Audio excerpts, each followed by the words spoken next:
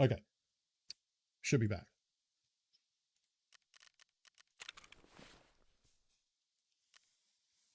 Okay. So that's great. I think I only needed one beef, but we got two. We got 10 grand, which doubled our net worth. That's not true. Still have euros and dollars, but I'm a little bit broke. That will be vendor. That will be vendor. I can't tell if I want to vendor that. We'll vendor those. Light bulb. Keep that.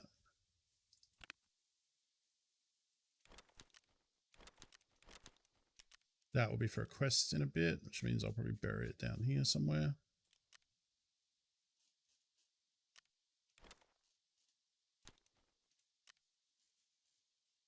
But we did find a golden star and 2 ibuprofens at that camp, which is really nice. That's my second golden star and, yeah, third ibuprofen.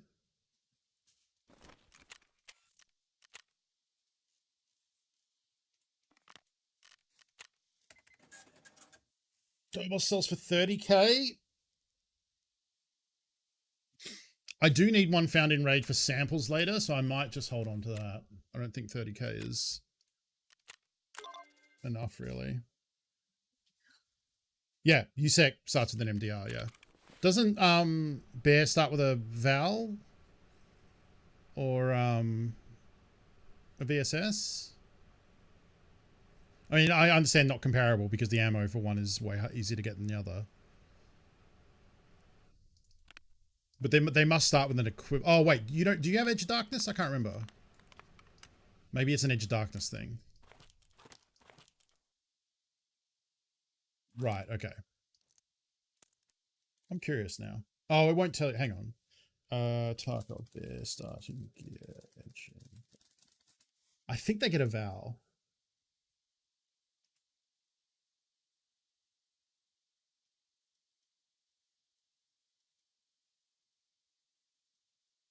Like a thing.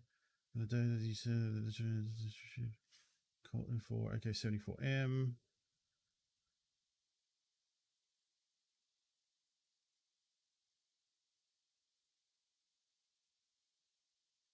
Where's this? Doesn't list it here.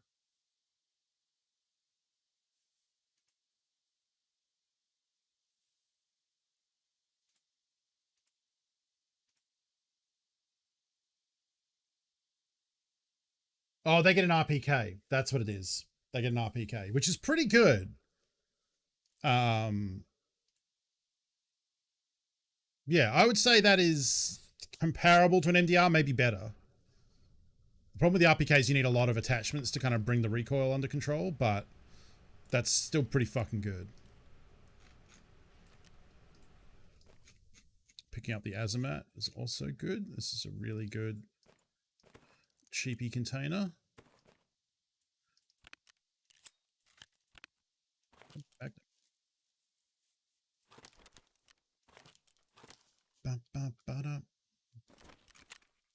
Can I? Where's the rip or the scav vest? 3 scav vest makes rip stop, I think. I feel like the MDR is better in more situations. Maybe, yeah. I feel like it's better stock than the RPK.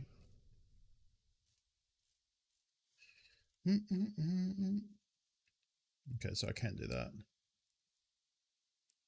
Is it worth keeping just to make 2 ripstop?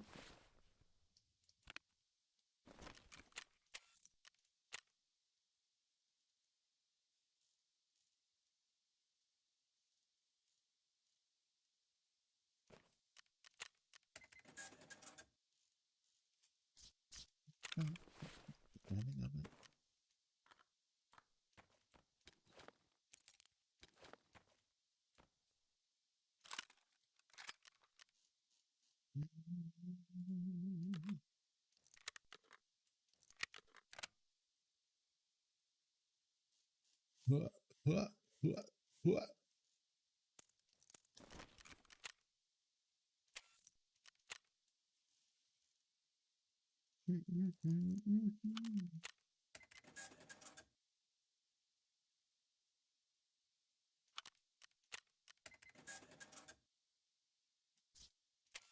Lupo not want to buy? This is Lupo. Does Jaeger not want to buy Lupo's coffee? Oh.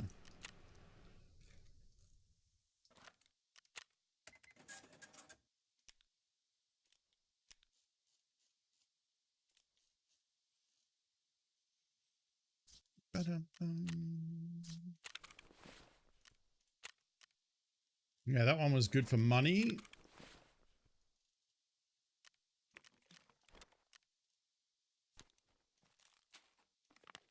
Just stuff.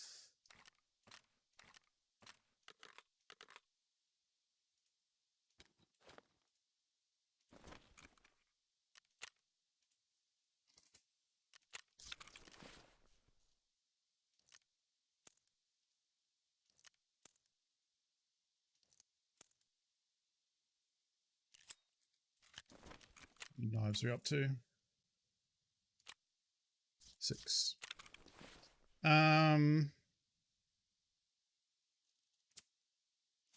Okay, so we're still hunting.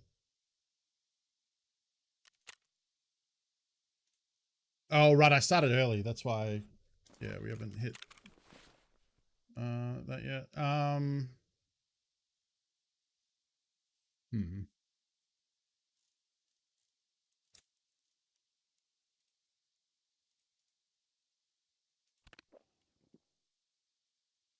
Welcome back. How was Macca's? Do you call McDonald's Macca's in New Zealand? I know the French call it McDo, which I was later, like when I learnt that in primary school, which is McDo. And then later when I watched Avatar, it's like the main character is the Taruk of McDo, French McDonald's, which is very funny. You do. Okay, that makes sense. Yeah, let's scav. Let's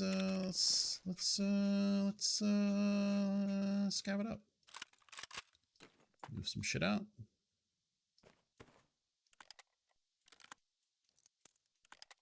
Stash is once again a mess. Bolt action, huh?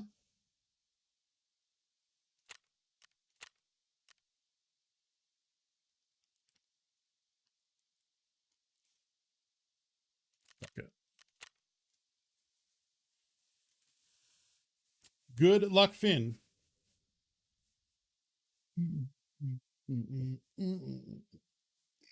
I'm going to be having pizza tonight, so I cannot have takeaways because that would be twice in one day.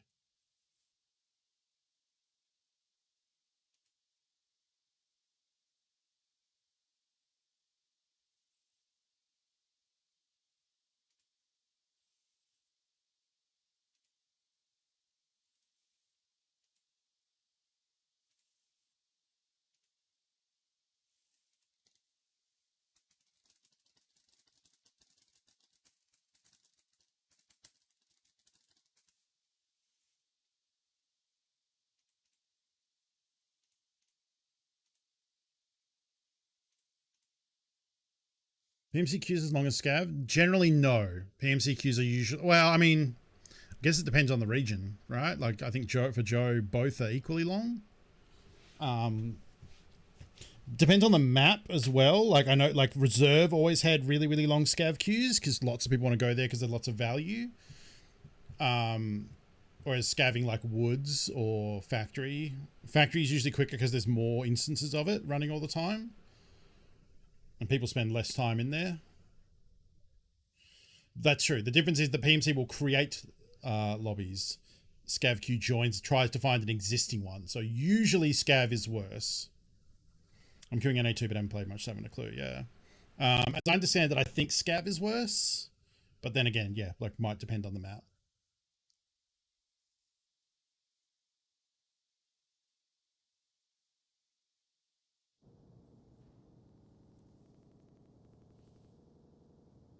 Yeah, heaps of people scat.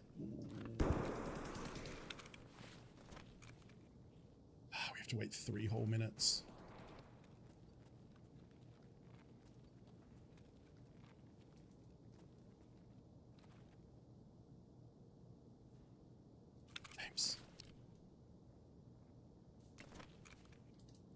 Do it 13 minutes.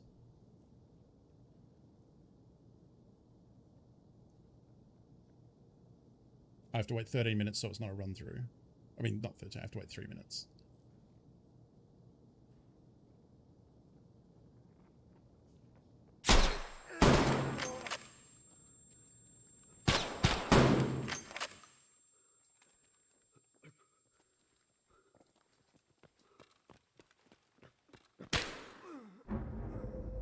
They're going to be happy.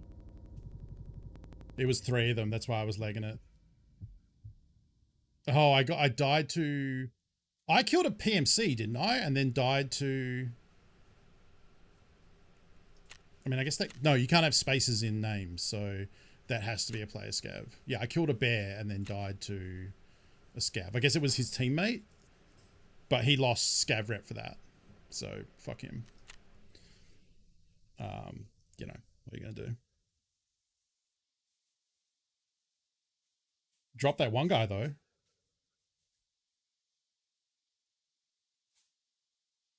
Probably should have taken the scope off the gun, because that was the problem, was like if they push me, I'm hosed.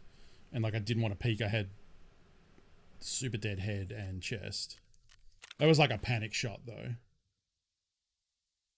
He must have been wounded, I think, because 366 usually shouldn't drop someone from one shot. I actually have this, so we'll probably use that so we have some armor.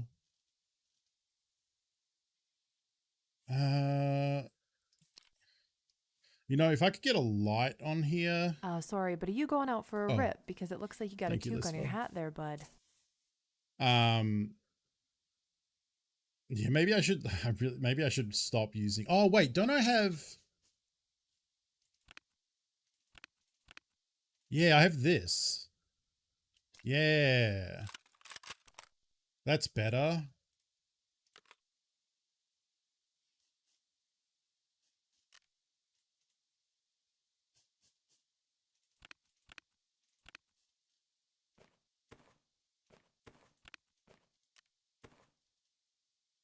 Let's put all the food in here.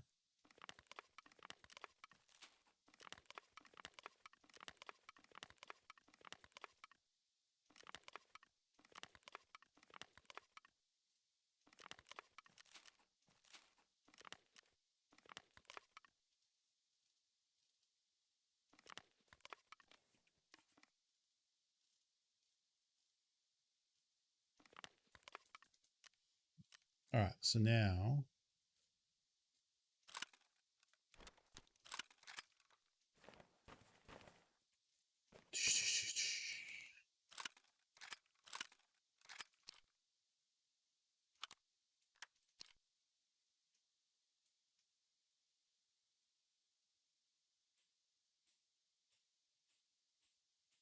because I bought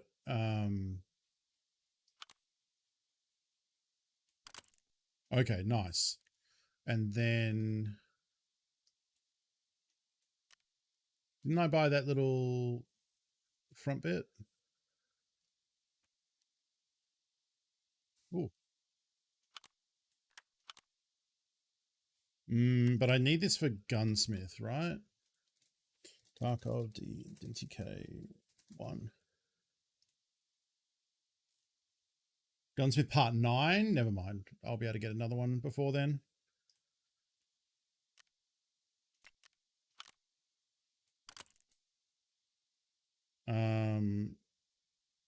So my choice is this, which reduces recoil. Well, it's only by 1%. That's pretty shitty, actually.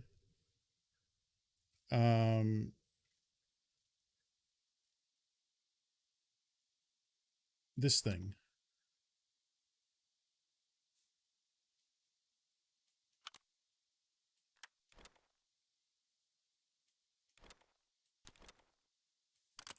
Yeah, this thing.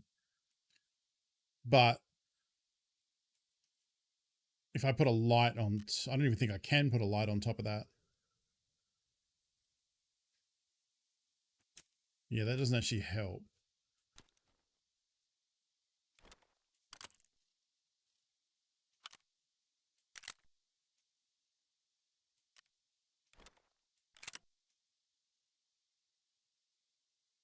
You first tag this Vipers, James.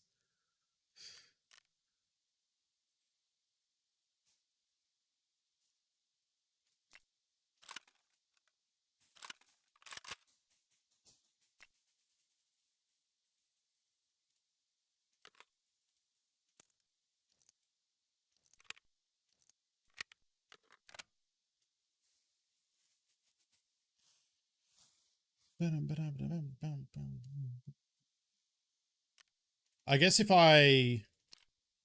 Wow, that's -4 ergo. If instead I use that, it would actually be +1 ergo.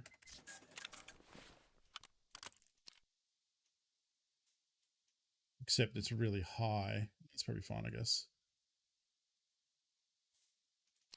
Because that's -3, but that's... Oh, no, it's even now. Oh, they changed it. Unless the little one is different. Oh, it is. It's this little one that's +1. Okay, so the dovetail one is still kind of... I mean, I guess it's net even, so that's good. And this gun has 20 ergo. What about without the drum? In fact, if we're going to be using the drum, it would make my life much easier.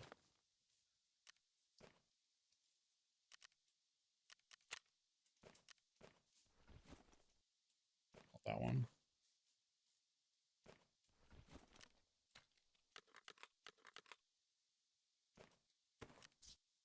Because then I can do that. 46. It halves the ergo by not using the drum. But the drum's funny. Oh, no, can't do that. Okay, then we need pecan bandies. Heavy.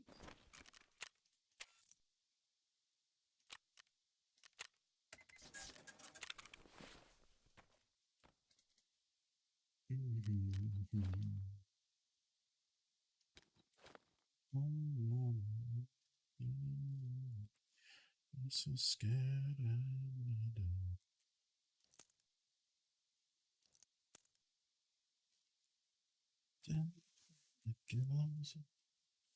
Yes. Joe and James are squatting. Yeah, Joe didn't kill him. He just looted his tag.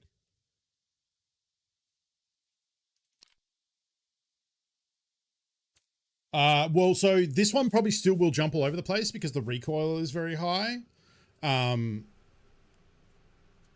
So the condition of the gun doesn't govern recoil. It governs how often malfunctions occur.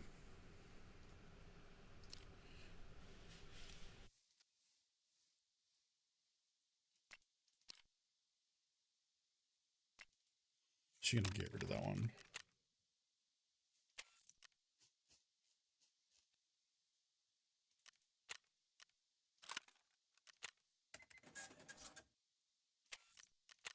Yeah.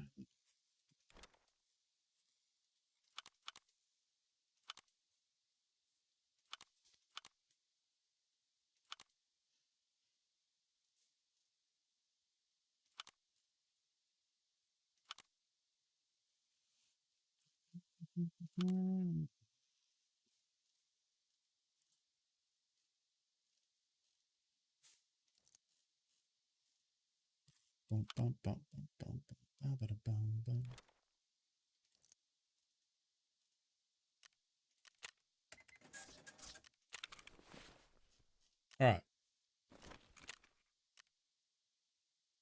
Ooh, we got a Vepper Hunter, so I can get the stock off it. Cool. We could go back to customs rather than doing woods over and over again. In which case we need that, and I don't think we'll go to dorms. We don't need that.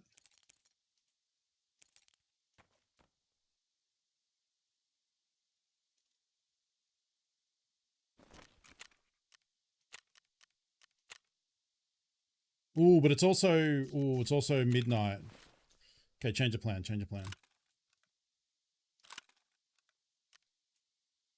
I mean, I could actually still use this gun. No. Change of plan, change of plan.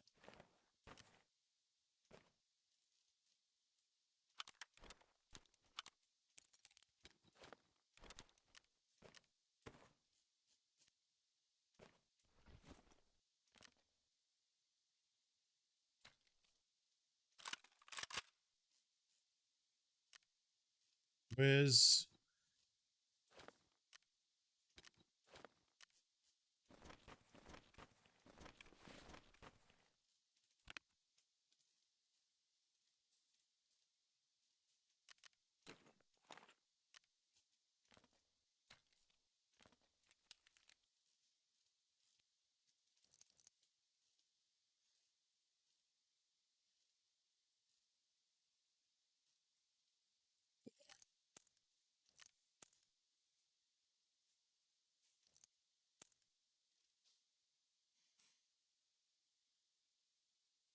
Okay.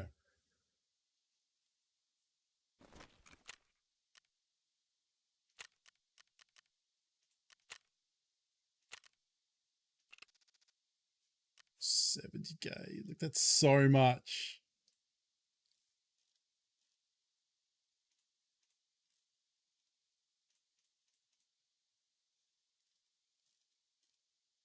I mean, I might die to Scab Boss, or I might die to... Yeah, just spend half my money on insurance. Let's go. Who's ready for the most demoralizing death of the wipe? Definitely wasn't a great idea to wear the bright red face mask.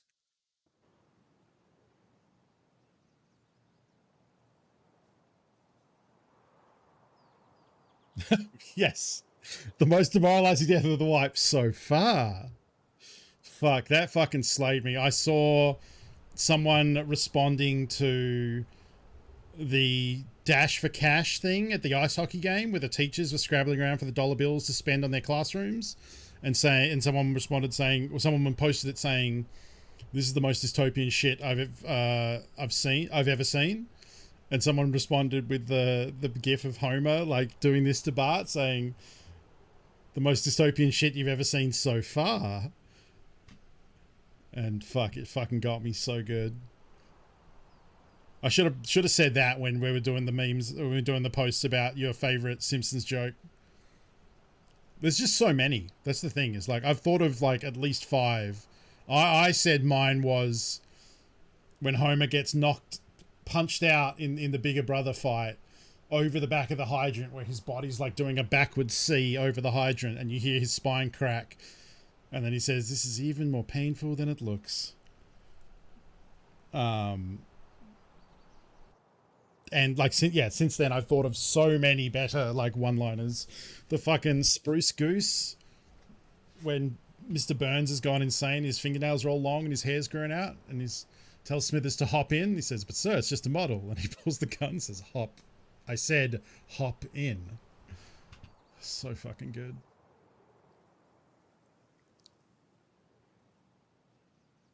So our objective here is to get to the truck in construction, grab the pocket watch, get probably through back behind Stronghold, which is actually Cultist territory.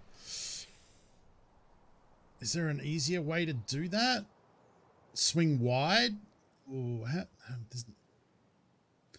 unless I want to backtrack a lot, there isn't like, fuck. Okay, actually it depends what side of the map we spawn on. If we spawn on the other side of the map than we have been spawning on, I can get the documents, jump over, go get the car. Yeah, okay. So there is a good side of the map to spawn on and a bad side. So guess which one we're going to get.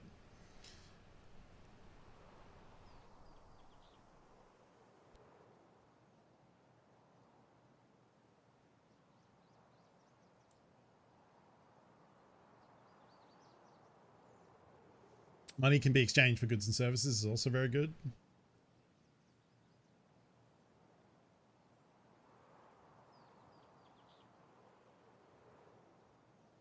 Nope, says customs up here. That much I know. It's a long matching time.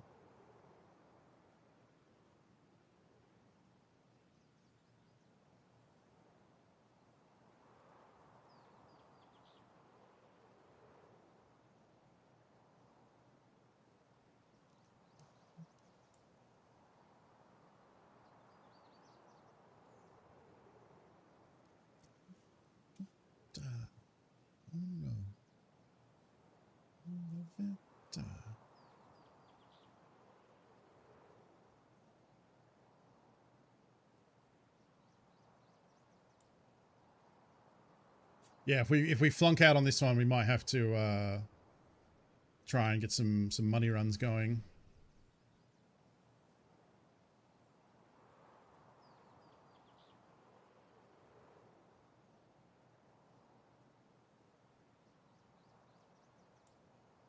I mean, I hope this map is just dead. Like, very few people should be able to afford MVGs.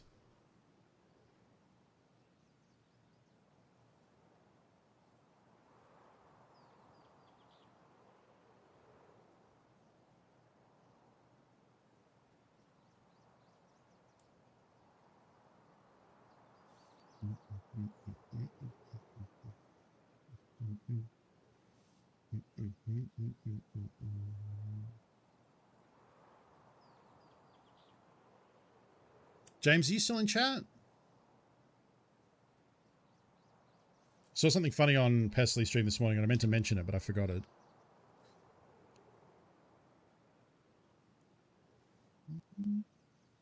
On fucking matching time. Maybe it's broken? There is a thing where the matchmaking just breaks and it'll get up to like 17 minutes and never pop.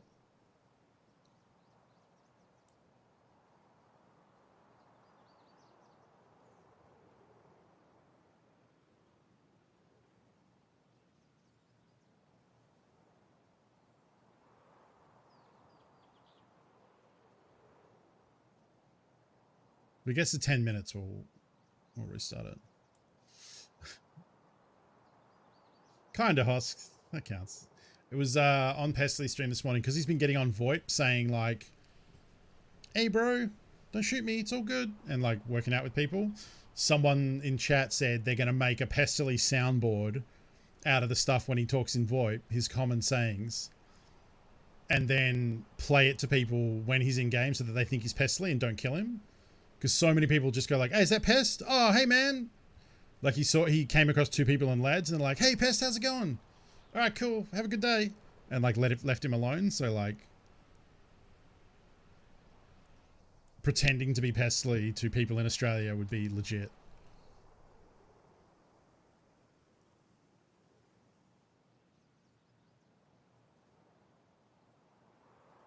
I think this one's just busted. But then I haven't been trying to play customs, nor have I been trying to play night customs, so like...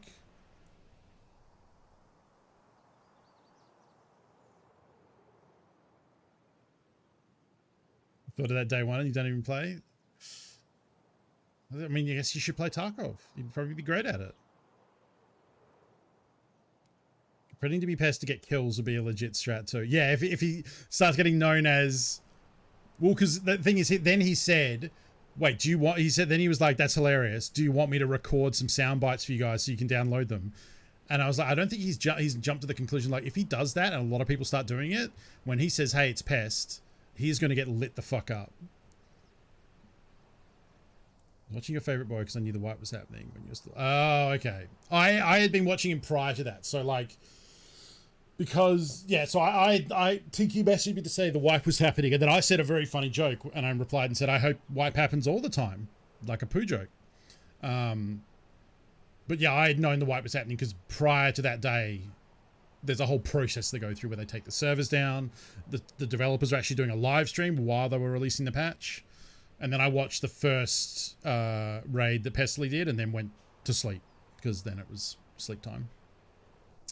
Mobile companion app where you can hide out vendor and stash. That would be cool. I would not really trust it initially. I think this is just busted.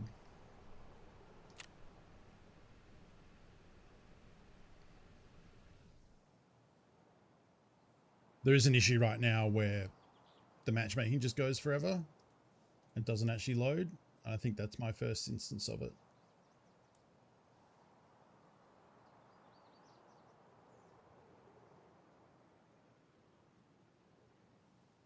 Mm-hmm.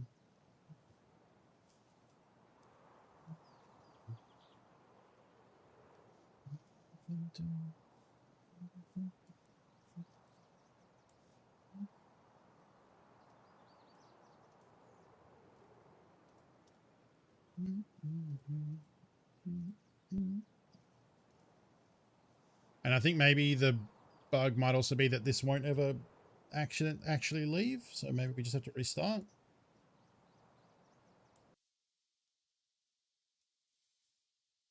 So bear with me.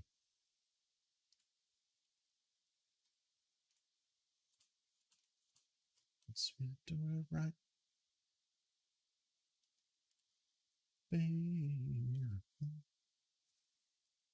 Watch wants me to stand. Well, I guess we're rebooting the game, so I'll do that. Let's all stand up and do a stretch break.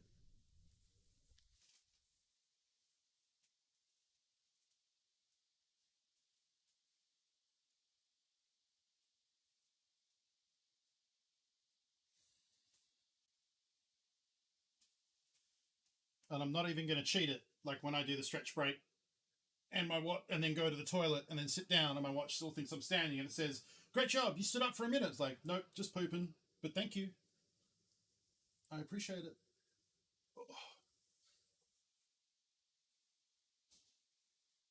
These arms get all limber as we sit down at a computer for a job. I don't know how much of this is audible, by the way.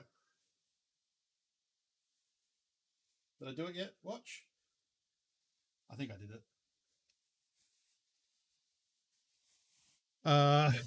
Hopefully it didn't stealth drop you into a rave. Yeah, you would. Uh-oh.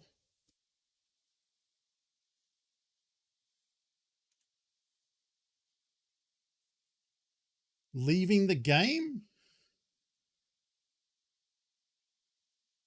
This is a new one. I hope my character's not fucking bugged. I do have a backup account, but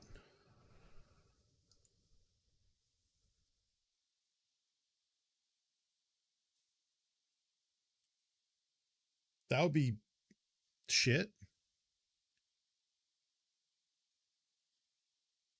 Let's try loading again.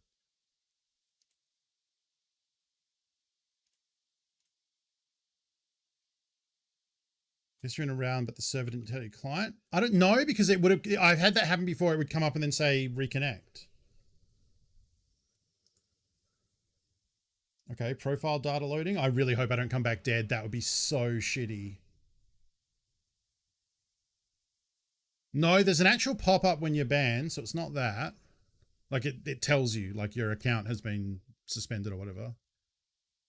Maybe it hasn't got to the point where it knows that I was leaving. I didn't pay attention last time. Now it might say leaving game. Oh no, okay. Okay.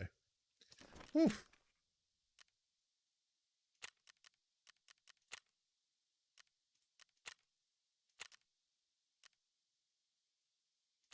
Let's try again.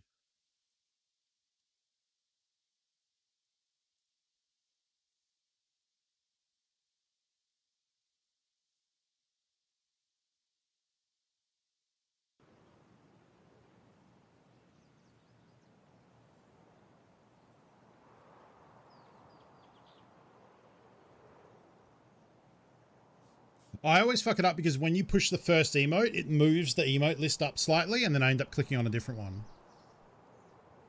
So I always do koala dab, then fart, fart, fart. Also, I got a weird message from Twitch and then immediately forgot about it. Great news, you've unlocked a new emote slot. Take advantage of our default emotes or create one that's specific to you. 7 hours ago. Did I not already have all of them? And if I didn't, what gave me the extra one? 1, 2. 1, 2, 3, 4, 5, 6, 7, 8, 9. No, that's the same because I had 5 originally. Then I added 10k in scav and I have 2 more. Yeah, and it gave me 4 slots. So I don't know what it's talking about. I unlock them for more subs. But I've had this amount of subs before. Also, it doesn't actually have an extra slot, so. Yeah, isn't 9 the max affiliates can have right now anyway? Maybe it's a belated message from when they did unlock those ones for me.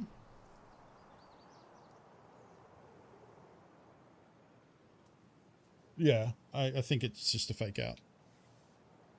All right, we're actually getting in now. This is going to be interesting. No, they do not magically give me partner. There's a whole email for that, and I haven't applied.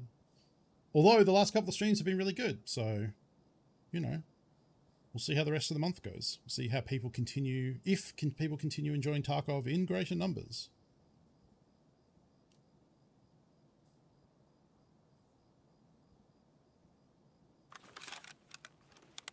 Okay, we got the good spawn. Someone's eager. I think there's a panic shot. There's a cache over there I could loot, I suppose.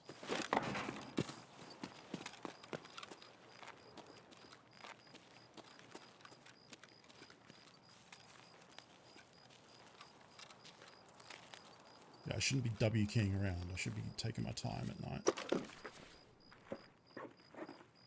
No, I already had... Oh, it might be an animated slot. You're right, it could be an animated slot.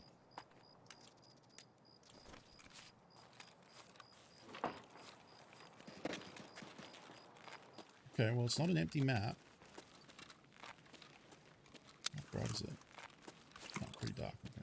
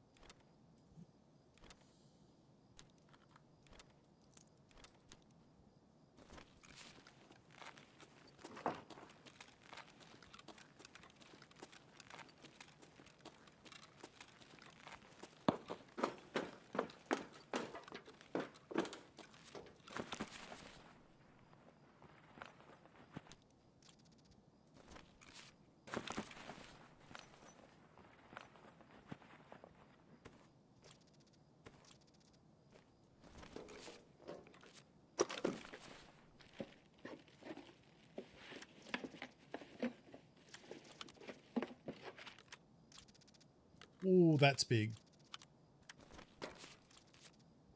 I need found in raid 60 rounders. I also just need a 60 rounder, so I'm gonna do that because I can still use it.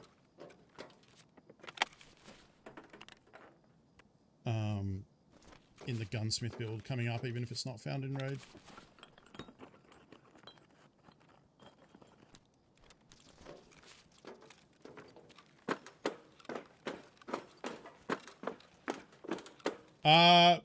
Up and down, James. Dying a lot.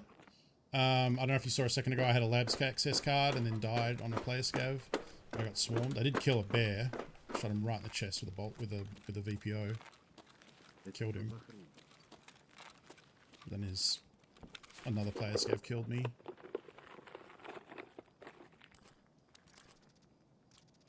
Oh, it's the new flashbang.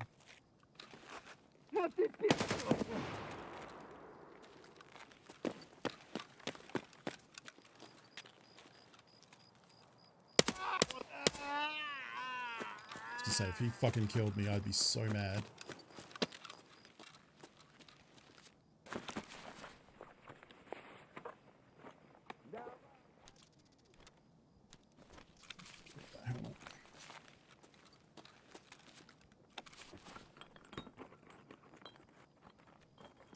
This is as decked out as I can be right now in terms of armor and guns and night vision and everything. I could be wearing a face shield. Oh, that's good.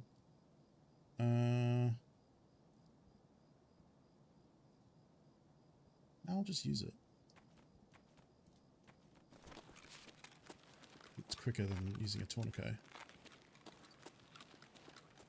There are weapon crates up behind me I could loot, but I'm...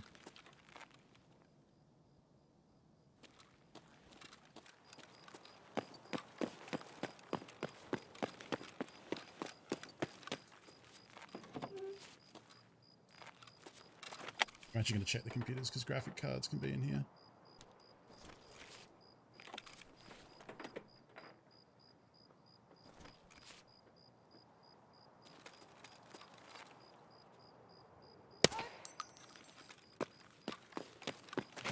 The sniper scavs are ridiculous this wipe. They like lock on and fire at you from so fucking far away.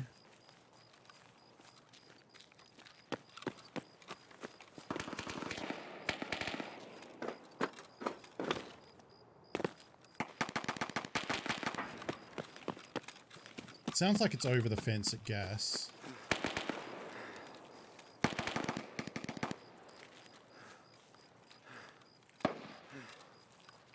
Go down here.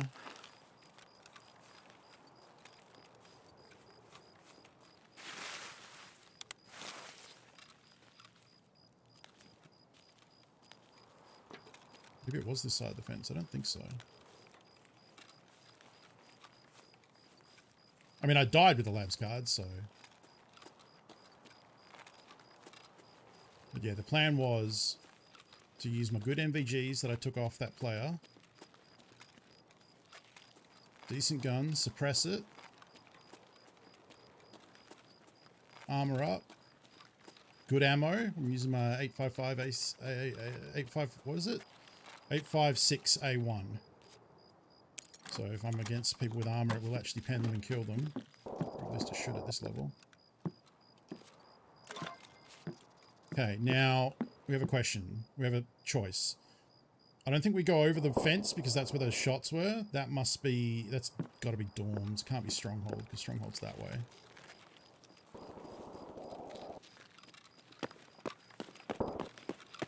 Already pretty weighty.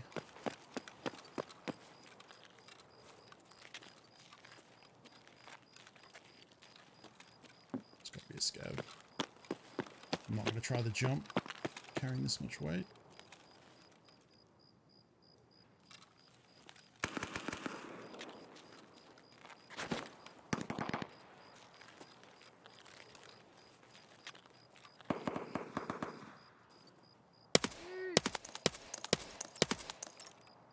Player? I think scavs would sprint up like that. He's using him. Fuck.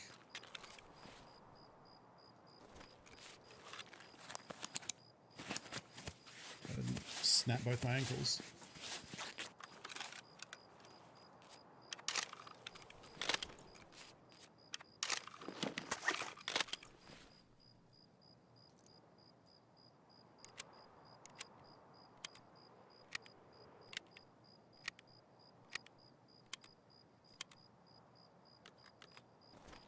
You see that shadow then? I think it was a bird.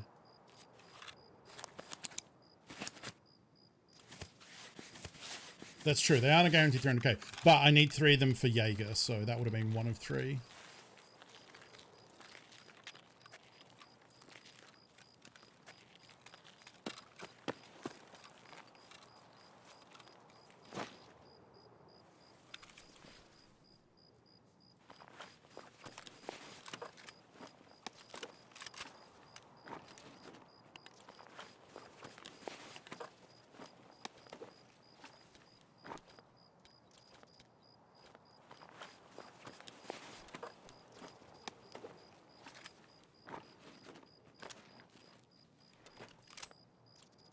A whole ass grizzly?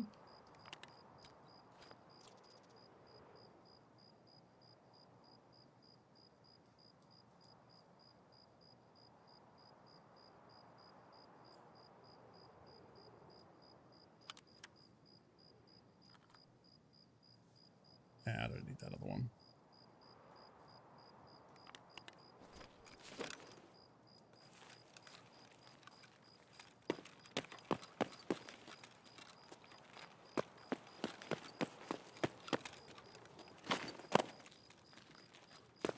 Now, the only problem with coming this way is cultists.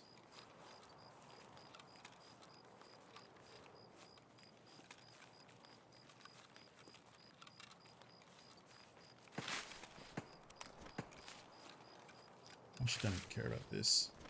It's going to weigh me down more.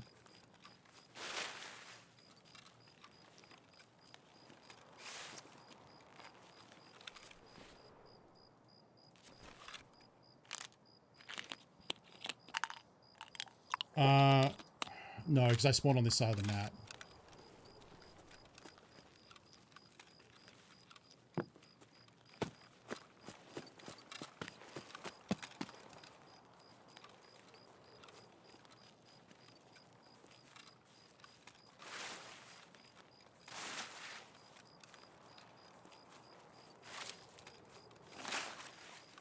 So far so good. We ambushed the poor PMC who did not have night vision.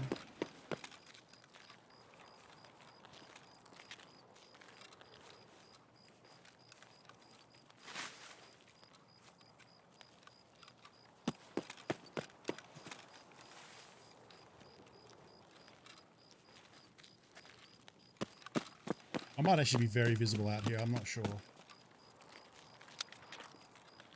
A little bit.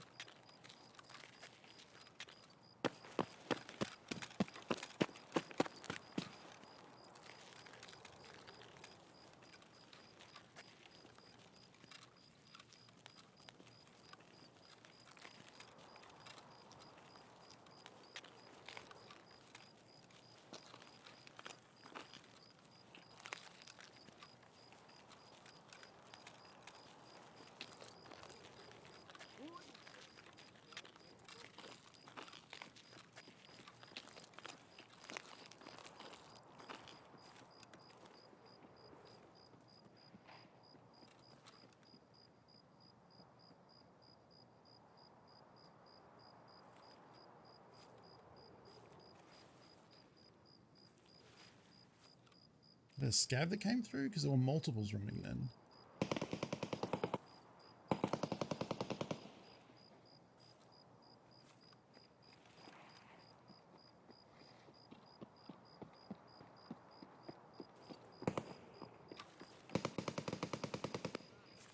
It's got to be a scav.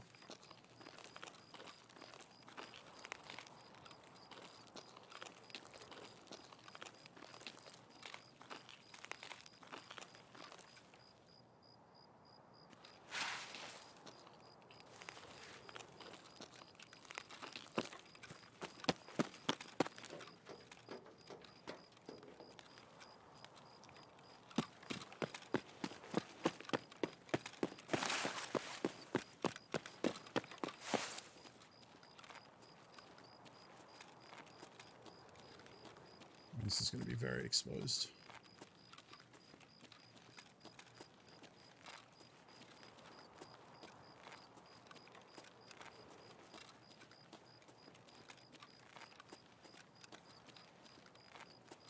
Wow, somebody already did this.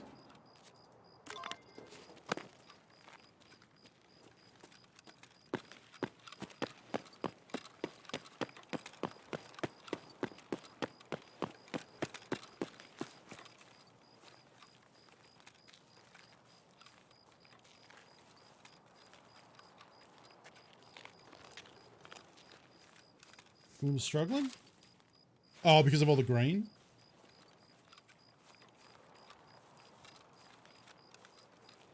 Should be better. Like I dropped from 60 to 30.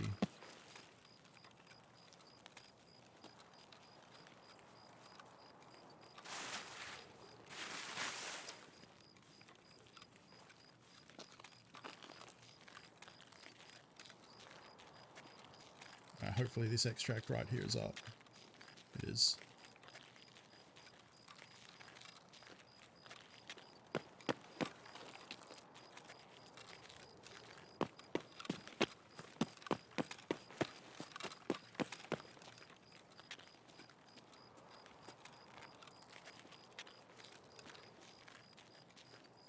Whew.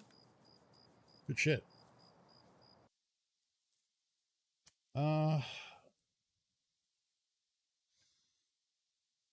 It might be my bandwidth.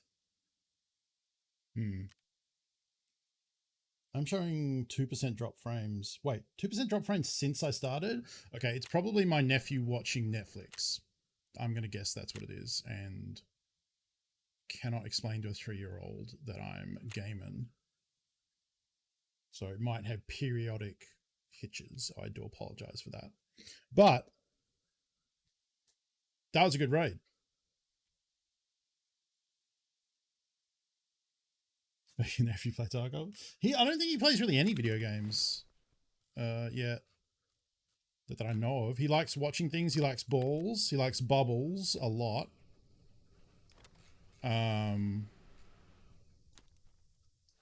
Oh wait, what am I doing? Yeah, we still got heaps of space.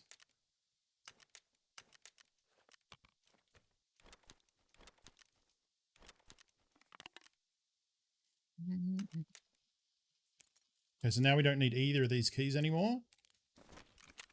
Let's hand them in before we forget and start up another raid, because that would be dumb.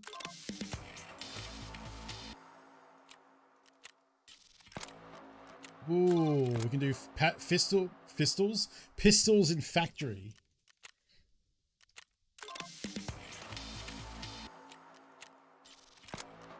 And delivery from the past, that old chestnut. Gotta hold on what we got. This is, yeah, I'm glad I kind of pulled this out too. 60 rounder is a big old win. X400 is not bad. New flashbang. Explosion delay 1.5 seconds. Damn. It's quick. Big old grizzly. I should probably stop healing post raid and just start using the grizzlies now, honestly. Cost us a little bit of the fancy ammo. Not too much though.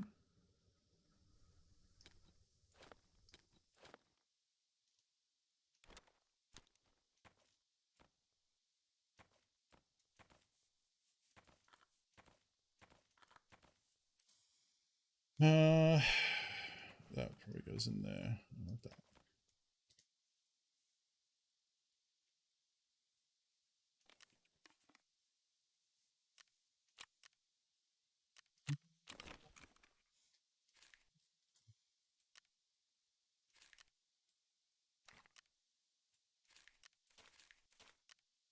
Good.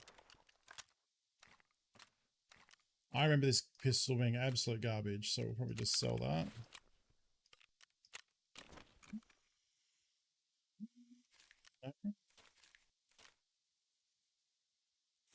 We're not getting, it doesn't give us a lot of AP. I think they've reduced the amount of AP you get from the end of this quest, because the other quest that gave us AP, it was 20 rounds as well.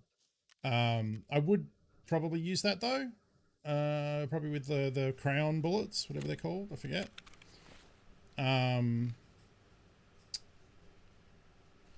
So the question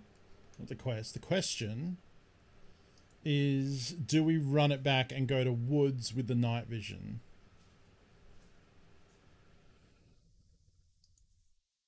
And try and make some money.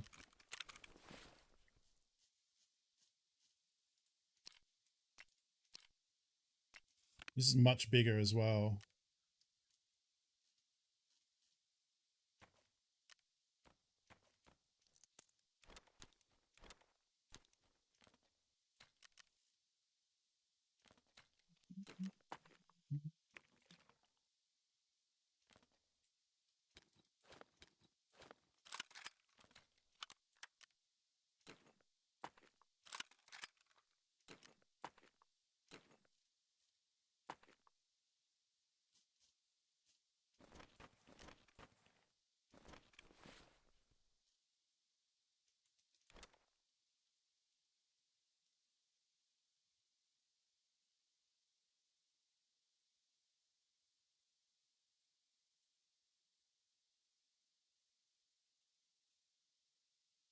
Wait, the rogues are on Shoreline as well?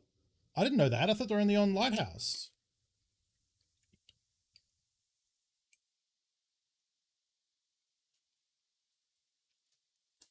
Lighthouse, okay. No, they would drill me. They are like headshot machines, and the thing with night vision is your face is still unprotected. Actually, what I want to do is quickly run this scav into factory, because I need the Vepper Hunter stuff from him. I need the body to put on our top condition, our full durability Vepper Hunter.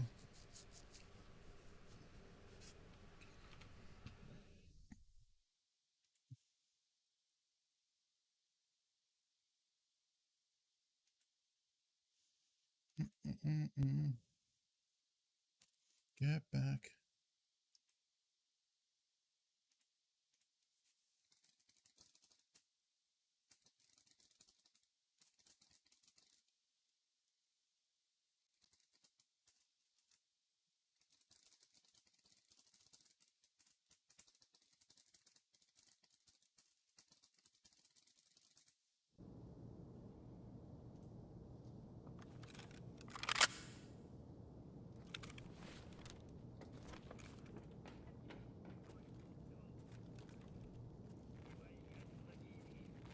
Hassim. Let's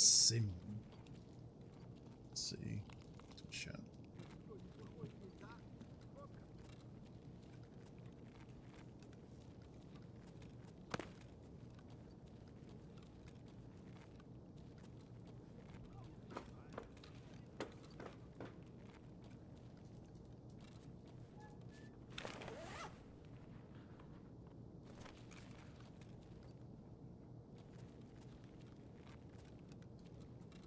I think that's a PMC that I just heard making the dropping sound, because scavs don't do that. Might die in a second.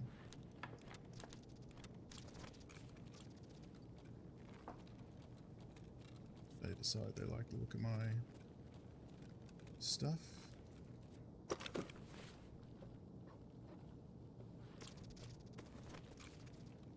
Memory skill, search skill, level up.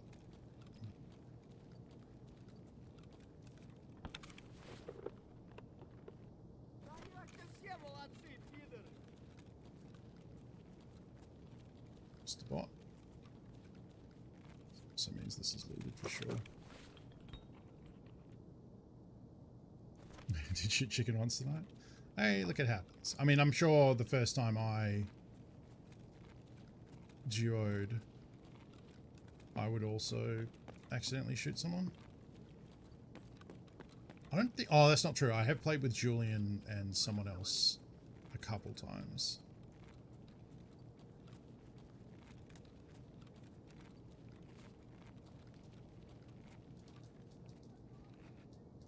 Oh.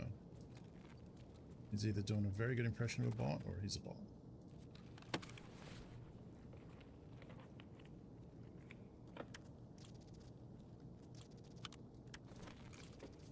Mechanical buy some amount of money.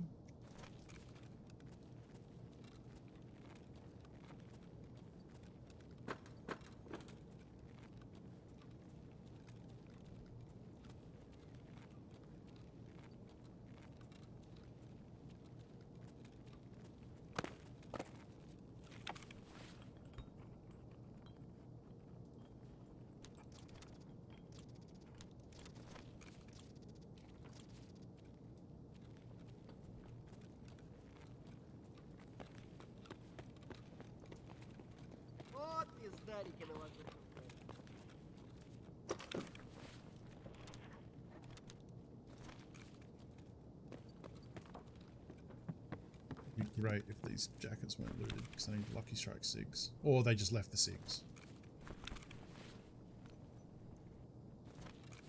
This is surprising.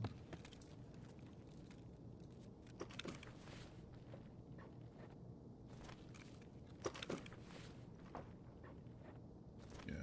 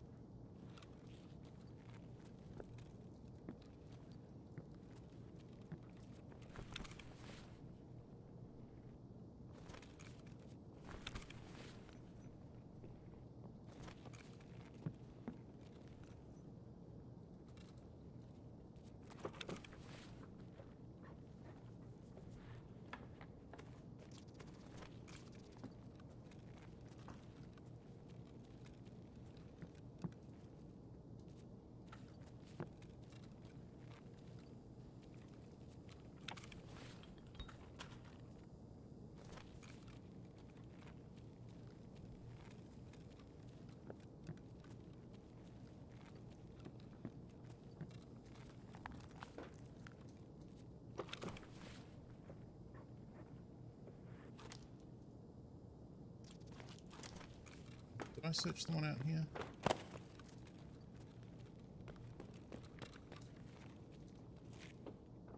Ну что, неплохой день, господа.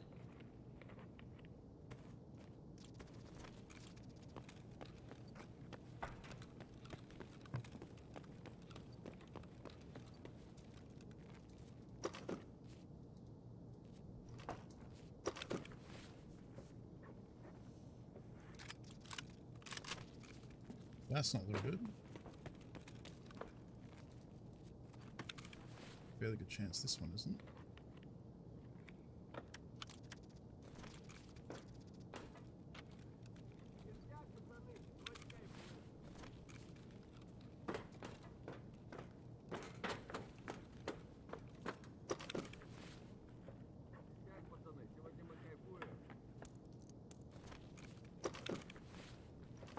Not exactly Mondo value.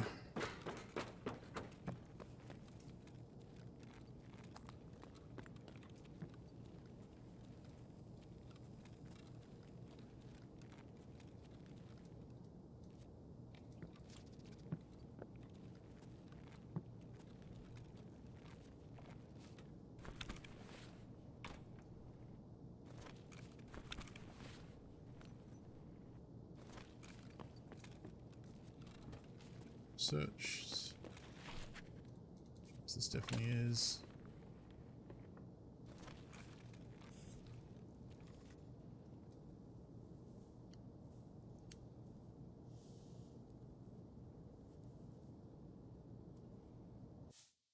Never forget the first time Joe played with us and I blew his arm off like 10 seconds into us falling in.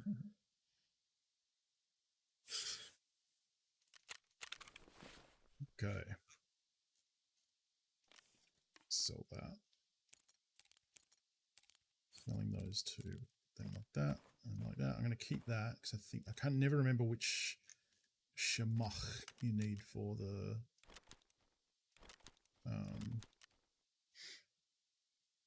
what you call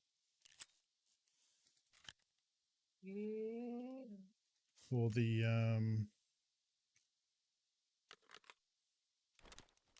thing with the thing.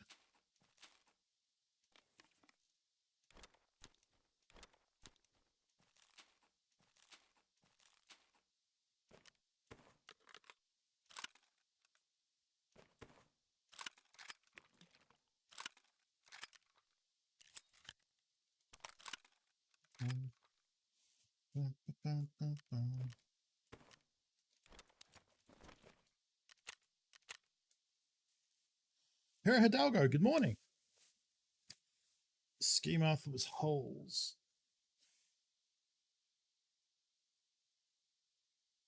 Well, you might be right, but no, you also need a shamar. No, okay, you're thinking of a different quest. I'm thinking of Tarkov Gratitude. So for Gratitude, you need to hand over a Ghost Balaclava, a Shamach, Ray Bench, and round frame glasses. And the Shamach is the green one, not the tan one. Okay, so I have the green one because it's next to it. No, it's over here. So this is the one I need to hand over. So this one I can use / sell.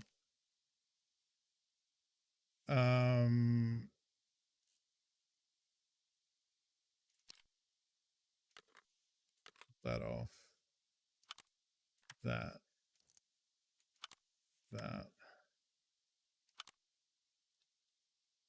If we're being really pedantic.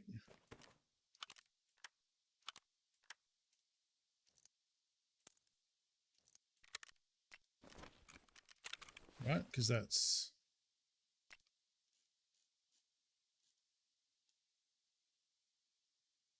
Oh. Okay, actually, I just do that. Oh, really? Yeah, hang on a second.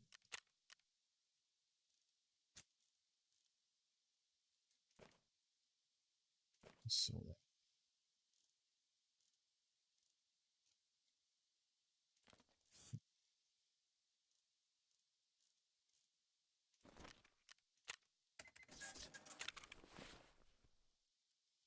This is going to be longer.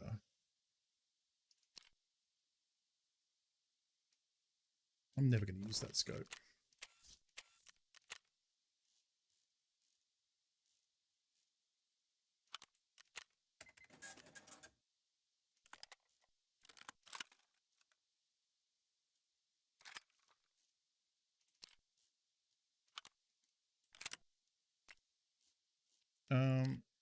Oh, this is the bad SKS.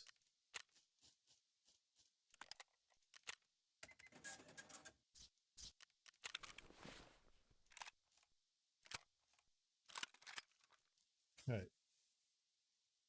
Could probably unload the MP5s and store them better.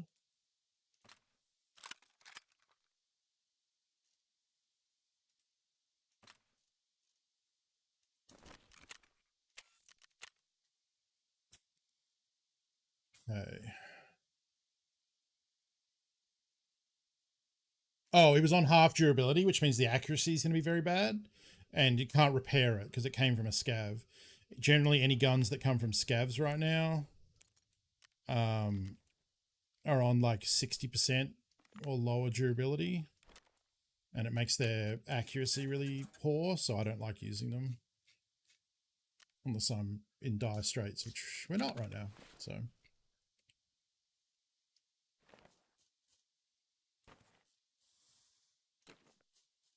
Does it feel?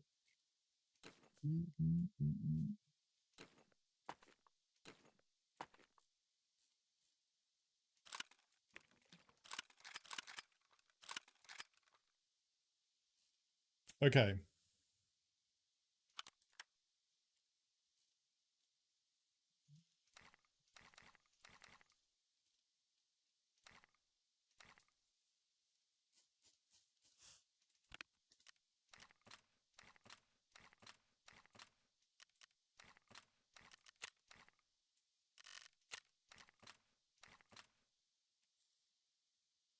All right.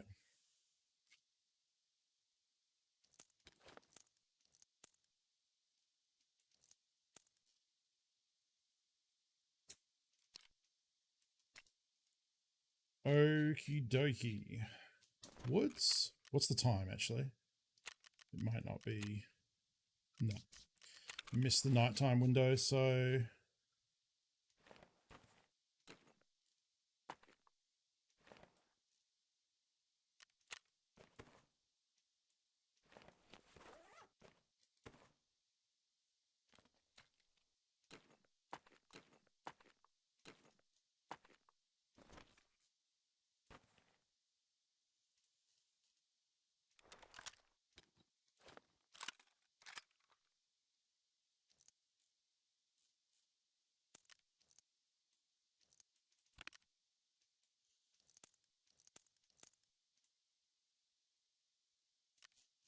Okay.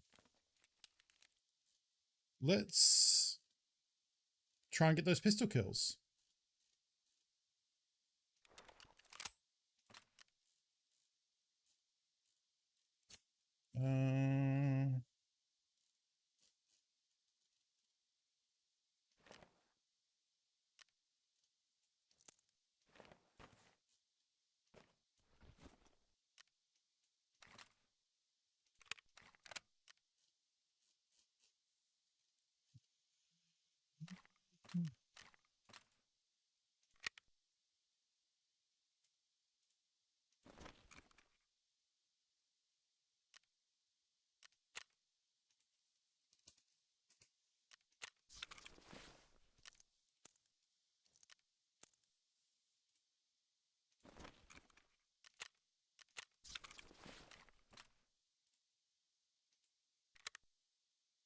Okay.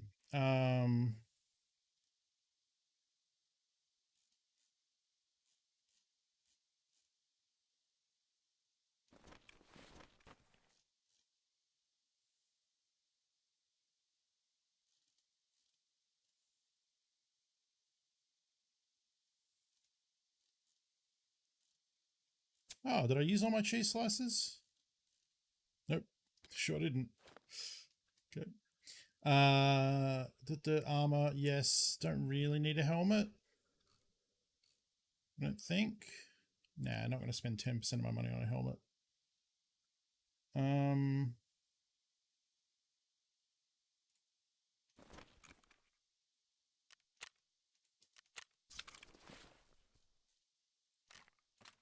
Do this. And just switch them out as we need to. It's probably a lot overkill. All right. Hydro could be a little better.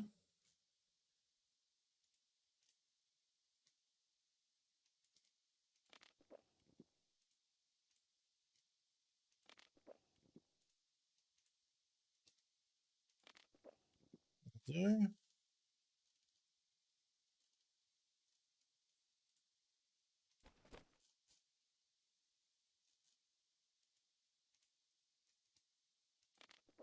Okay.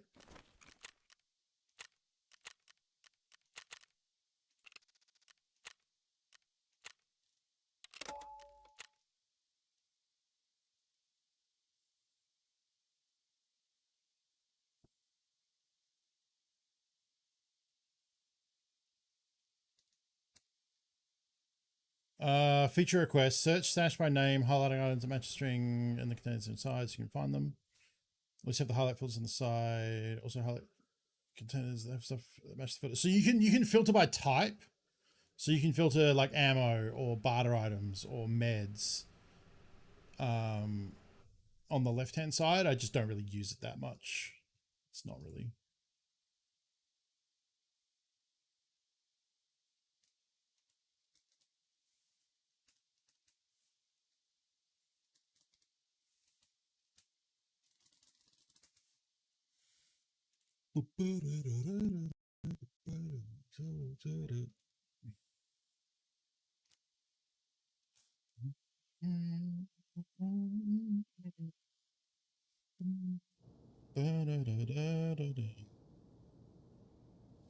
Annoyingly, I've got a bunch of PMC kills with pistols already.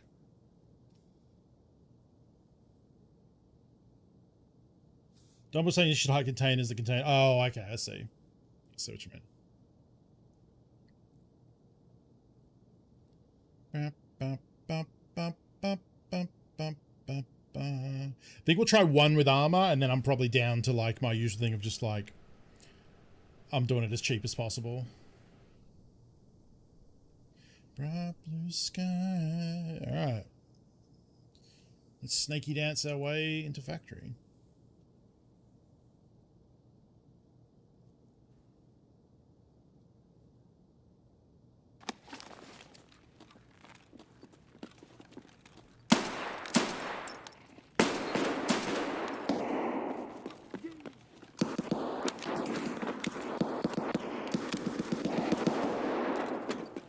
Sounds like a pistol battle.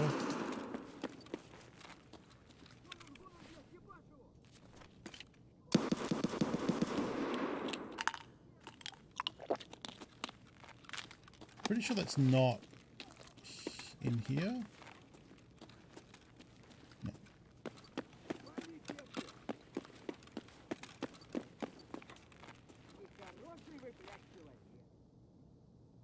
Oh, he got tagged and cursed and charged, didn't he?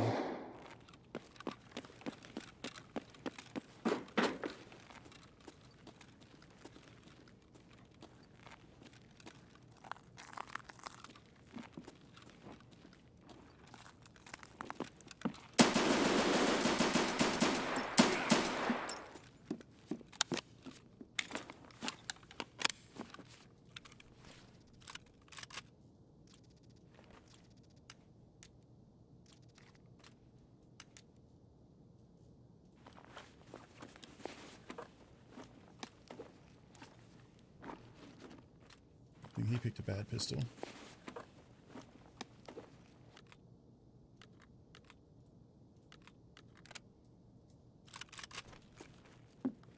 Someone next door. It might be a scab. It's hard to tell.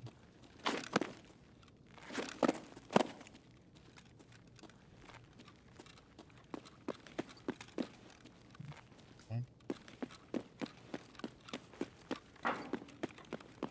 Well, that's one down. 2 more to go.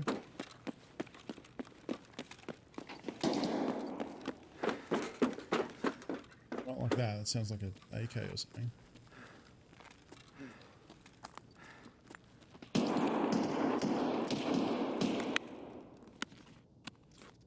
Pretty sure there's someone in the office. Yep.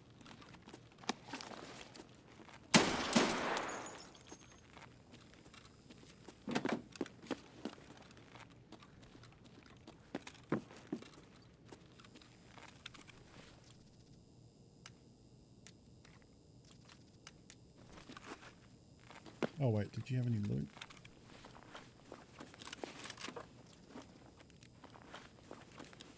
I think I interrupted him looting the...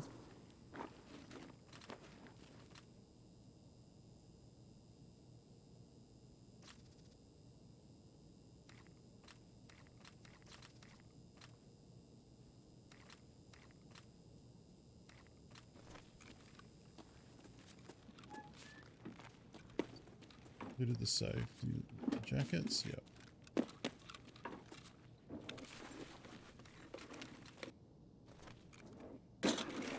Yeah, on factory, on stirrup. You don't need to do this, like, it doesn't lead to anything. It's just this early in the wipe, I'd rather get it done.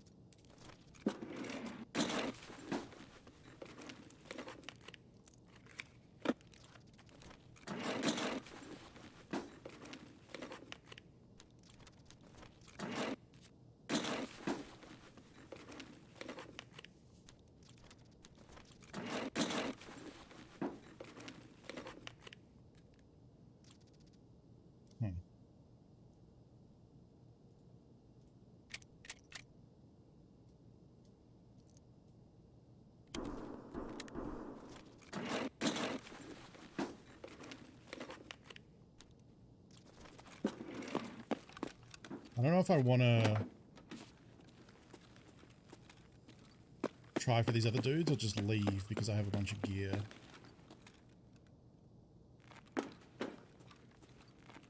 They're probably not going to have a factory key, so I can be a shitter.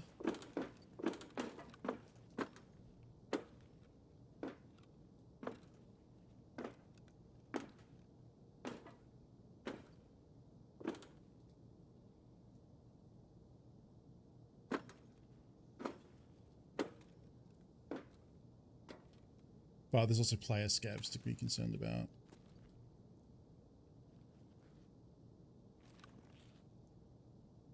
You said dump loot, run back. It's the smart thing to do, yeah.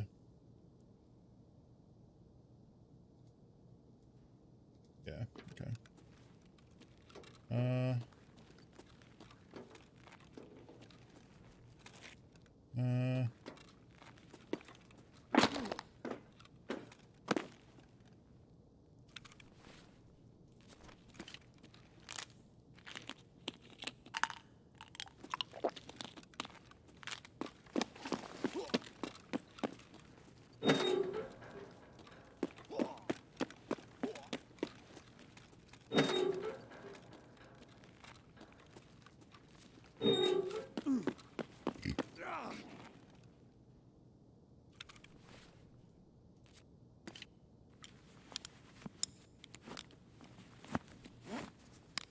I don't even know if that actually got used.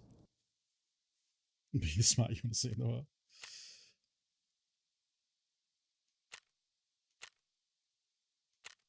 Is it headshots or just kills? I think it's headshot. It's just kills with pistols, right? It's going to cost me 4K. Good job, mate. Just use some of my Fergie Ferguson. Thank you for the follow. Welcome. I'm using the PPS, using the Papa Shah. It's like a boomerang, always comes back if you miss. That's true. That is true. Picked up a press armor, which is good. Maybe fuck with that at some point.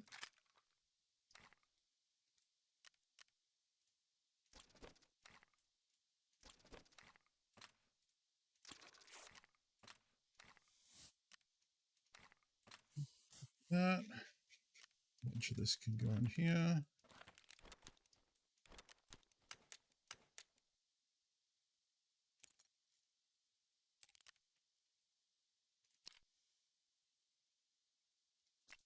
Sell that.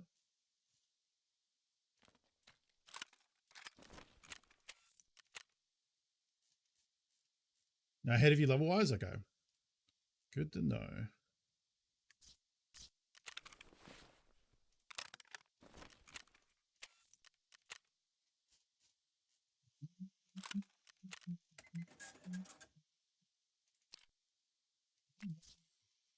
I guess I can sell that too because I can only trade it when I find Veppa stocks anyway, and I can't buy them yet.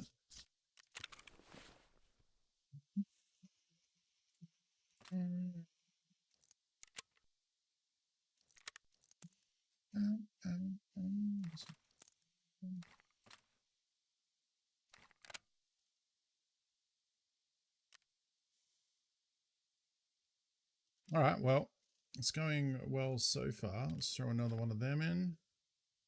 I can use one more ibuprofen. Might take this and just pre-med with those at the start. It's a bit cheaper, even though it's only 90 seconds.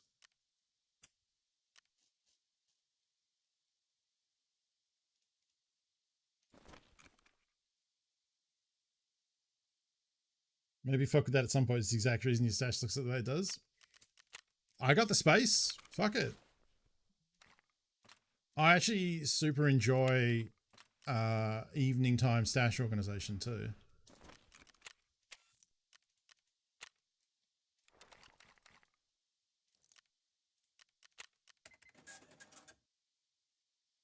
What's we got here?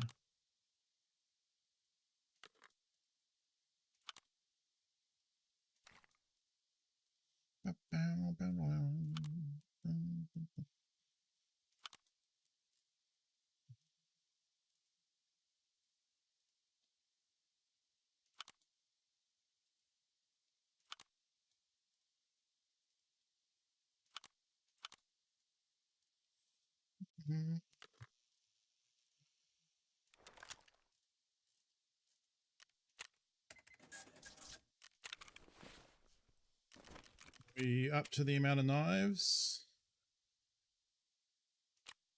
One more. Doesn't take that long. It doesn't take as long as you'd think. It's a little more fun when there's like crafting and stuff to do as well, but I have still haven't been able to find any matches, so crafting magnum ammo has not been happening yet. I don't think I really want to craft anything else. I don't know. I still need one relay for that. For this I need a bunch of hoses. Oh, I actually only need one more. That's cool. A bunch of stuff for that. Med station 2. God, you need a lot of these friggin' scissors. I also need therapist level 2, so I don't like doing the stash order sort because I generally like to have this area up here free. It's not free right now. But that's the idea for this to be workspace. When I come back from a raid, I can dump all my shit in there and then start sorting it out. At the moment, it's not. But that's just because I've been playing today. But tonight, if I auto sort it puts everything from the top down, then you end up with space at the bottom. But I don't want to have to scroll all the way for that. So I like clearing out this. Like eventually I'll, you know, move some of these things down. Actually, the Meldon I need for samples. They can go somewhere down there. And then put all these like around here.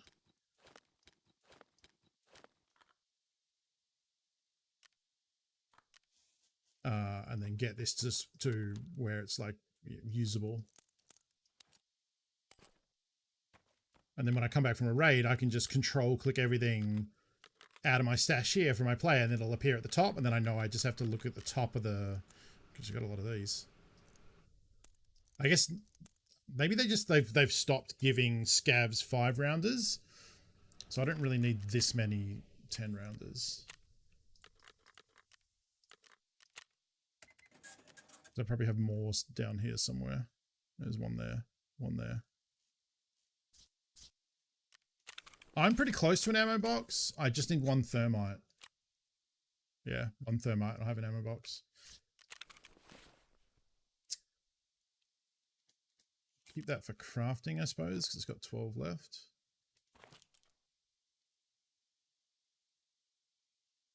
All right, let's get into it.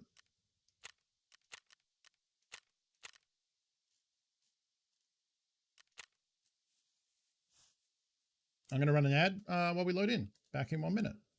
Does the button work?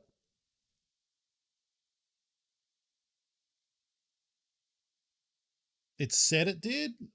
Oh, there it goes. Yep.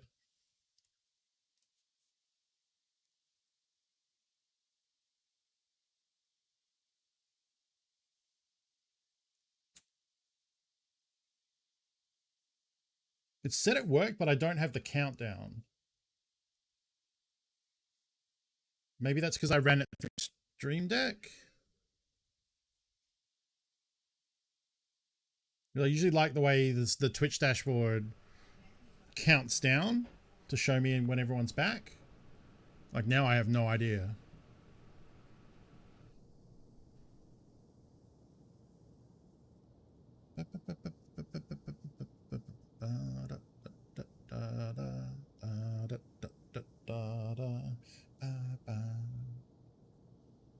You did have picture-in-picture for that one? Okay, so I take it that means people are back now.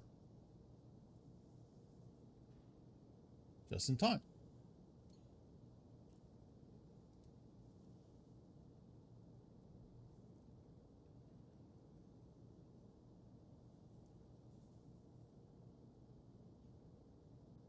I wonder if I'm on to stirrup this early last wipe. Is this day 3?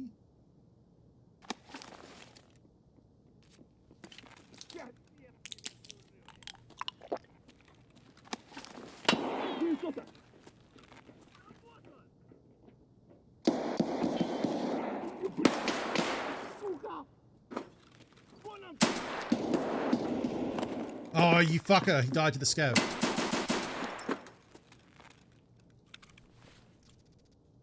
That's one of them.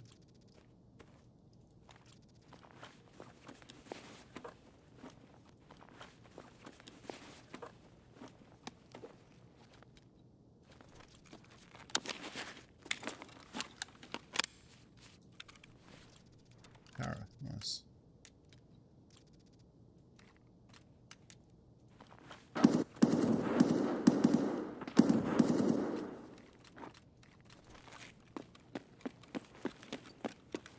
That upstairs.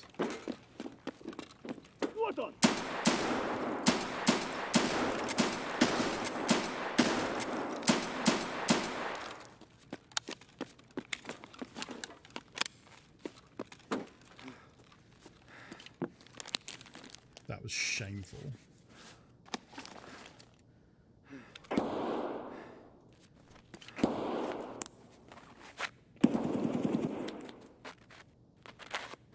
I might just leave. Like, I don't need to fuck with full auto guns. And I'm already fucked up.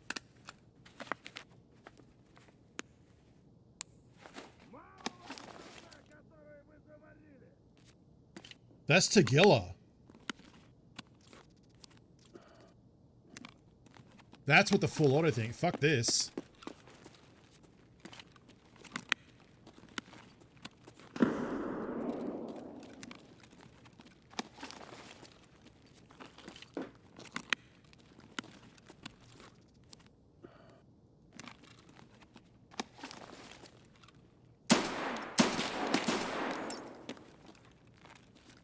Not my day.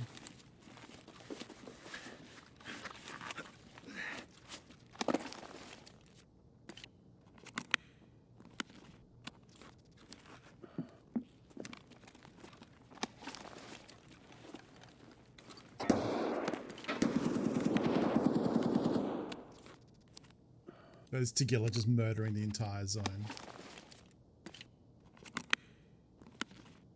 It's not time to stand now. I'm trying to live.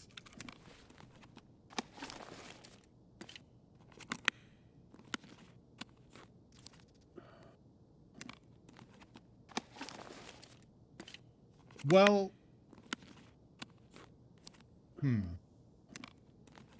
We don't really care if we lose the shit we have. I mean, it's not great, but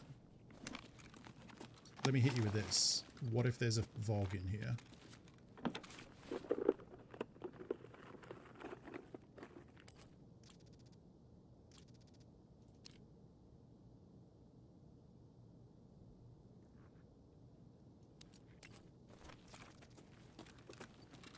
We would need to figure out where he is. That's not impact, because I've examined the impact already. Oh, it is. You're right. It totally is.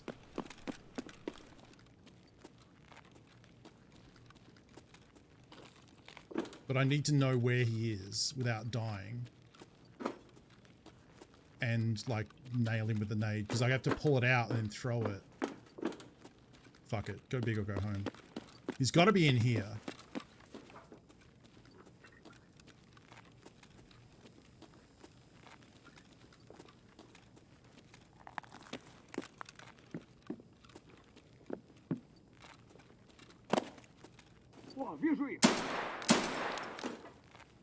Tagilla. Where you at, you piece of shit?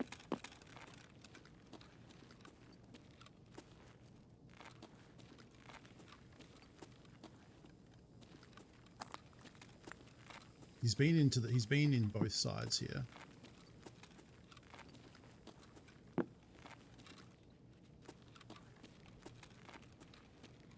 The problem is he also wanders.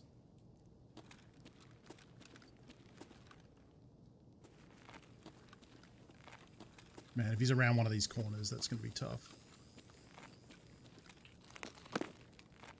In all likelihood, he will just light me the fuck up the first time I see him.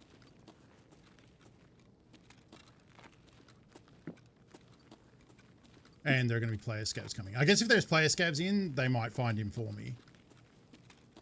Slow one. Salua? I see a lot of people calling them Saluas. I guess it's Salua. I don't know why I'm getting Salewa.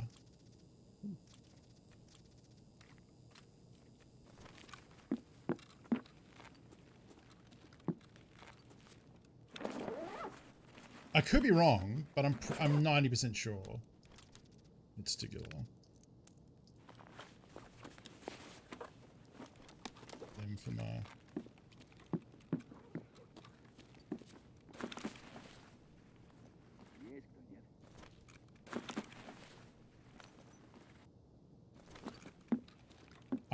if he's in the big open room, I don't know if I can get him. Maybe we just give up. Well, either way, I have to go out here.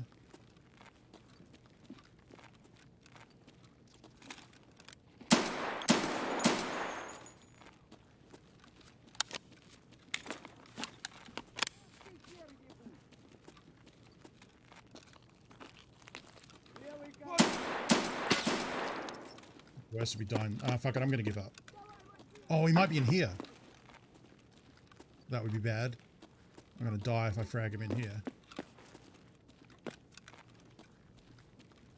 Yeah, no, fuck this. Let's just go. Player scabs, like.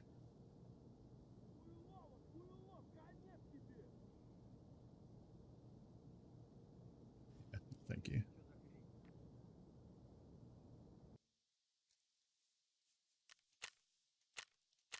Got the old reset. I mean, especially because the rig we found is good for stash storage. The MK3, I think it's called. That's contains more spaces than it contains more spaces than it takes up in the stash. That's what I'm trying to say.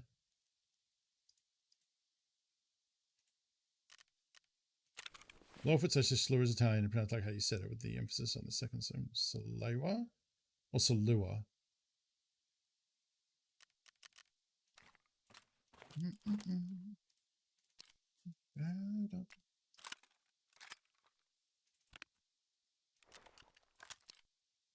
Oh, even this one's crap.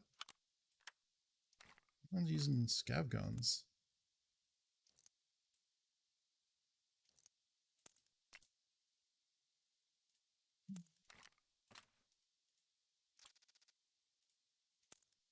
Damn.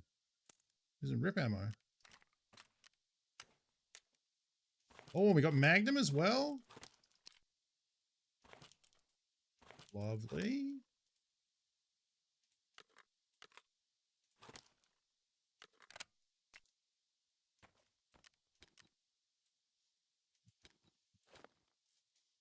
Let's go.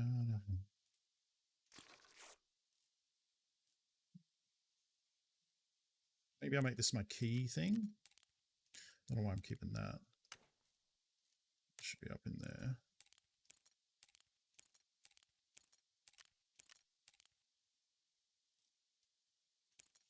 It's time in my... It's my time. Better be home soon.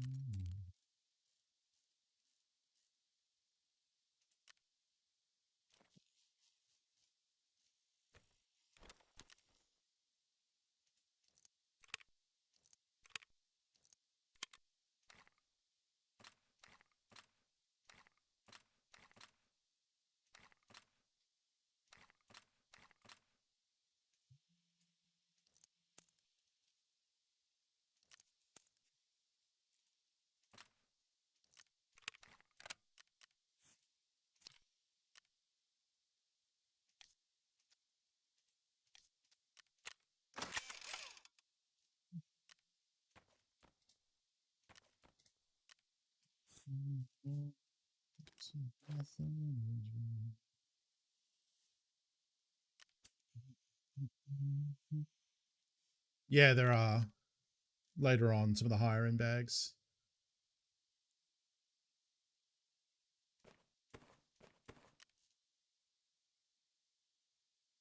Is it his hat that I need to hand in for the Tagilla quest? It's his helmet, isn't it? I can't remember. Just hold on to that just in case.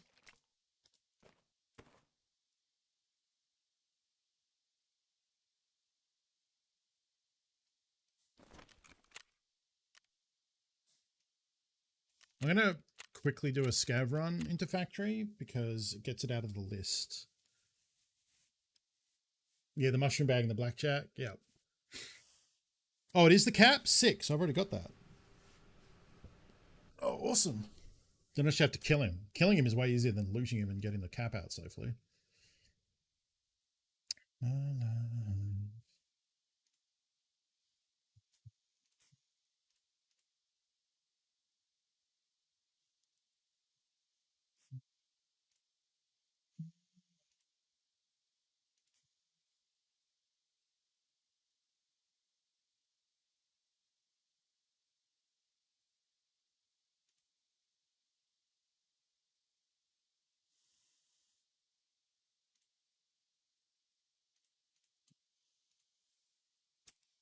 2 o'clock already. Eric, welcome Raiders. Hello. Hope you had a good stream. You still falling ordering? Falling the order? Cap. Nice.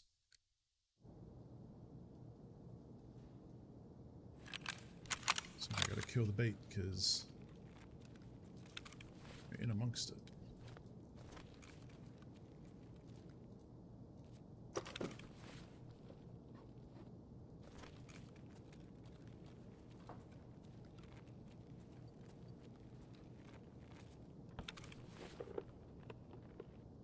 I wonder if this is the same one I was just in.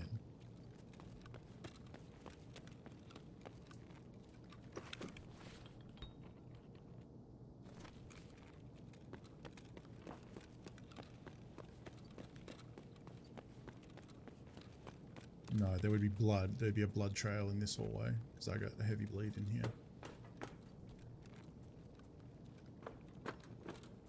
What's going on? Hey, bro. Hello.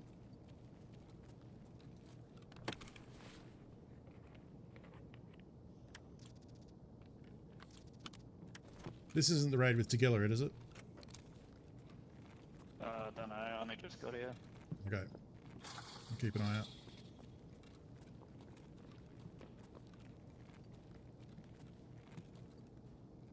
some cornflakes? Nah, I'm right.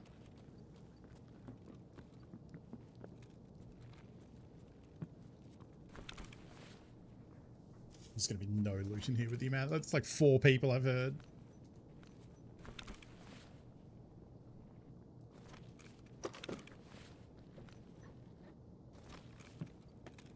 But what's the loot that's hard to find? People miss stuff on this shelf. They miss stuff back there sometimes.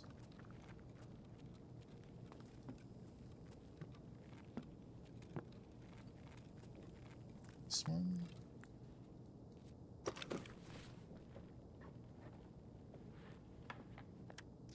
Oh, yeah.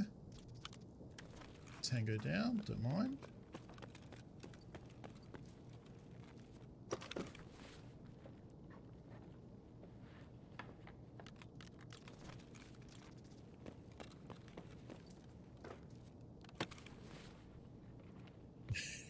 What's the call? Like, yeah, it's weird to think like how different this game was before that. Like, every single one of those scavs would have been like trying to wiggle at each other or like shooting each other.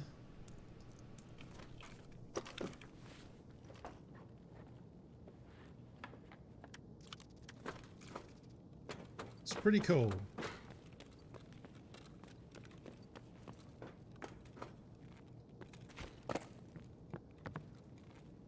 That's a dead PMC.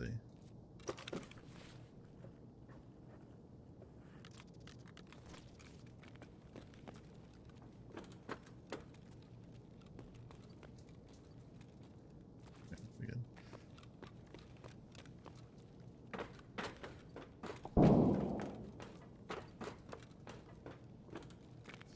Probably someone firing as they extract.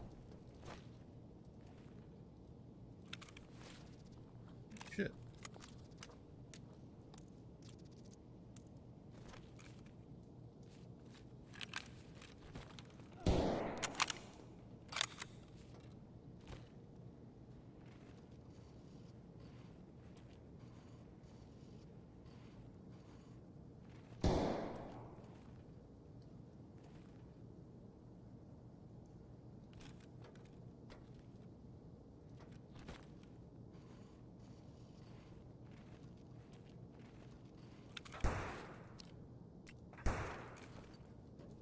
Fucking popping off over there, isn't it?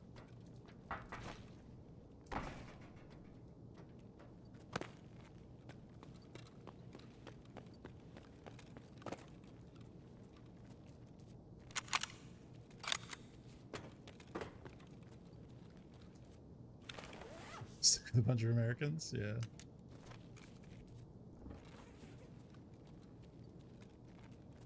Yeah, I've not heard, you know, I don't want to jinx it, touch wood, touch superstition, all that. But I've not heard a single person blast music or play something toxic over VoIP yet.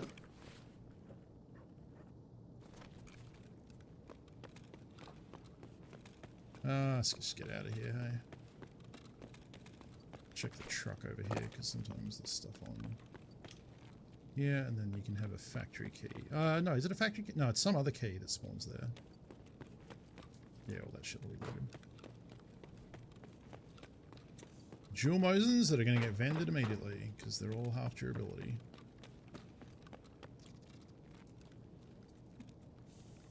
Scav endurance is coming up. Second.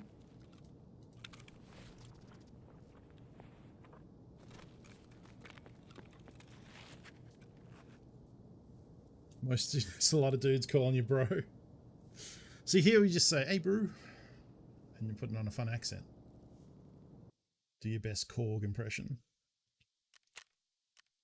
Oh, I was just running around looking for some loot. And a Mosin. Pretty good, eh bro?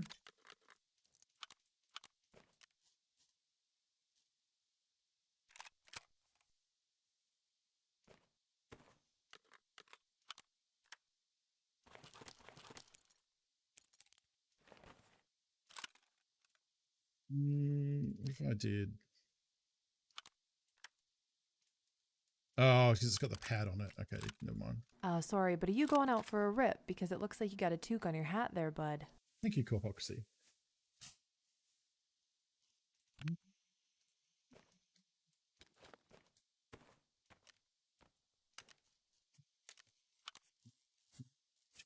see.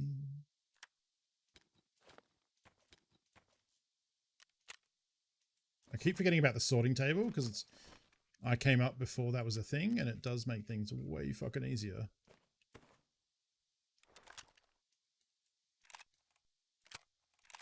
Those hearts.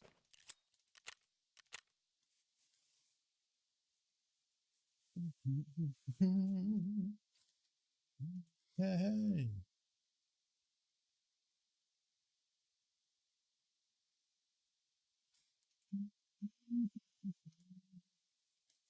I need to go get water. I think I'm out.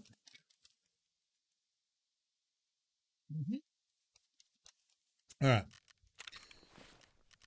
How am I doing? Up to 44%. All right, getting up there. Not had a lot of long win streaks though. Total value of things in your stash. Wait, is that 10 million? That can't be right. Hundreds, thousands. Wow, it is 10 million. Holy shit. Really? I mean, I guess I have a lot of stuff. The lion's like kind of valuable. A graphics card. Oh, the MVGs? I mean, no, I sold one of the MVGs. I sold the crap one because it was the blue one that you need the weird wire headset thing for, and like I'm never going to get that, so I just got rid of it. Like they're 100k, but we're talking about 10 million.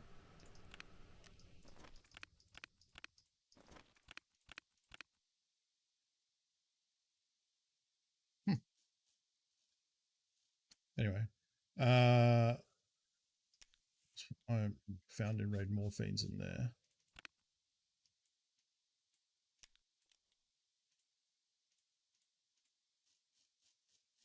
I know Scab Box is worth 1, but still 10 is... I thought it would be just over 1.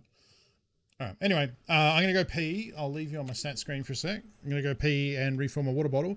Take this opportunity to stand up and stretch. Go get a glass of water. You know, look away from the screen for a bit. Go do a bathroom. You know, whatever. I think it's vendor prices. No, because it doesn't know. The game doesn't know market vendor like market value. It's just what the vendors will buy for them. That's what the game considers the value of an item. And since I'm going to be standing up and stepping away, I'm going to run an ad break for a minute. And when we come back, we'll try and finish off this pistol quest. All right. See you in a bit.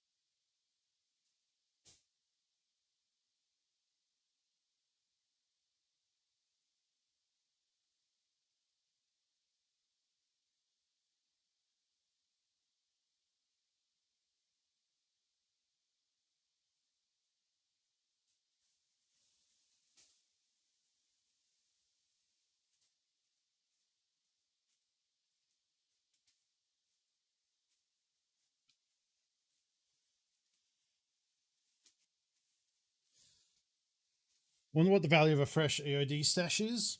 I don't know, actually. I never checked. You'd think the wiki would tell you that, but maybe not.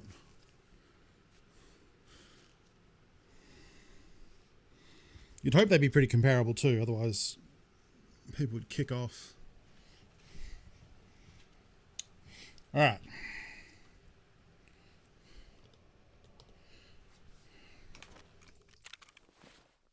We're good to roll.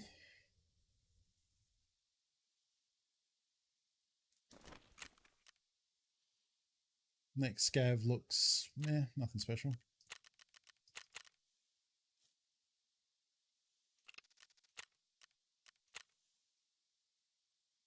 Oh, the helmet. Nah. I'm bringing in the nade specifically. Just in case. See through me and it's all over you.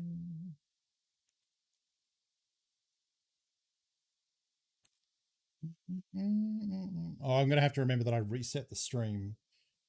It says I've been streaming for 2 hours, but that's not true. I've been streaming for like probably three and a bit.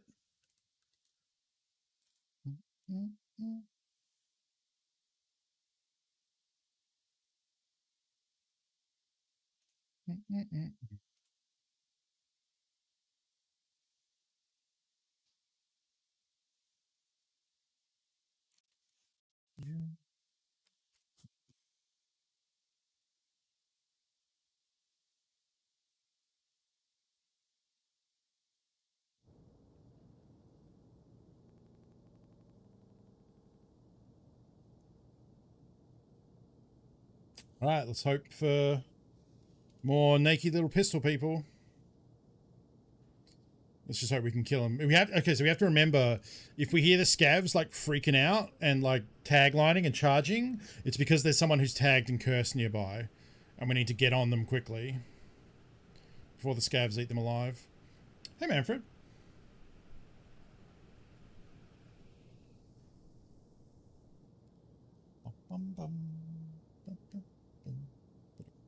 Yeah, we need one more.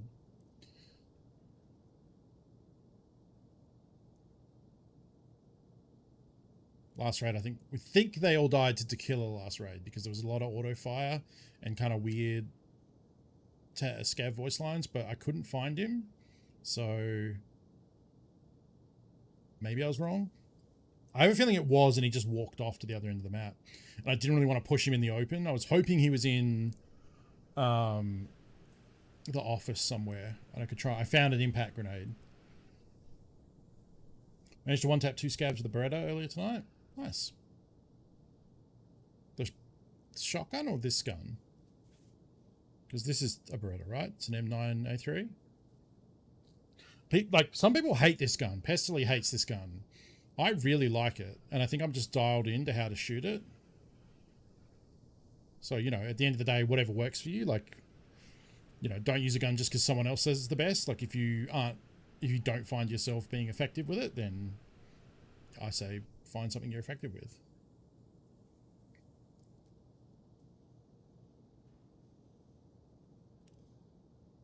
Point is probably moon.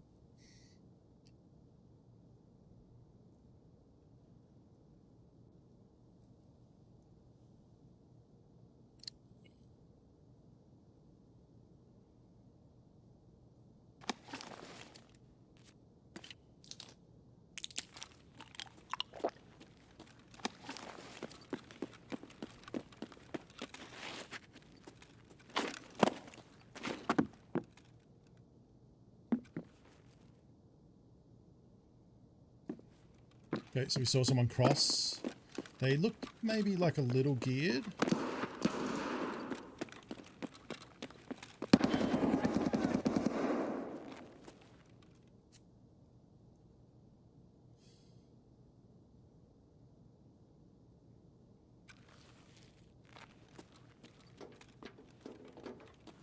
Okay, so there's something we can do here, which is a bit tricky.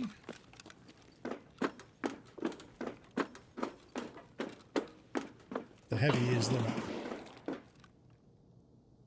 that at me?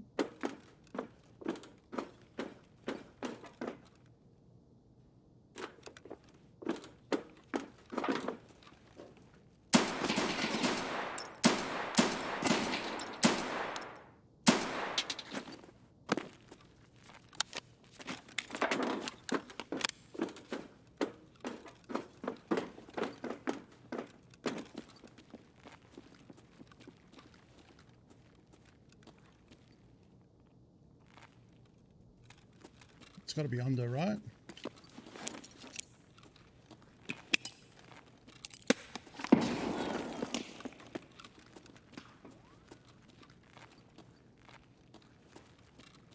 How far did they back up?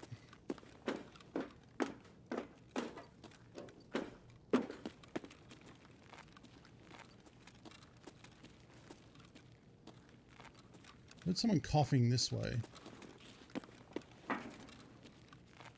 Oh, they might have gone in here.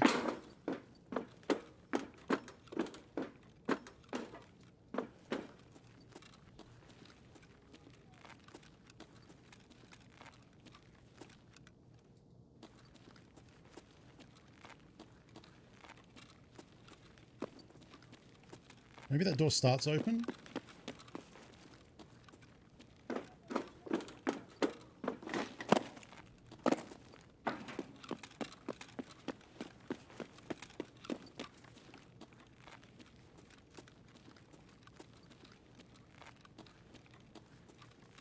This is bad pushing into them.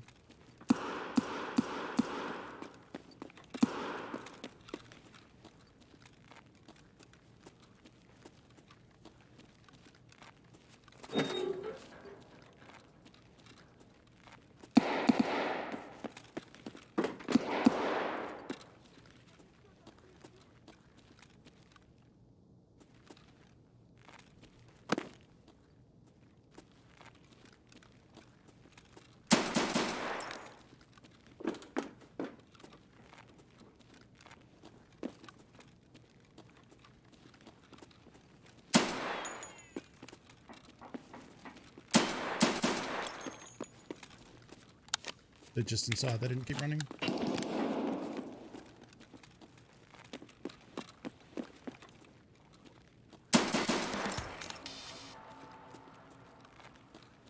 So... oh, that was the guy. Well, this is going to be tricky.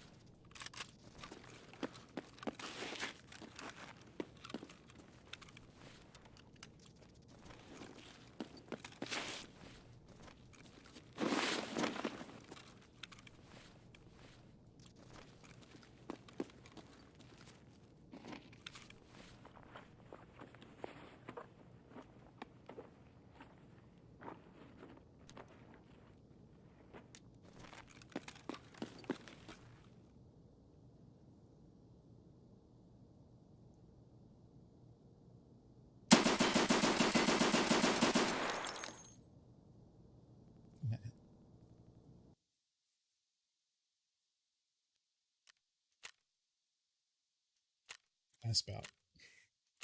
Thank you, Aspout, for your sacrifice.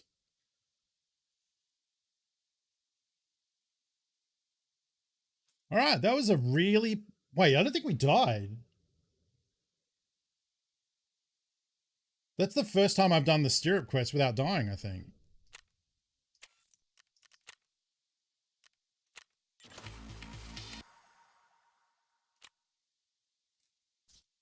All right.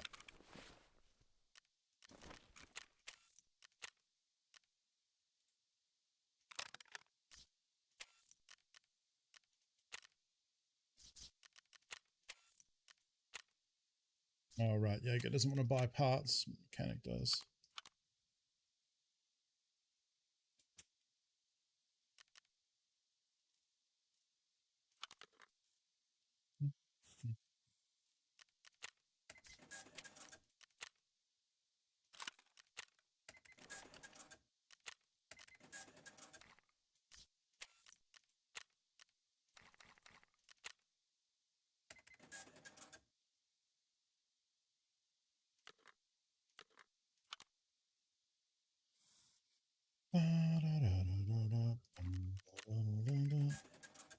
I think I'm just going to get rid of these Ketters now. I think they're a bit shitty. Which also means I can get rid of that ammo.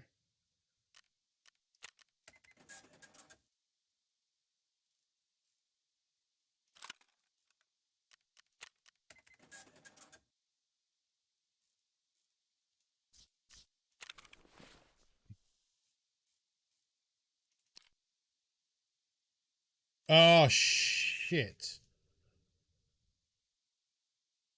I'm missing a VPO gas block. Maybe I can buy it.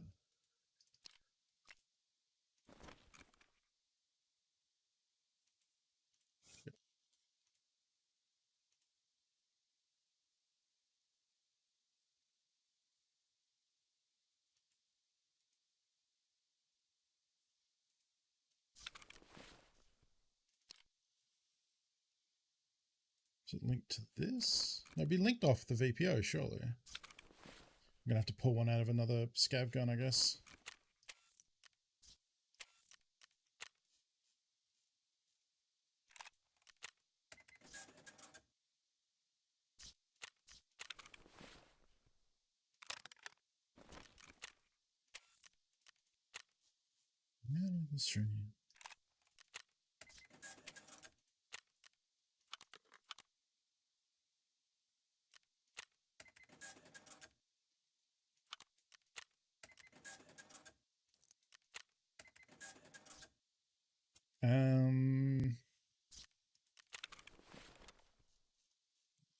Couple of barter items.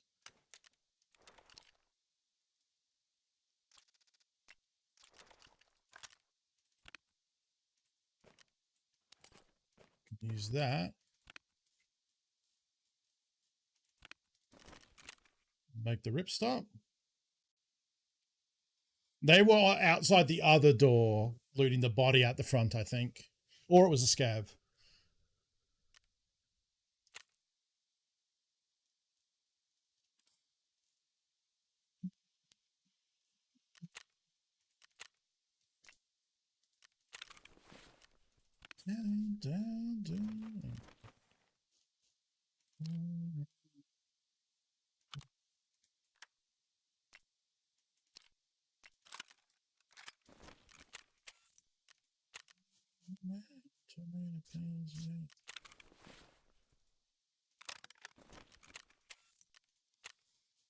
We can't sell this gun to regular traders. We sell it to defense and then sell the parts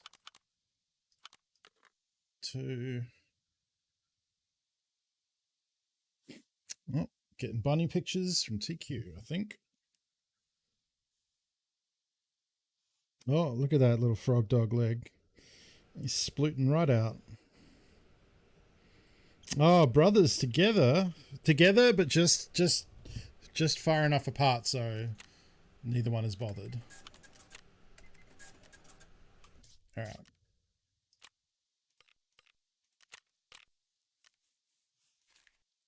70k is a nice pickup.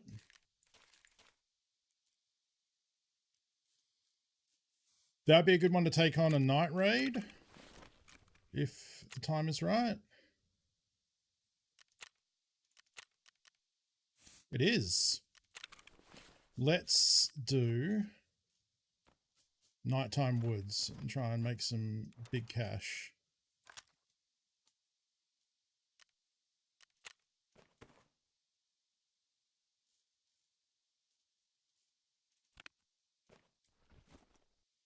Which also means we don't need this bag.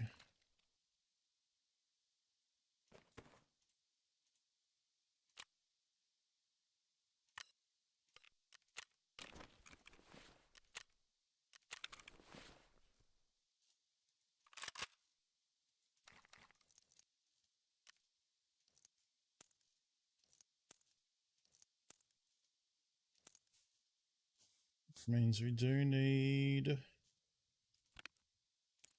its key. You might need a CMS with more uses than that, but I'm just going to roll with it.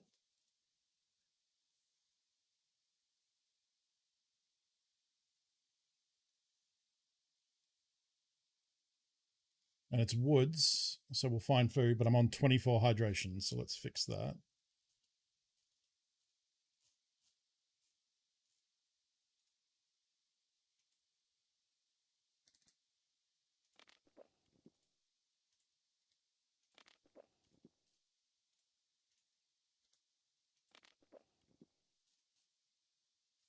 I need to eat something.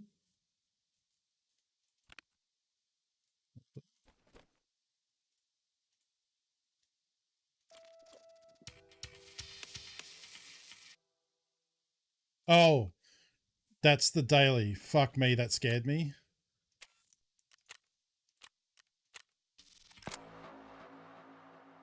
Found in raid or crafted item, water bottle and can of green peas. Exit factory. Where were you 5 minutes ago? Eliminate scavs with a thorax or stomach shot. Okay. All right, so we're on the hunt for peas and water. Right, that's what this is. Yeah, peas and water. Okay. No worries. Woods will do well for that. All right, let's go.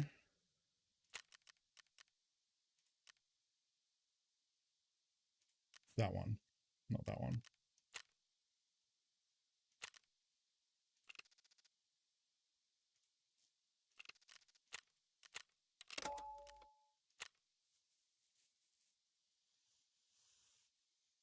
Early factory key is great, yeah. You don't have to go through the bottleneck extract on factory where everyone goes. Just can't seem to get enough.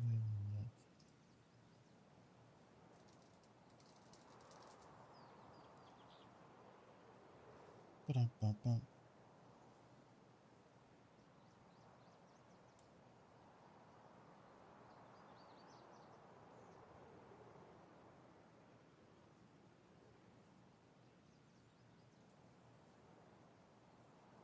So, Auxilon, the way insurance works is if you have items insured, you can only insure specific items. You can't insure consumables like health or ammo, but you can insure guns, armor, bags, magazines, things like that. When a map ends, because each map in Tarkov is an instance that runs for either half an hour or an hour, depending on how big the map is.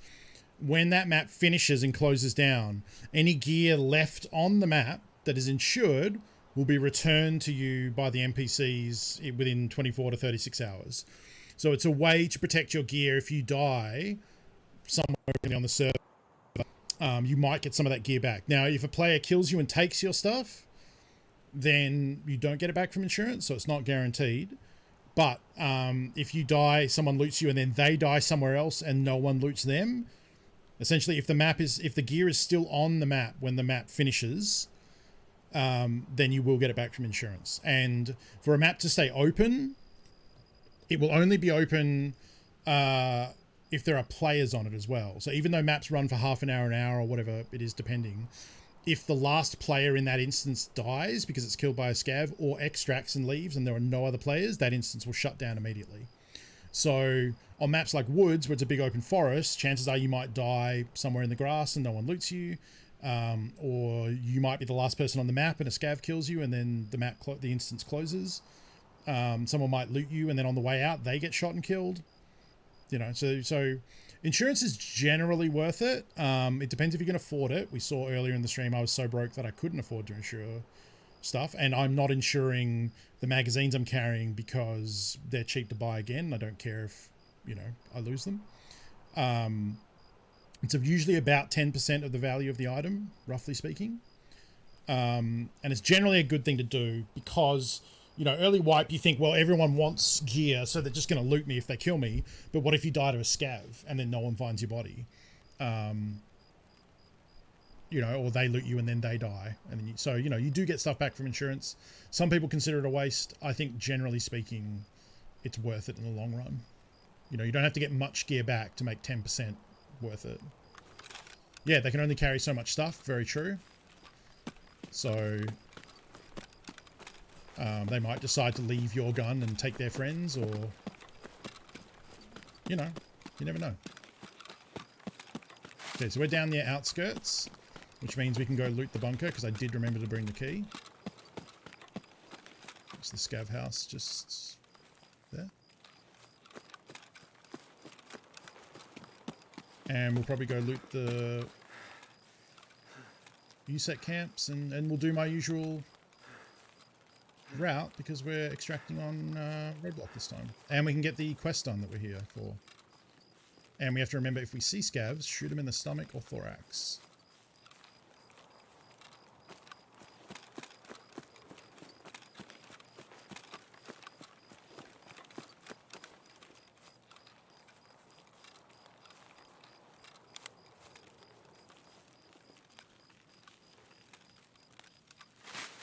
Insurance also matters when you're talking about squads, because if your friend dies, what you can do is rather than have to carry their gear out to give it back to them, you can take their gun and armor and stuff off their body and throw it in bushes and throw it in random places that people wouldn't necessarily look, because people look for bodies and then start looting the body. But if you can also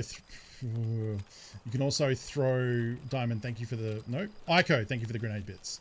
You can also throw guns and gear off the map. If you throw it into the lake or off a bridge, it might be in a spot where no one can get it, and then they will get it back from insurance. So you can also guarantee that people get stuff back if you're, depending on the map and if you know what you're doing.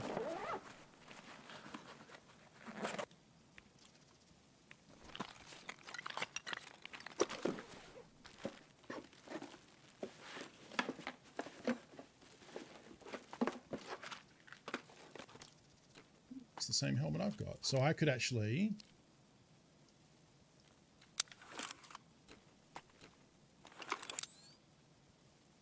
it's different. This is a 2001, this is a 2002. What is the difference? This one has 2 more health and otherwise is exactly the same. That's weird. But because this helmet is insured, I'm going to go throw this in a bush. And then that way, if I die, I lose the one I'm wearing, but I will get this other one back. Of course, the time I remember to bring the key, there are no 60 rounders in here.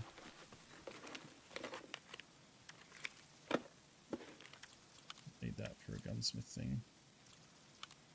Oh, nice. That's the handguard that fits on my gun. We're going to get some recoil reduction and ergo because of that.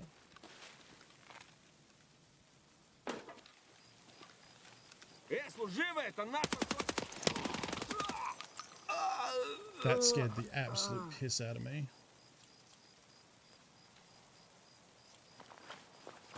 Oh, he has a pilgrim? Oh, speaking of things I'm going to ditch.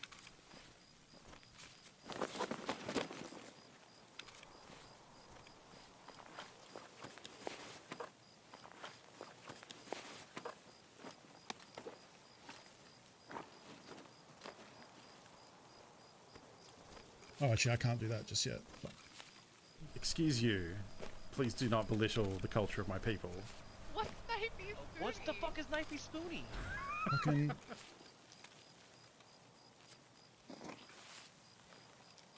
Matt, thank you for the raid. Welcome, raiders. I'm on a night mission. Trying to... Oh, shit. Hang on, we can do this.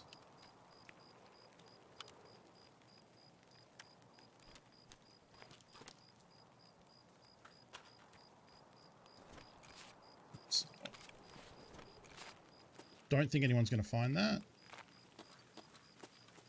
Hope not anyway. Oh, my helmet as well. Okay, I'll just throw that.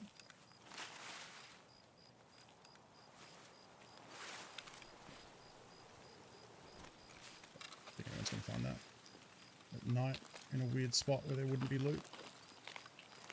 If they do, it's not a big deal. Welcome, Raiders. How was Chrono Cross? Hope you had a good stream. Yeah, we've got a good start to this night mission. I now have a massive backpack that's going to help me carry out as much loot as I can. I do feel like I'm kind of walking slow already, though. I'm carrying a second gun, so... So no one, it's rare for someone to have NVGs as good as these this early on in the wipe. Because normally it's rare for anyone to have NVGs at all. A couple of pox room, so for 10k each, don't mind. Rare for people to have NVGs at all. So night mode, each map, words are hard. In Tarkov, you can choose to go in at 2 different times to each map at any given time. Usually one is day and one is night. And those times are slowly progressing in semi-real time. It's sped up so that you get multiple day cycles per day of real time. But anyway, my point being, most people won't want to come in at night because without a torch, you can't see shit.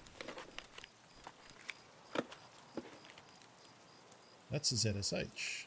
Did I survive with that ZSH helm the other day? Does anyone remember? So I know we talked about it.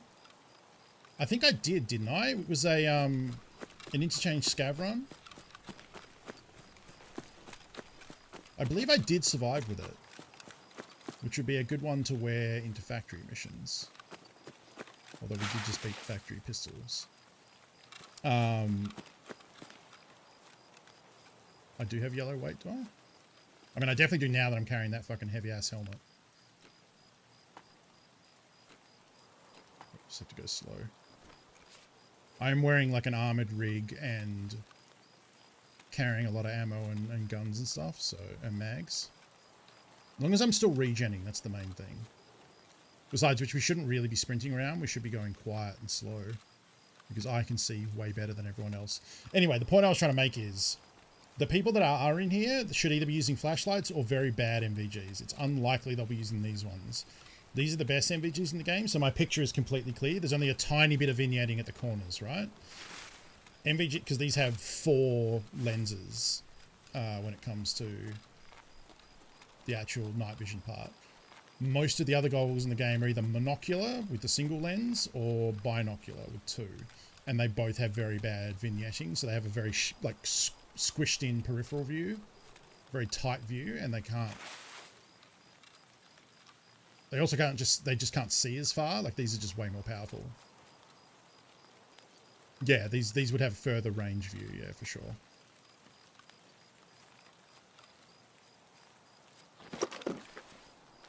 Now, unfortunately, it took us some time because we dicked around in the bunker and killing that scav and dumping stuff.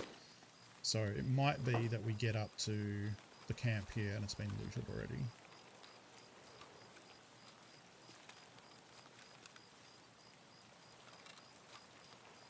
What, I just heard footsteps.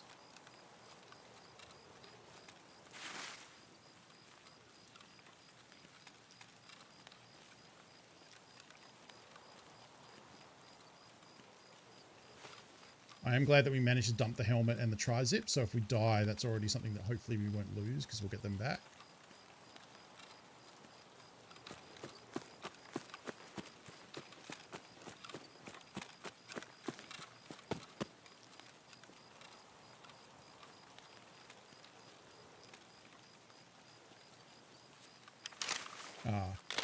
Yep, forgot about that. Been bad if we came up on a fight.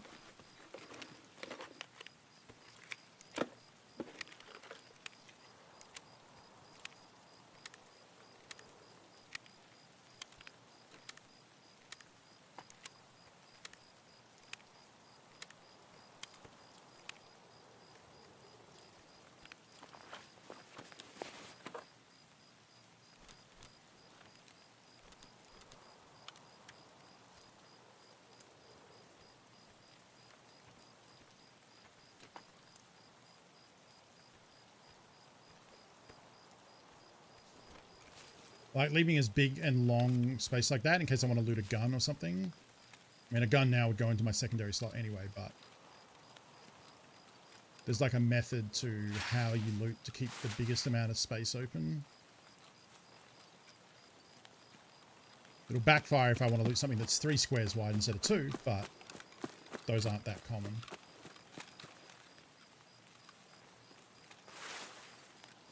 How bright are we dealing with here? Oh, it is pitch fucking black. That's good. But the other thing is if someone is using a flashlight, we should see that a mile away. Now, if I was smart, I probably would have brought money for the scav extract with the car.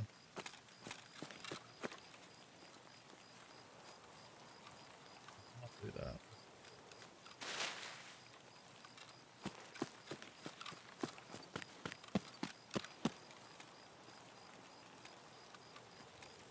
I would not be surprised if there are very few other players in this map.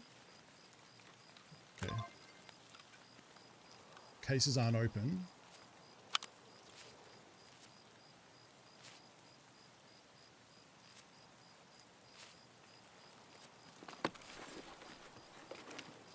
shrimp silencer. I might need that for a gunsmith quest. I can't remember. Can someone look up the Mossberg gunsmith quest and see if I need a hand grip for that? Is that was the M90A1 Magpul grip? I think I do.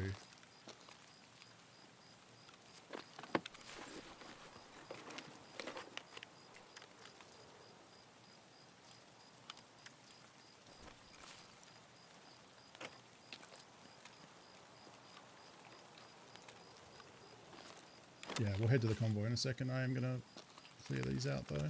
I got moonshine off this table the other day, James, by the way. Vended for 100 and something K. It's a tenth of a scav box right there.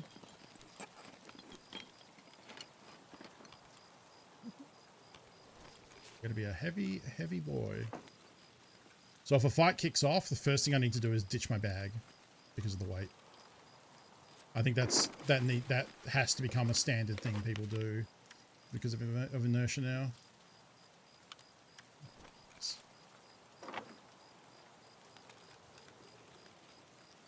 I mean, what I hope is that anyone who is in here is walking around with a shotgun with a flashlight, and I just get to pick them off from a distance. No sweat.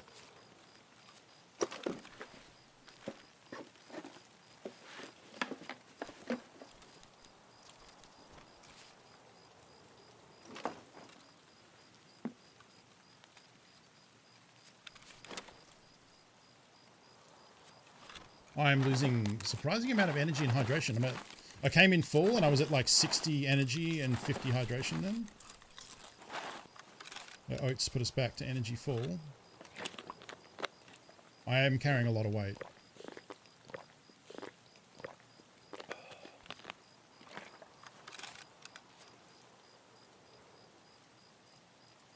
Might save the crevasse.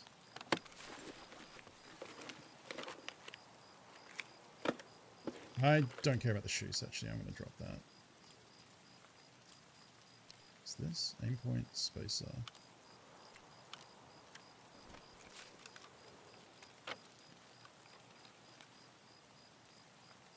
Ankle handguard for guns for 7. Mossberg 590. Okay, so I need an 870 Magpul MOA because this is a Mossberg 590 Magpul MOA. You can confirm that diamond, I'll toss it.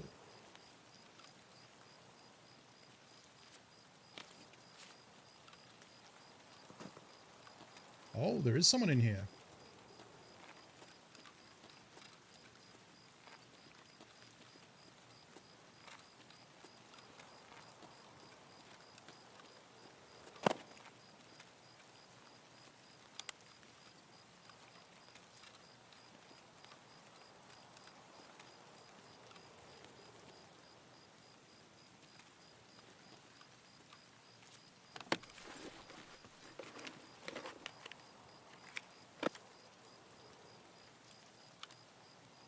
Could be one of the ones that's...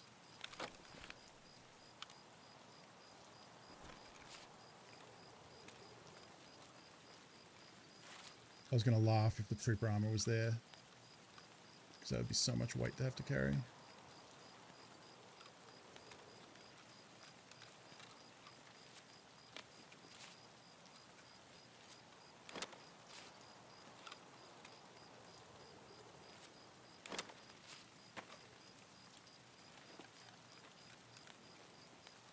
Still no gas analyzer. Iskra? Fucking MR. It's like the third MRE I found. Cannot find an Iskra to save my life.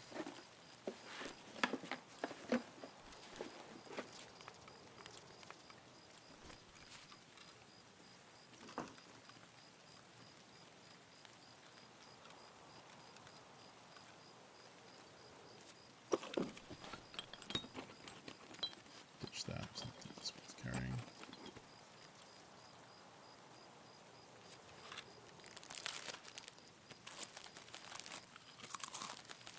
BP's not worth carrying.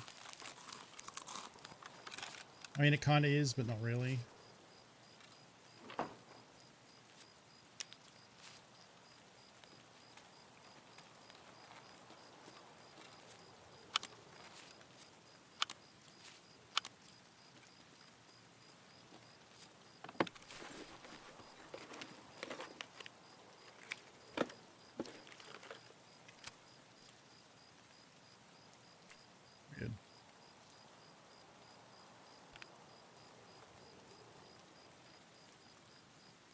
Yeah, the Quest 50 guys, the M870 part, the 501 is cheap. Okay, cool. Still don't care about in here.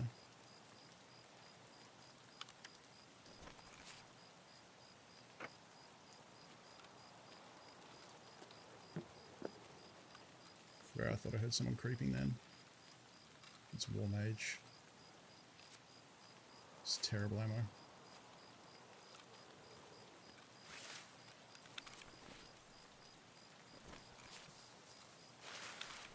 I'm going to take those off because sometimes they glint at night.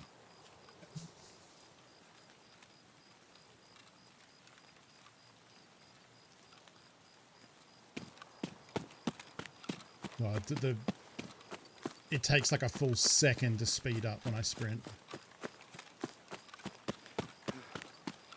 And I'm out already. Oh, and I'm heavy enough that I'm not going to regen, am I?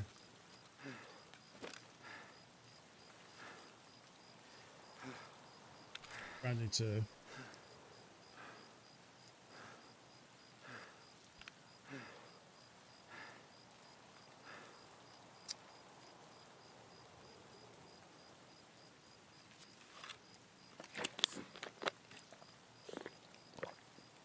It's a grenade or a flashbang or something going on.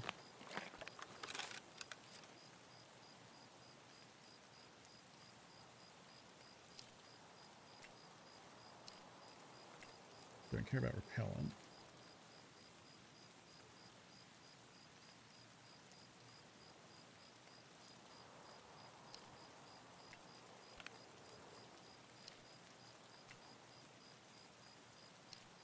Oh yeah, MREs are super weighty.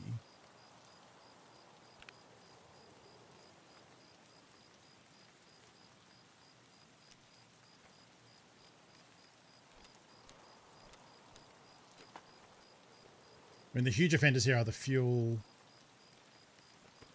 the tool set, and the helmet. But that brings me down, so hopefully I can... As long as I can regen while walking... Nope.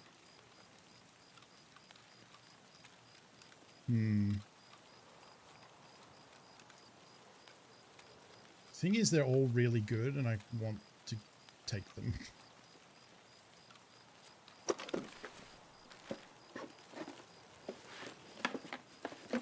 And if we commit to just being, we're just overweight now, then it doesn't, like, taking more is fine. I could take this. We just got to go slow and then stop and start, you know?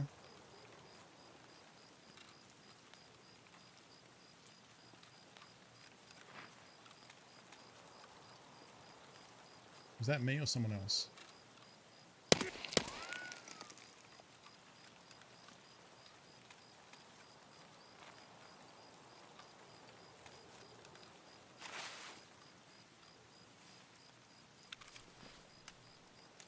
Sorry, bud.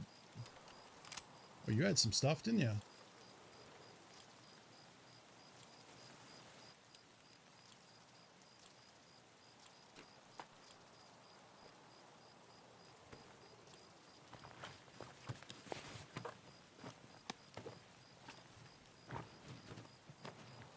Okay.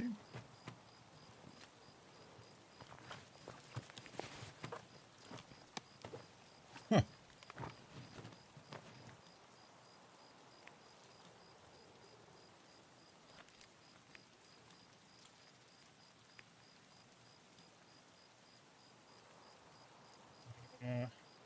I'm gonna drop the tool set.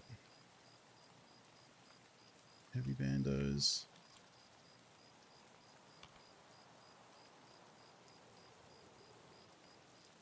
Heads.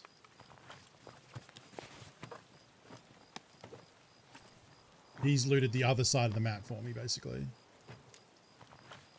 Oh.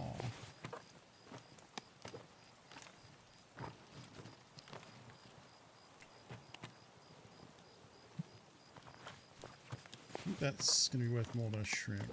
That's worth more than a soap. CPU, huh?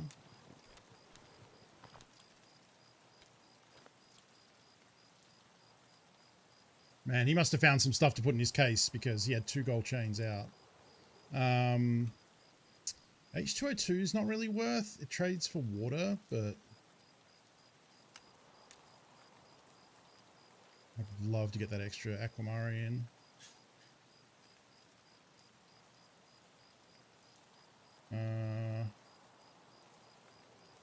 Sugar doesn't really matter at this stage of the wipe. Like that. We're so friggin' heavy.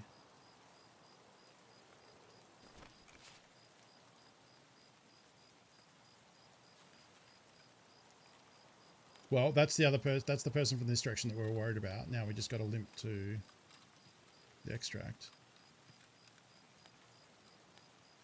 I'm not going to throw the grenades. I don't want to make noise. Because I heard that, right? That's what, like... Our enemy's a clock, but... I can limp to UN roadblock. And I can start dropping stuff if I need to.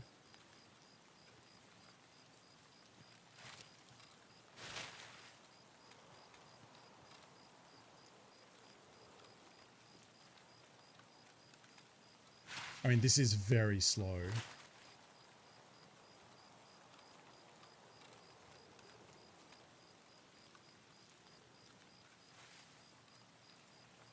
I checked one of them. He had PS ammo. So when you're starting, what you'll have to do is unpack the mags and then look at the ammo, then probably look up the ammo to see what damage it is.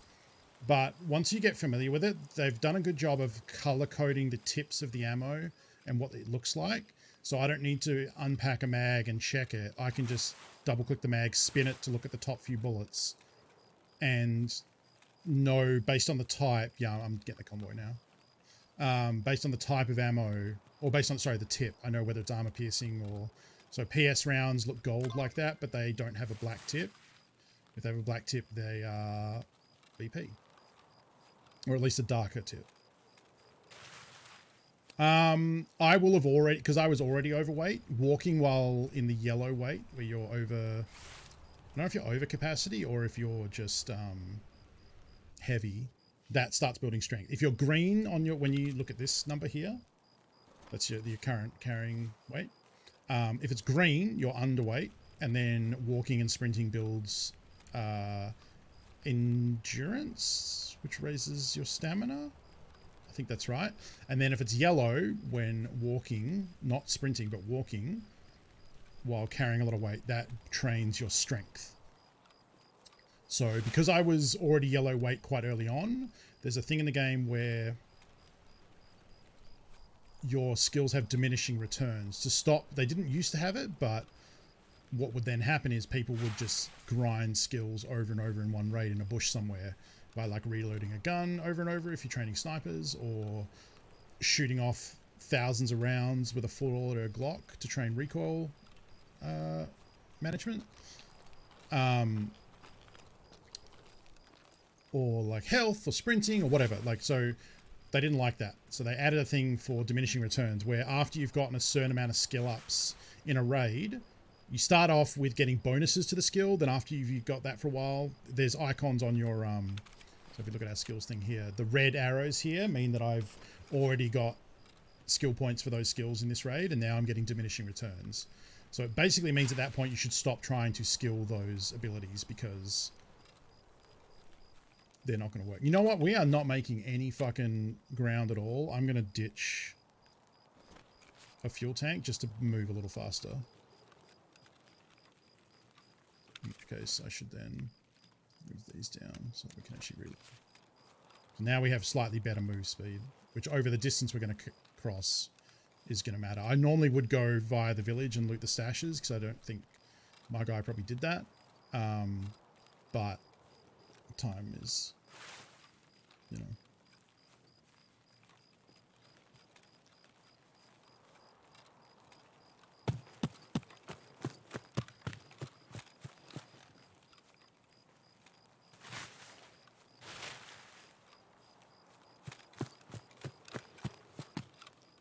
I'd love to get down to where I'm actually regenning while moving, but I don't think that's possible with the amount of shit I'm carrying. This is going to be interesting when we get back to base. But I mean, let's not get ahead of ourselves. Let's get back to base alive first.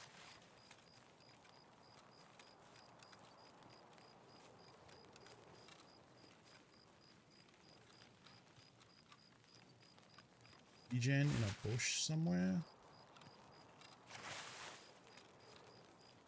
This will do.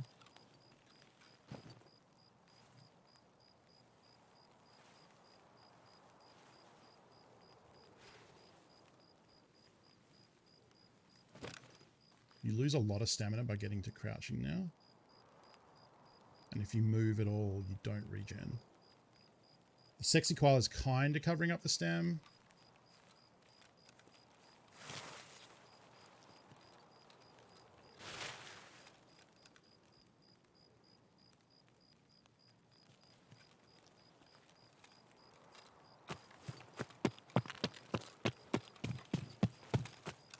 No player scavs will come in here, so I'm guessing I'm probably the only one left in the raid now with 12 minutes to go.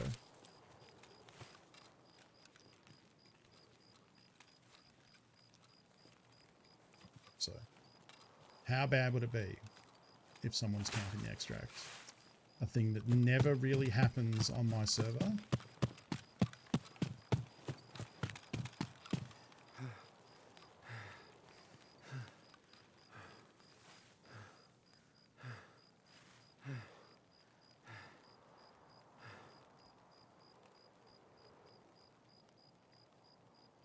Hey, Curse.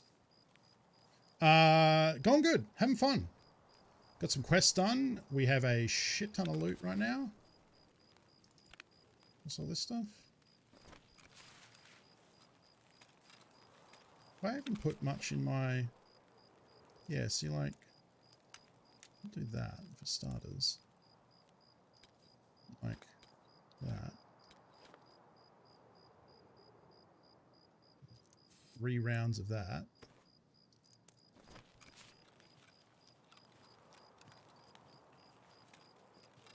Kind of want to go up and check the tech stuff on the way.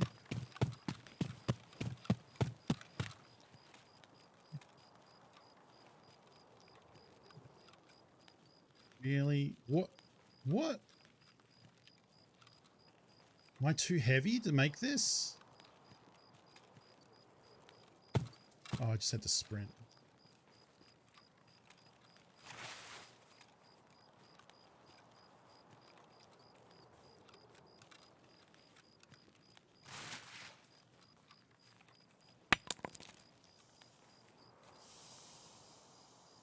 Carcinogenics, thank you for the Tarkov grenade.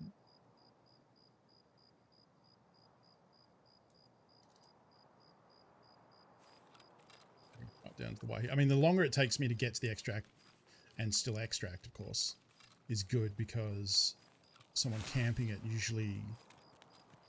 I mean, I guess if they're smart, they'd camp one they also can extract at, so they can just leave rather than have to then move across the map, you know? Yeah, I figured there'd be a good chance that no one actually came here. Oh, maybe they did.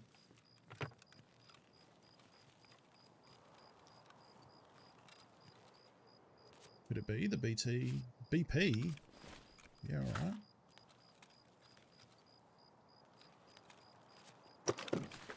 BP's not great, but it's better than the crap I can buy.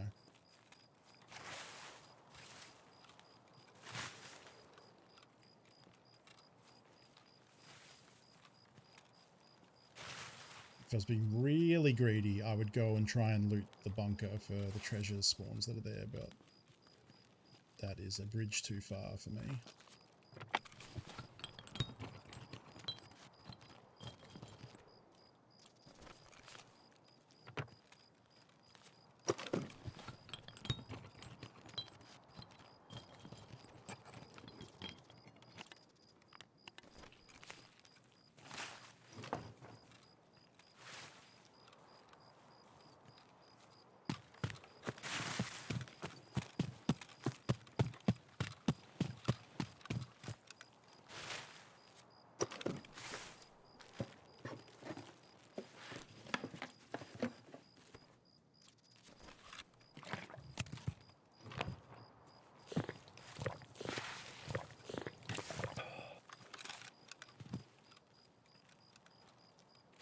Yeah, I don't want to chance it with less than 10 minutes left.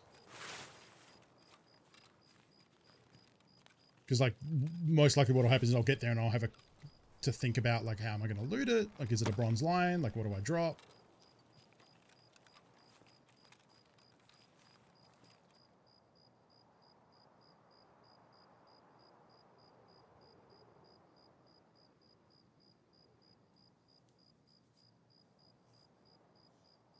Delicious or terrible? I think it'd be alright.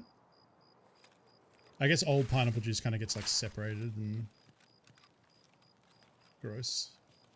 Yeah, is Russian pineapple juice left in a dystopian landscape, so. Okay, still got good cover of darkness.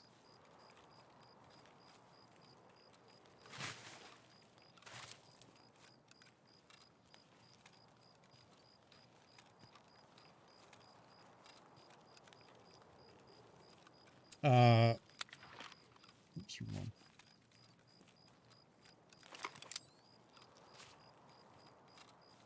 Whatever this one is, Northern UN roadblock, I think. It's the one I've used before. I would not be surprised if it was just me and that one other person in this map, honestly.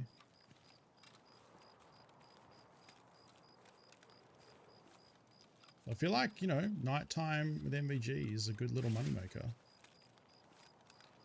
It helped that I walked upon someone and got the drop on them.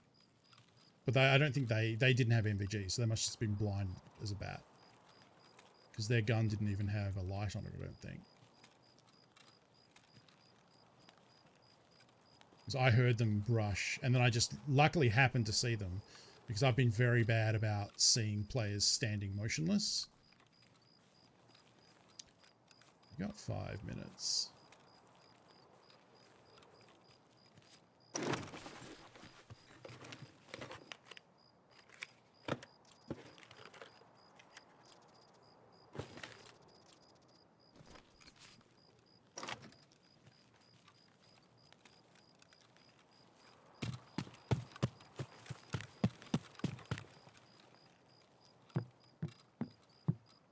Oh, interesting. This was looted.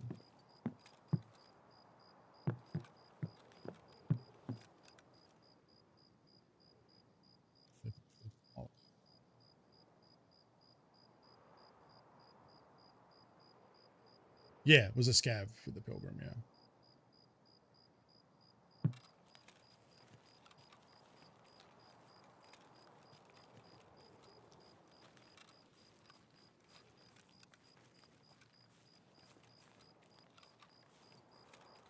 I was already happy with the tri-zip, but the pilgrim is even bigger. So when it comes to carrying out as much loot as possible.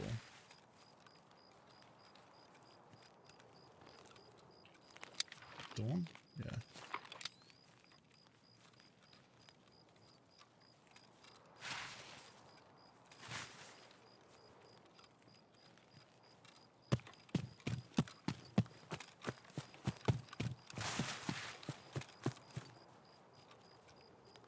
Sure.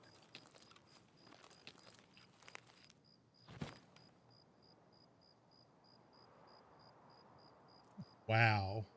That is quite a haul. We did have to leave some fuel behind, but that's okay, because we barely even touched the fuel that we have. How many shots did I actually fire? Ammo used, 19. I did kind of light up that scav at the start. I dropped the other player in like 2 hits, but yeah, that's a big one. That's a big one. I don't think we really got any like quest items. We didn't get any melee croutons. We didn't get flash drives. We didn't get iskras, but we just got just value. Just like piles and piles of value.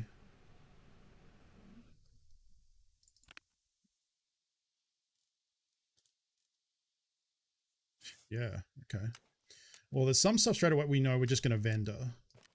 The gold chains, the shroud thing, the sacral tea, the vodka, the whiskey, Lupo's beans, Vodi, thermal thingy, Another thermal thingy.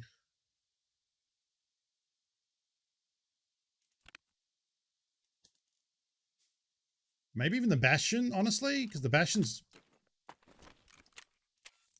sell to Ragman. 60k. It's actually a really nice helmet. It doesn't protect ears though, does it? Yeah. Do I want 60k or do I want the helmet? Well, let's sell the ones I know I want to sell for starters.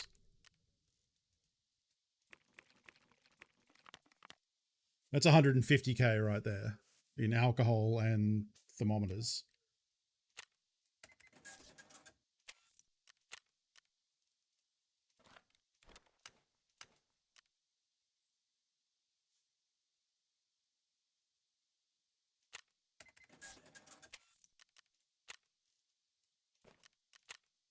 It's a big cash injection. How many other helmets do you have? I have a bunch. Oh yeah, right. I finished this too. I forgot about that. So we did get a quest done. Awesome.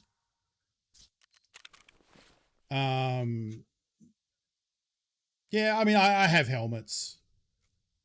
Yeah, let's just take the 60. I mean, we're a little... And it's money spent with Ragman, which we need to get to 750 anyway, which we will by level 17, but... We can go in there, that can go in there.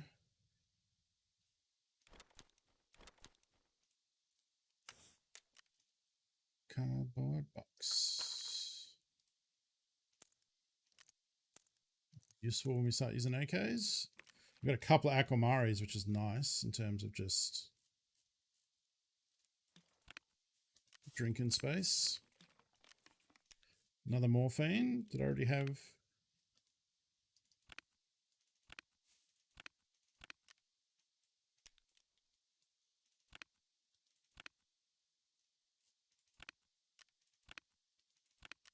Where did I put all my...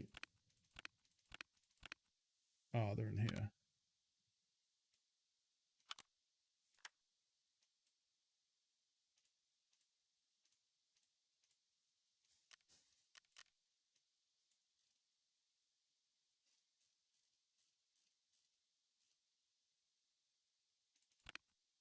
Ah. Valday is a nice pickup. A little scope. JP is what I don't know. Is this one that you need in a gunsmith quest? What's it called? JP Enterprises. Tarkov JP Enterprises. No, it's the... Bean.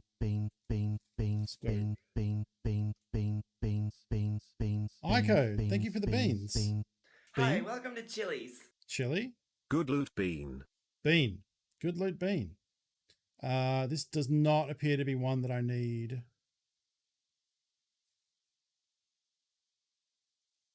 I might still keep it and I'll look it up in a second because I have a feeling it might still be a scope that I need. It's bean time, thanks to Ico.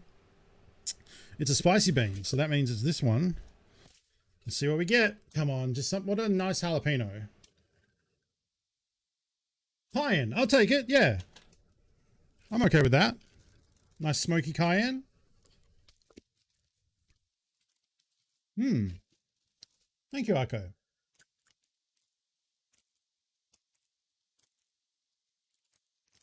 It's still hot. I think this is middle, isn't it? This is middle. It's sriracha, jalapeno. There. So, sriracha, jalapeno, cayenne in the middle, habanero, and Carolina Reaper. Okay.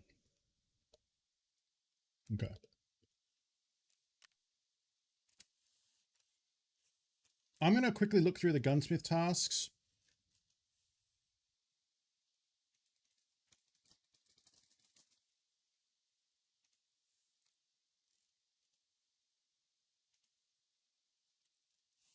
Part 3 is the MP5. Part 4 is the M4. It's not that. It's the one with the Yeah, it's the DVL one, isn't it? 34 millimeter. It's not 30 mil. Yep. Okay. I knew 30 sounded familiar, but it's 34 mil. Carolina Reaper is at the end. Yep. That's pretty hot. It's not, none of them are too bad, honestly. Like the Reaper is very hot, but then after a while it goes away pretty quick. It's not a good time. I don't, I don't relish it. It's not a stream ender though, which is what I feared initially.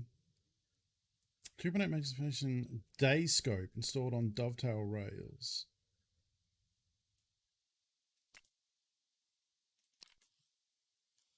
Lightweight, technical skeletonized foregrip. I need the skeletonized pistol grip, but that one could become useful.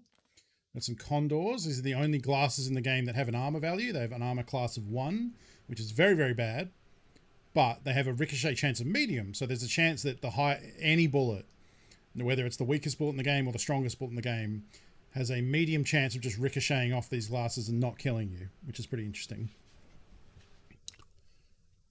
Yes, I'm sure someone has made a relish of it. Jesus. We'll sell that one. So,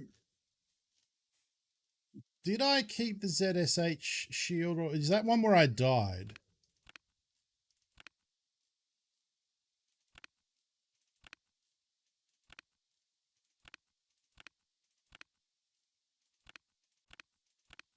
I have a feeling I died and lost it.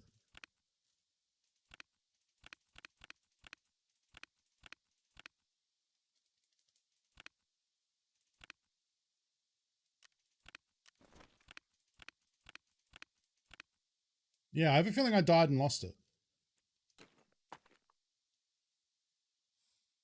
What happens is you still take some damage, not a lot, get a concussion. Yeah, so it like rings your dome, rings your bell real good, but you live through it.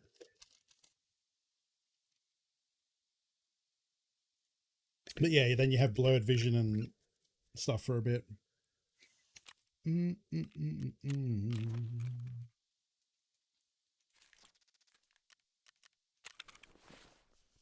now we have the compass.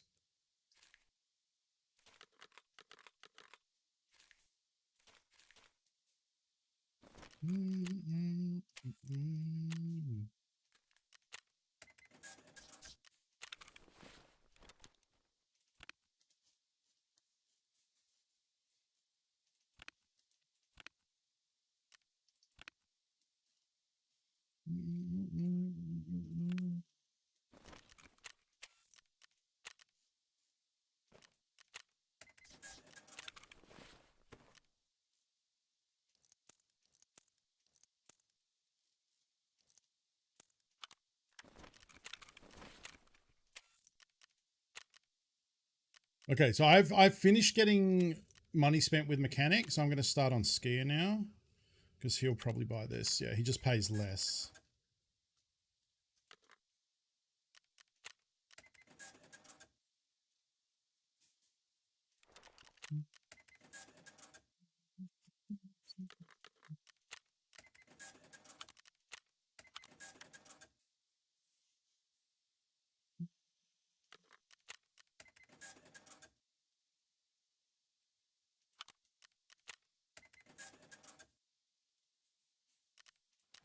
Oh, he buys flashbangs, so.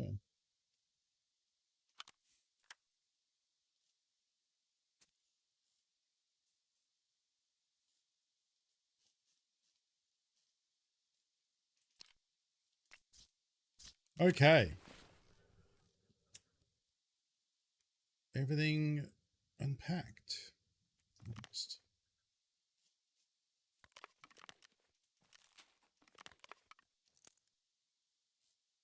Righto.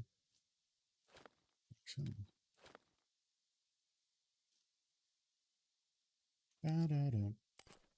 Ba-da-da. Ba-da-da-da-da. Okay. Speaking of how the visor works, it reminded me of an arcade game I used to play when I was a small bear.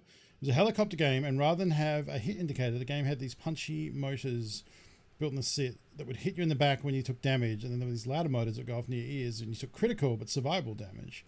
I don't actually know what that is. Arcade game, huh? Interesting. It does sound cool. Like a burning flame. I don't think I can fit the fuel in. Yeah. But it's blue fuel too, which we can turn into an ammo box when we level up the lavatory. We need to do water collector first though.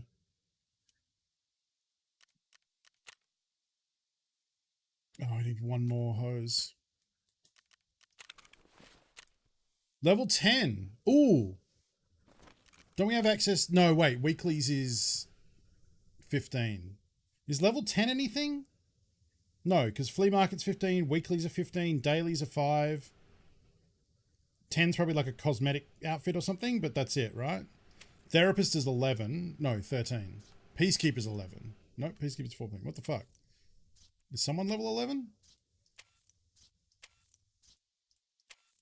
No. Weird. Leather and lace. Oops.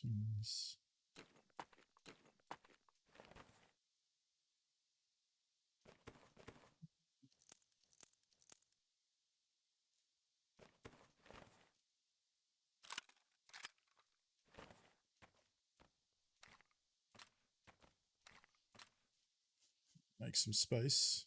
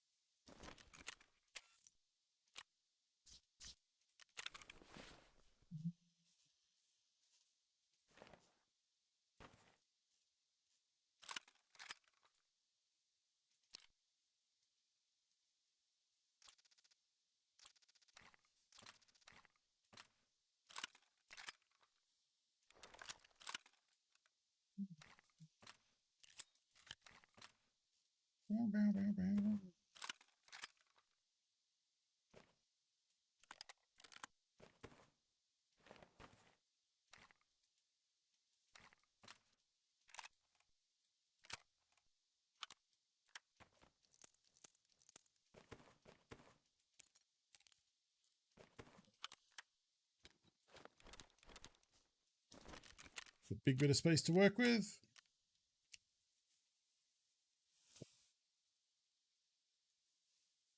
Let's go to Lighthouse. Something different.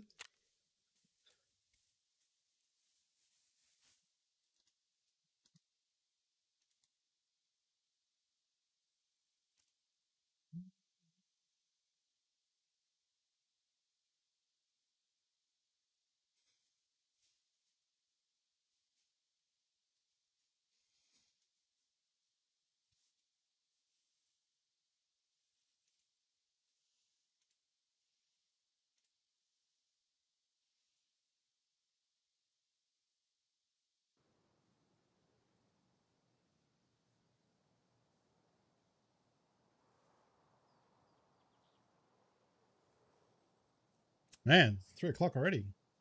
Time flies when you're looting the world. Oh, Steel Talons? Yeah, I never heard of that.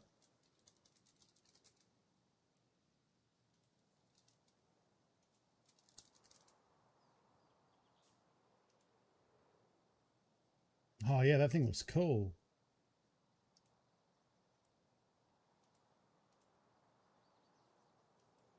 Never seen that. It's a Sega game?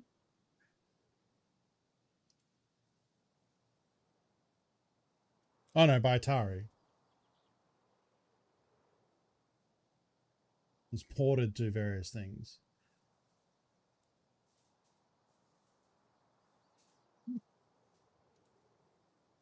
Cool.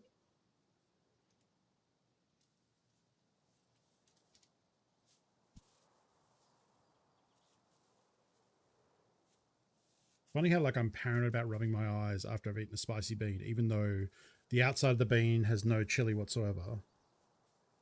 But it's just when I'm having that spicy sensation in my mouth, my subconscious is like, do not put your fingers in your eyes. That's a bad idea.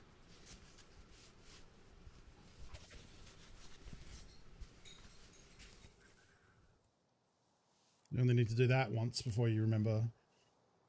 Do not want. Death of proper arcades in the US was such a tragedy. So many great innovations in gaming that will never exist because they needed built-in devices or elaborate controls that no non-billionaire individual can afford. Seen some great stuff in amusement parks, but I miss being able to go somewhere and spend a lot of roller quarters on the experiences. Yeah. I mean, Silent Scope is a classic example, like a cool sniping game where the scope had an actual screen in it of what you were looking at. Like, that game fucking ruled. I'm in love with an uptown girl.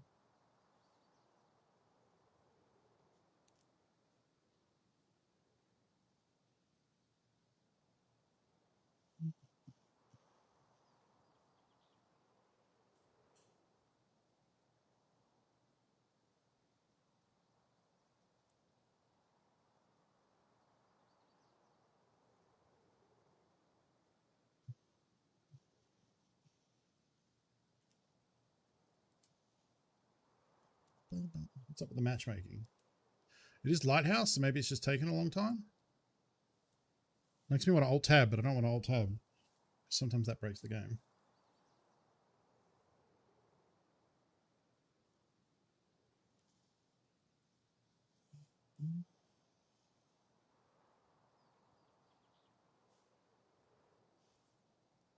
It's funny, like, I think it'd be interesting, like, I played a lot of arcades in a franchise arcade called Time Zone in Australia, which is kind of like Dave and Buster's, right? Dave and Buster's was an arcade place, wasn't it? And so I played a lot in Time Zone, but also a very common thing was just for delis and video rental stores and like pizza places and stuff like that to have a couple arcade machines, or bowling alleys often had arcade machines. And I wonder whether I played more arcade machines in those bespoke stores or I had played more in Time Zone. Yeah, exactly.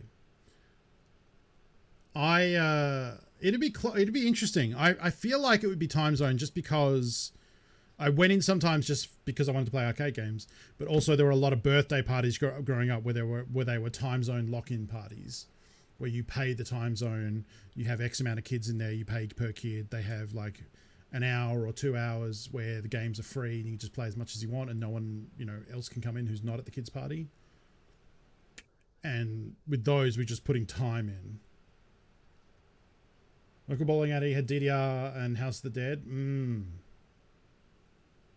Biggest game achievement is beating Battlestar 1 with only 1 credit. Nice. That's not easy to do. That's a hard-ass video game.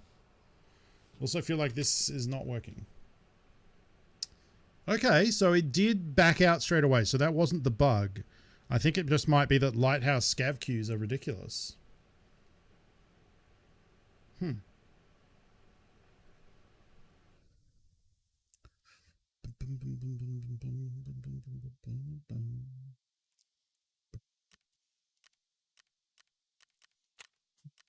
the weekend.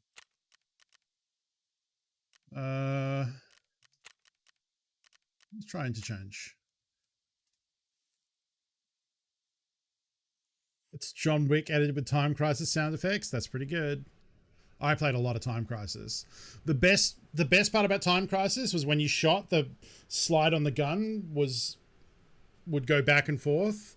And the worst was when there was a Time Crisis game where that was broken and it didn't work because it felt so unsatisfying. Like having the slide kick back and give it some recoil was the best.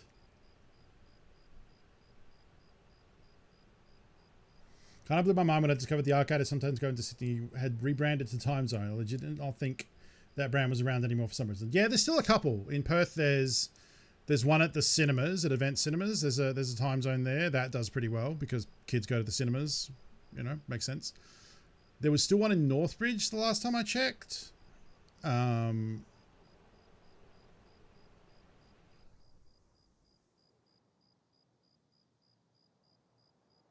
Yeah, they're around. They're around. There's a time zone in Darwin. There you go. A new time zone opened up near work just a couple of years ago. I feel like time zone has largely survived the arcade extinction, you know?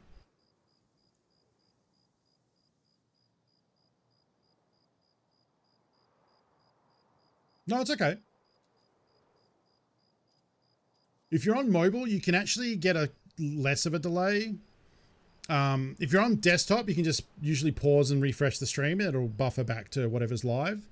If you're on mobile, there's a setting it's either in the Twitch app or it must be in the Twitch app. If you turn off the picture-in-picture mode, you know how you can, like on iPhone, for example, you can go back to your home screen or go to another app and Twitch will be in the bottom corner in a tiny window. If you turn that feature off, it removes a lot of the delay for mobile. So I don't run picture-in-picture on my phone anymore. I just have it off, and then the delay, it's still like not instant, but it's much less of a delay. So I don't know if that helps or not. My friend and I go there almost exclusively for the Bishy Bang machine. Took us a while to find it last time. Used to be at the front, now it's way at the back. Hey, all right, we're loading in, I think.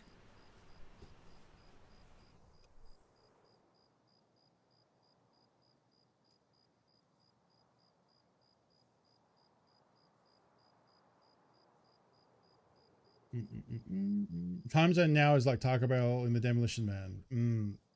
It survives because it lives on ticket games aimed at the little kidlets. Yeah, probably. Sorry, but are you going out for a rip? Because it looks like you got a toque on your hat there, bud. That's correct. We're playing a scav. We are playing a scav. Ooh. Couple of keys and an artillery shell.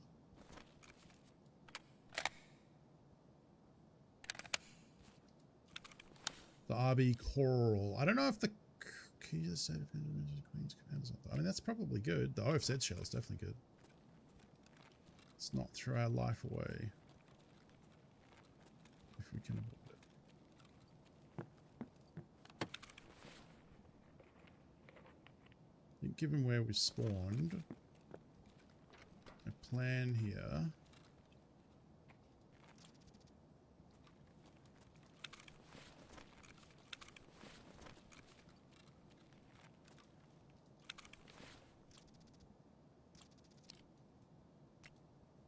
What's that? 300 Whisper subsonic rounds, I guess. Weird. My plan here is actually to go in here and loot food.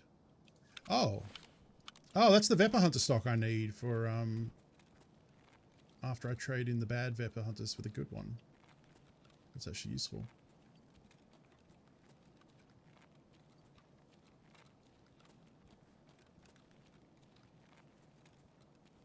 People have been saying the dynamic loot means there is actually shit on these shelves sometimes. Maybe not in this specific location, but...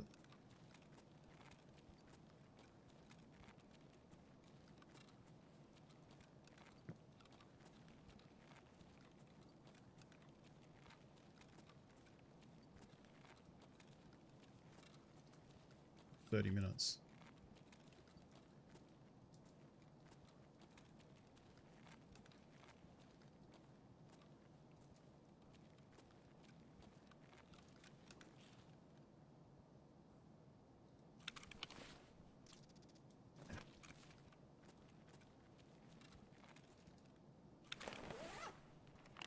Try and hunt for some food. We won't find Iskras, and I'm pretty sure we won't find croutons either.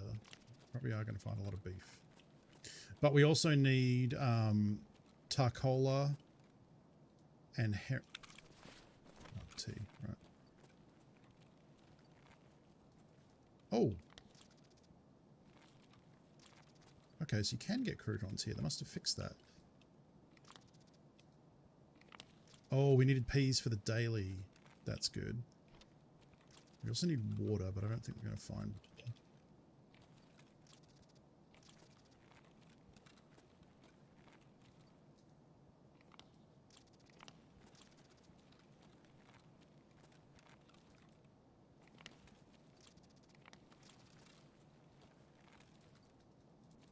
You don't need squash for the barter, right? It's herring, hot rods, tarcola. Herring, hot rod, tarcola.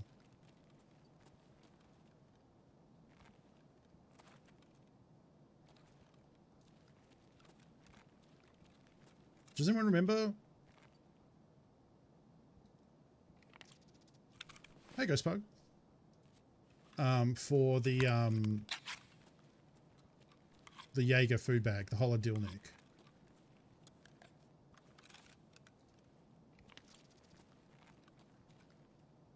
Don't think we're going to find bottles over here. Actually, milk is good because it sells for.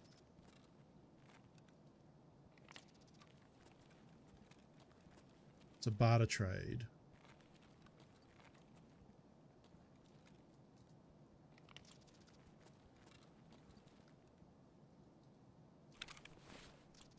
Ew.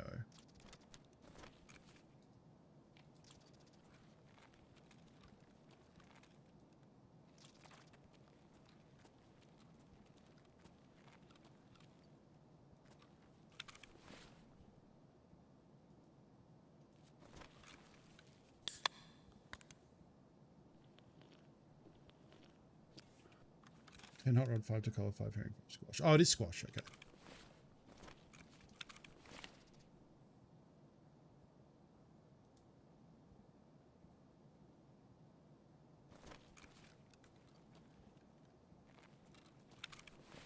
These, right?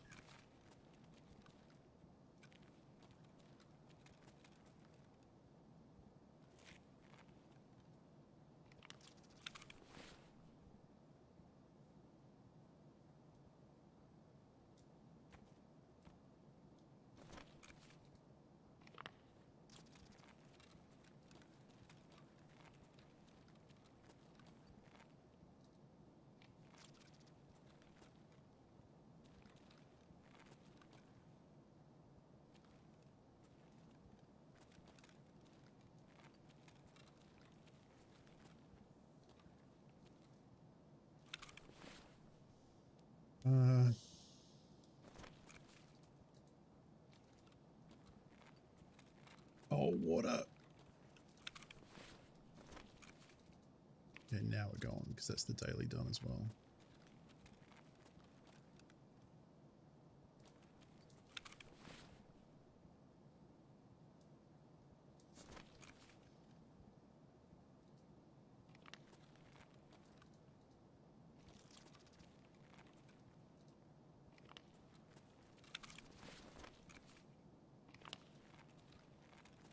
Man, you need food. Might need that. Heavy blade. Get greedy with it. You need food and you need a bag. You need a barter trade for a bag. I need to get get a level 2. But come to Goshen.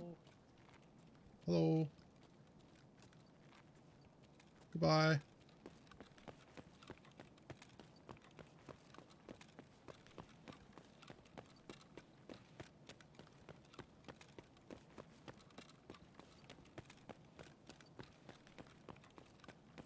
Sticking around with as many quests and barter items as I have.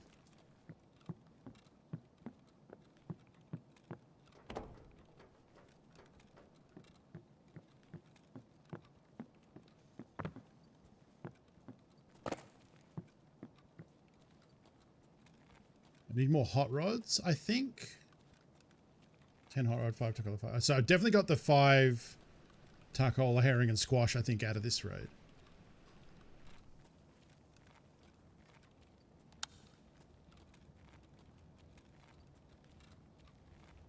That would be amazing if as soon as I unlock Jaeger 2, I was able to barter for that food case. Usually it takes me a while to get there. Usually it's the hot rods.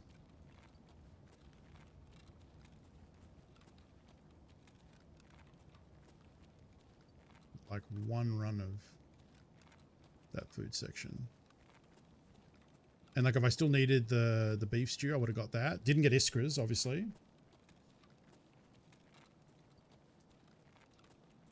Yeah, was going to say.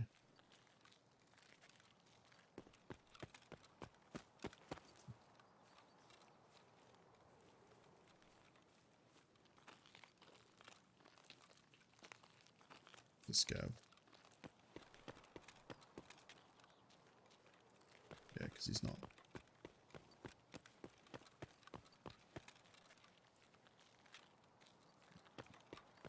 He'll defend me against PMCs then, at least.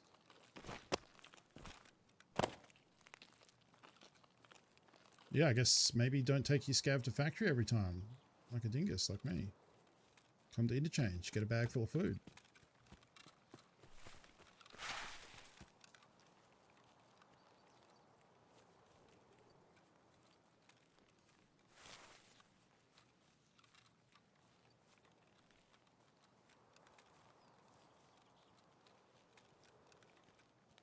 We go down and search this weapon box because you do find iskras in weapon boxes sometimes, but this is very greedy.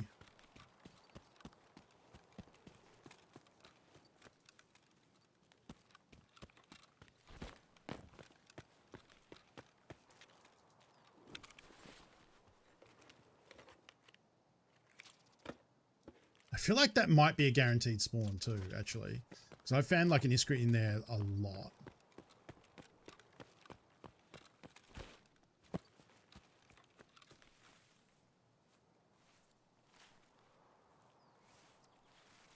I think it just is a pretty high chance.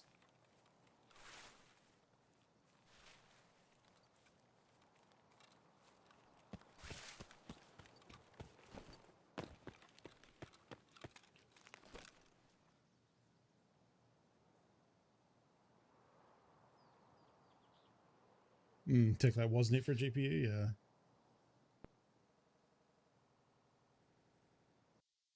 That is for spawn, there's a bug, and it happens all. Is it like a set spawn? Yeah, that was another really, really good raid.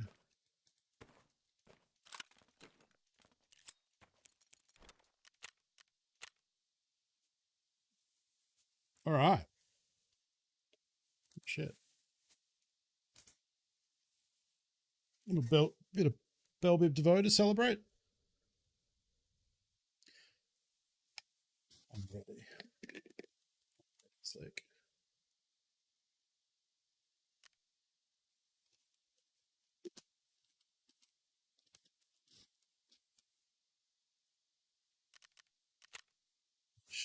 Serious.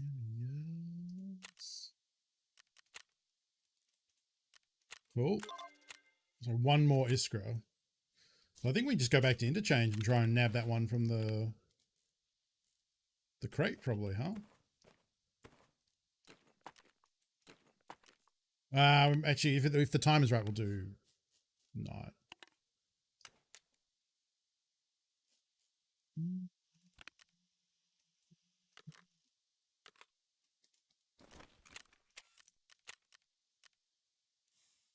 Maybe stupid question. When the game starts being beta, will you keep your progress? Not well, no.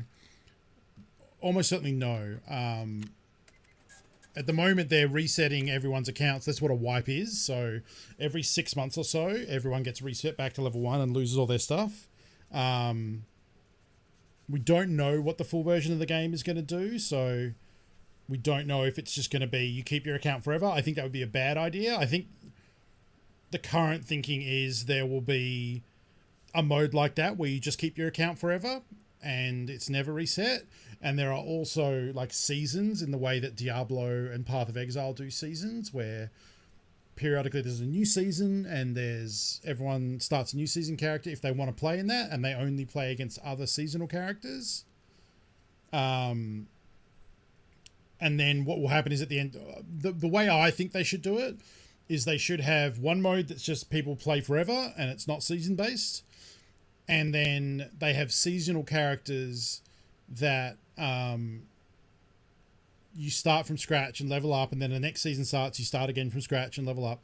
And then at the end of a season, either that character can be played in the like forever mode, or it just ends and it gets locked away, or they let you transfer stuff from your season character, like your gear and your money, to your main character. I don't know. But basically, I think the best is, because there are some people who don't like the reset and don't like losing progression. So they need to account for that. And it wasn't ever their intention for the game to be resetting like this over and over. It's just part of the development process. So I know they don't want that necessarily, but even though that's not what they intended, that is what the game is right now. And it's been out for, 4 years or something.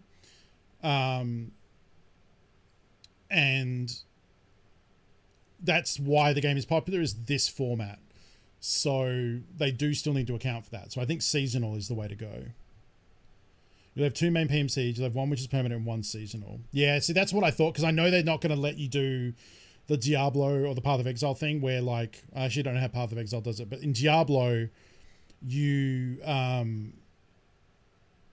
when this season ends, you can take your seasonal character and play them in the regular Diablo game. With Tarkov, that wouldn't work because they don't want you to have many characters. They still want you to kind of, they've said maybe 3. I think, like, the 2 PMCs and a scav, I think, is the idea. I don't know if they've decided on that yet. PoE does do it the same way? Okay, cool. So it is going to stop being beta. Because James made this joke of, like, the game's never going to come out, and he's actually wrong. He's probably in bed fast asleep right now, so he doesn't know how wrong he is. But he is actually wrong, because they do have a date, or they have a feature list. Because that's the thing, is, like, people laugh and say, like,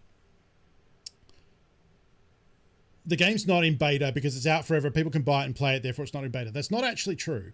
As my understanding, I mean, the terms beta and alpha and demo and early access are kind of all just grey at this point. But I think for me, the distinction is the game feature complete? Are the developers happy with all the features? Like, you look at something like Hades, was in early access for a long time. You could buy it, play it, but they hadn't put all the levels in. They hadn't put all the bosses in. They hadn't put all the mechanics in. Eventually they did, and that was the launch. Same with Minecraft and plenty of other games. So I think their current plan is, it, to me, makes sense, which is that the game is in beta. They are still adding features. They're still adding maps. They're still adding systems they want to do. The game will go to 1.0 and will be considered launched and out of beta when they have the main story questline in, the Streets of Tarkov map, and the terminal map, because the main story questline ends at the terminal. The terminal is like I don't think it's an airport. I think it's either an airport or it's a boat terminal, but that's how your character is actually going to escape from Tarkov. They're going to use the terminal and their contacts to get out of Tarkov. And then at that point, it'll be like a prestige system where you can choose to go back in or like retire your character or something. I don't know how they're going to do it. Thanks for the bonus stream. Wiki-san, thank you for 9 months. I appreciate it. Let's get some hearts in chat. Thank you for the support. I hope you're having a great day. So at this stage, the thing is that development is taking longer and longer because of COVID, because of, scope creep and the game blowing out and then wanting to add things and it taking longer than they thought. But I think they thought it would be out by now. They thought all that would be done by now. They are working on the main story questline right now. They've been working on Streets of Tarkov for a while.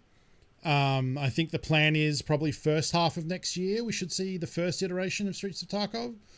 And I believe they've said they want to have terminal in and the main story questline in and basically launch the game, or at least get out of beta, before Christmas next year. I don't think that's possible. I think it's going to take another year beyond that, because I think what they want to do with Streets of Tarkov is too ambitious, in my opinion. Looking at the Lighthouse map that just came out, which is quite small and is very poorly optimized and does not run well at all. I think what they're shooting to do with Streets, which is a massive map with lots of internal buildings and urban landscape and way more players than they normally have on their maps, I don't think it's feasible. I'm willing to be proved wrong. Good luck to them if they can pull it off. That's going to be amazing. But yeah, I don't, I remain pessimistic. But yeah, the plan is to do a lot next year. They wanted to have Streets out by this year. That's not going to happen. So early next year, first half next year, we'll see. They actually have done a web series. The developers paid a Russian director and a team to put together a little action series. It is called... It's the same name as Pestely's. It's the Raid series. It's okay. It's a lot of shooting. There's not a lot of story. It just kind of devolves into action. But you can find it on YouTube. If you look up Tarkov Raid, I could probably actually find it for you.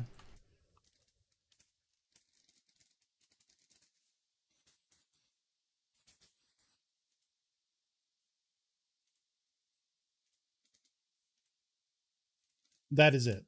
That is the Tarkov Raid series. It goes for about an hour or something. They released it in different episodes, but that version is all cut together into the full thing. It's kind of cool. It's in Russian, so some of it is in Russian, so you'll have to use closed captions. Or at least I do.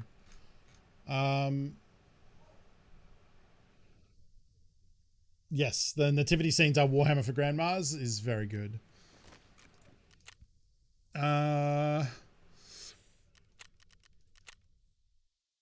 It's getting to be night, but it is not night currently. Oh, where's the daily? Because we can hand that in too, right?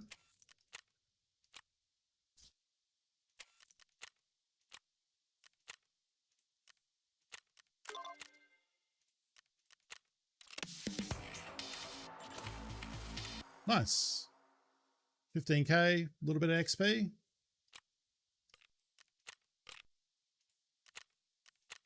I have to extract from factory successfully. So we could do that. Oh, geez, if we do that, I have to fit the friggin' pilgrim in here somehow.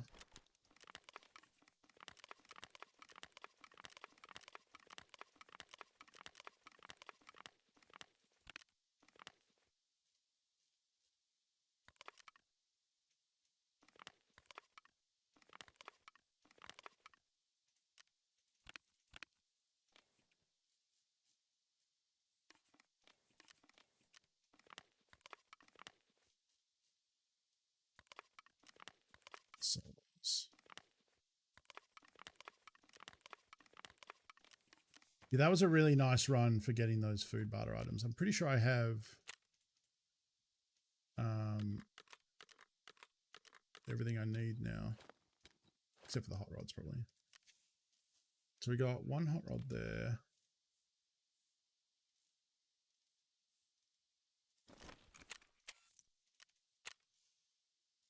Actually, yeah, you might buy some of that, won't you?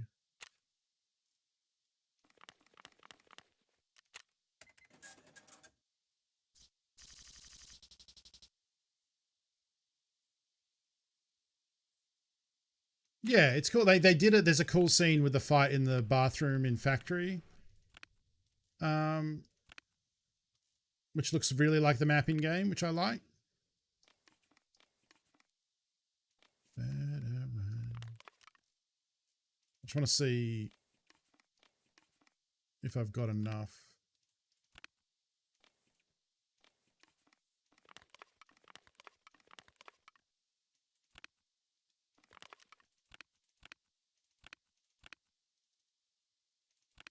Maybe I don't.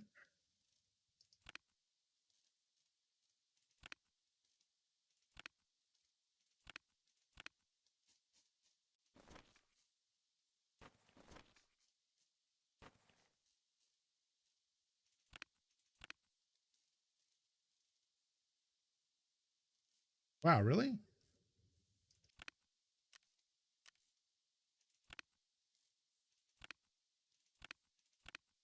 Oh, okay. I was going to say, I thought I must have been missing like a whole thing.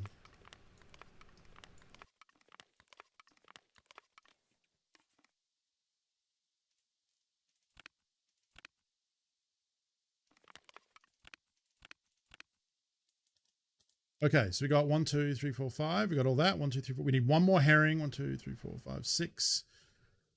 We have enough squash and we need a lot more hot rods.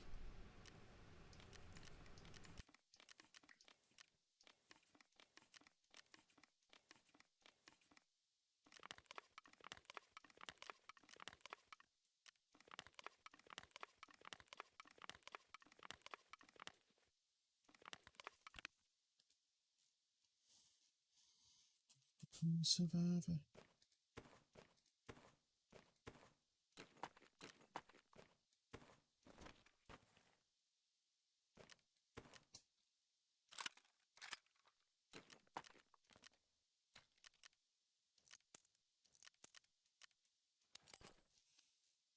Let's go.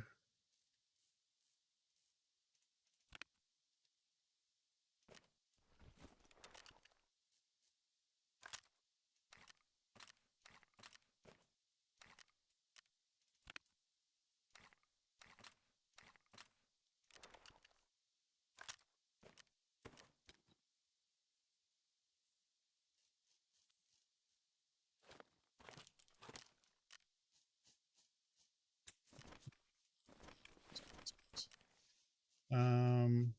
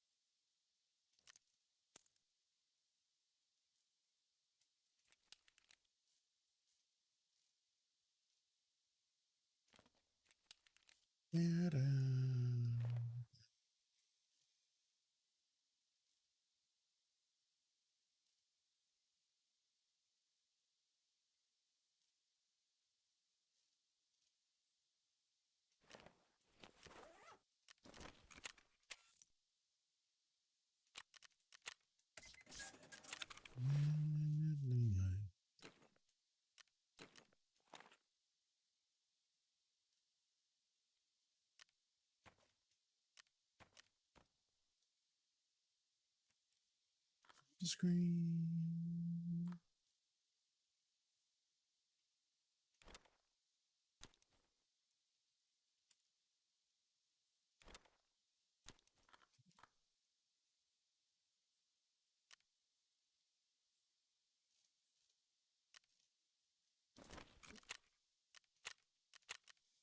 The factory because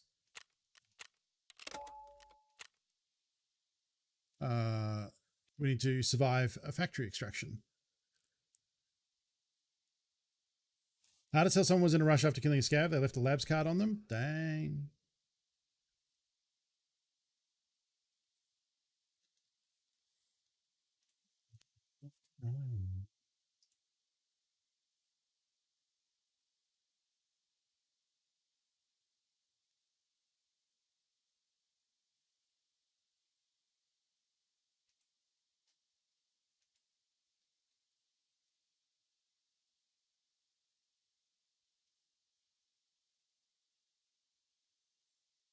Let's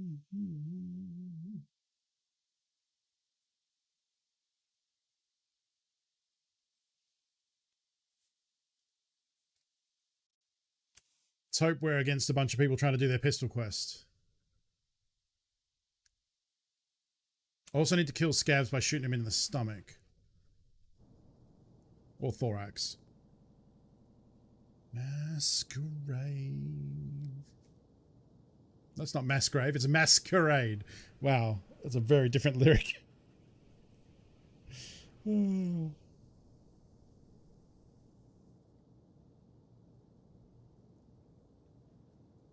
knows, maybe we'll be someone's pistol kill.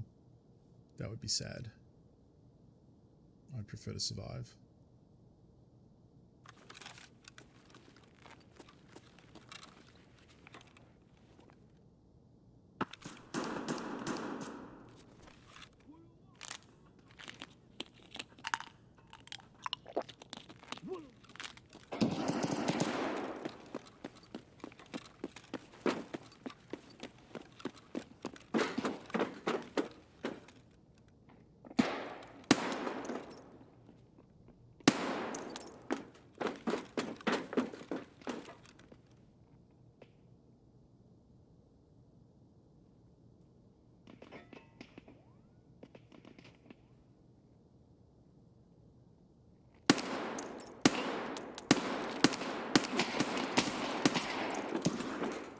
Been legged. Come on, man, why? All right, all right, all right. All right, be safe, dude. Just got a pistol, bro. I'm just on my quest. Yeah, well, you're trying to kill me with the pistol.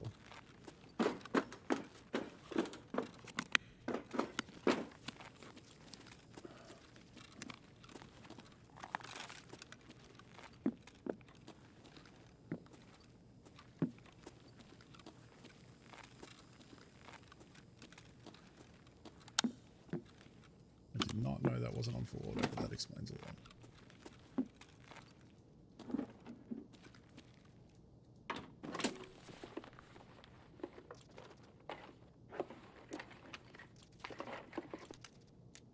Black and a vase.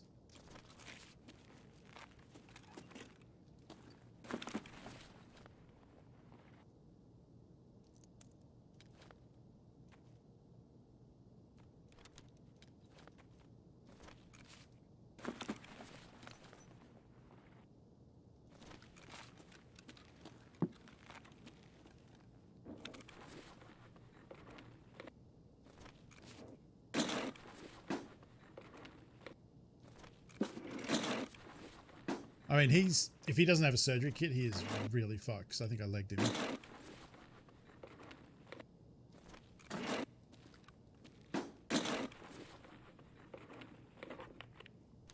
Well, okay, so Gilnox, I have a hot button to turn it off.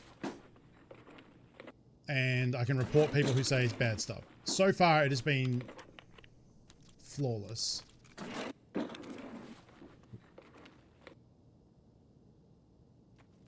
Matches are kind of more important to me than that heavy heal, because I can make magnum shotgun shells if I get that out.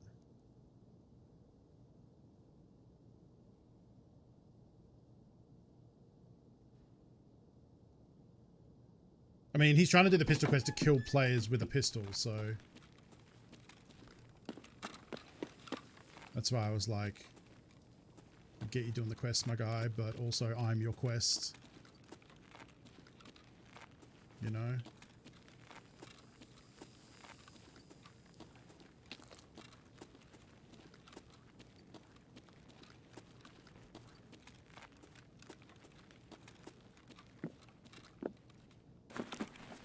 If he had a factory key, he might have just dipped out the other end. Ooh, that is a marked key. Selling magnum shells, I can get them another time. It's a marked reserve key, so.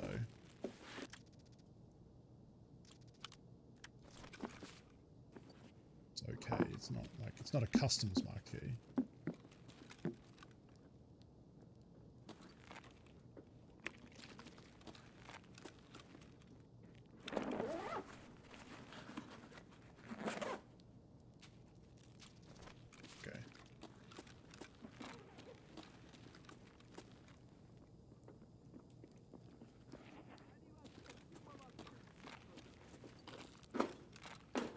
I'm worried.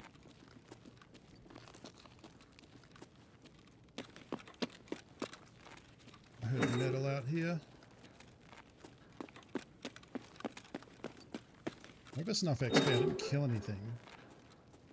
Might be a run through. I got combat damage. Shouldn't be a run through. This would fucking suck if it was a run through.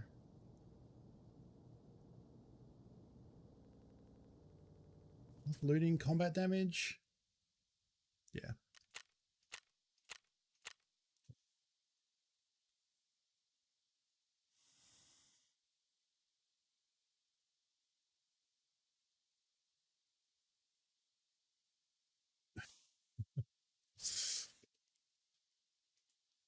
Cool. So that's the Jaeger quest done unexpectedly, and the daily. We got matches to be able to craft magnum ammo. This has been a really good day of Tarkov. Maybe I'm knocking the rust off. It's the first time I've finished all 3 dailies, which is cool.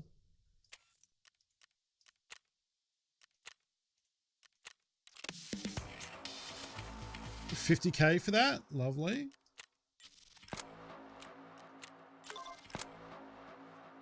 Okay. We got a stash. We need more Iskras, as it turns out. Did I just jinx it? Maybe. Maybe. Ooh, we got to level 11. Okay. I love that they have the icon now when they have a new quest, so I don't have to constantly check them.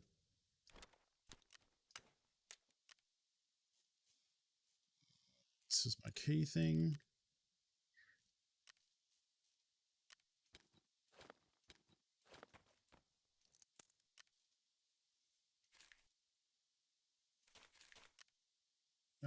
Put that in there, that in there, that in there.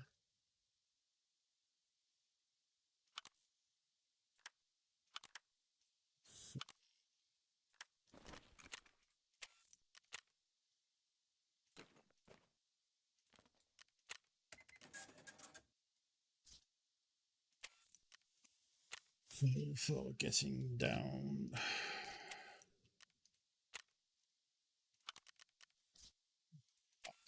Inside a corpse's shell.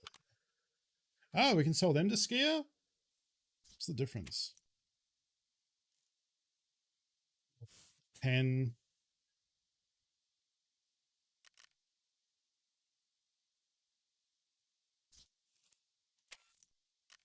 It's actually not that far away.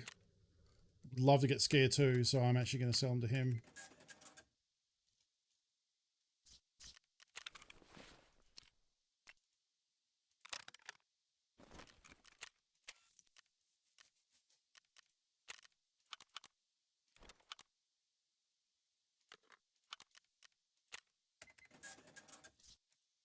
Mortal can resist the evil of the thriller.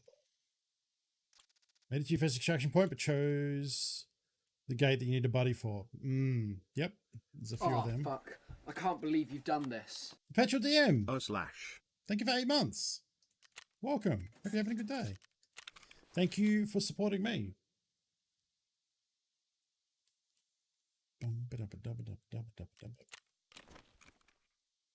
Ooh, he gives us the AK to work with. That's fun.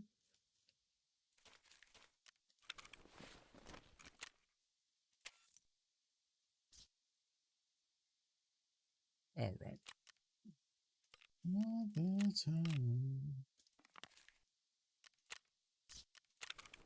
Almost up to 1 million.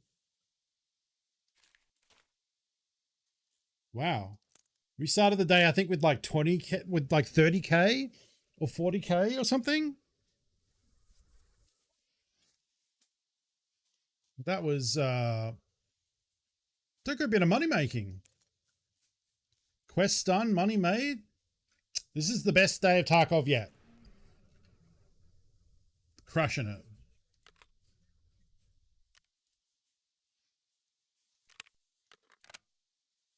All right, let's take a look at this gunsmith quest. The gunsmith quest is a fun quest line where you've got to basically build guns.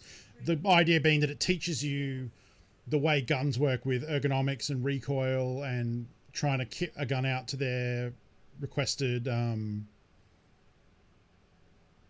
stats, basically.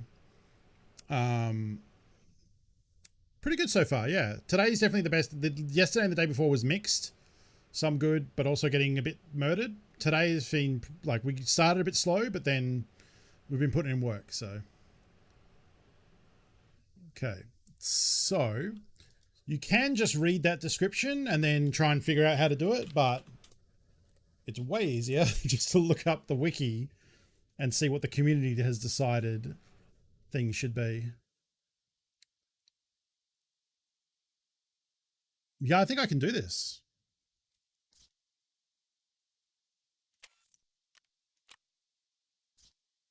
Except for, oh, you can just buy this part. Wow, that's easy. Now, it might be that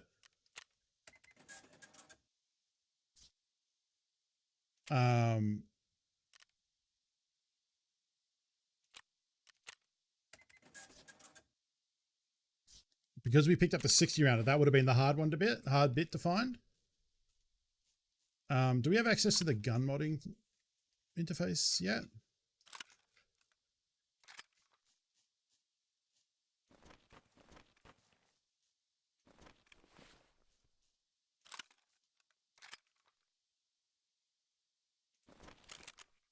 Do.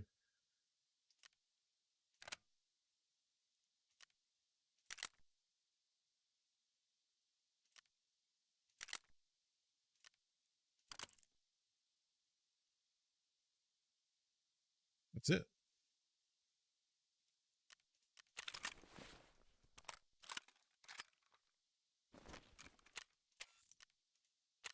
Way easier than it used to be. Yeah, and then we've met the requirements. So the requirements for that one were it has to have it has to be an AK-74U, which he gave us as part of the quest, which is easy.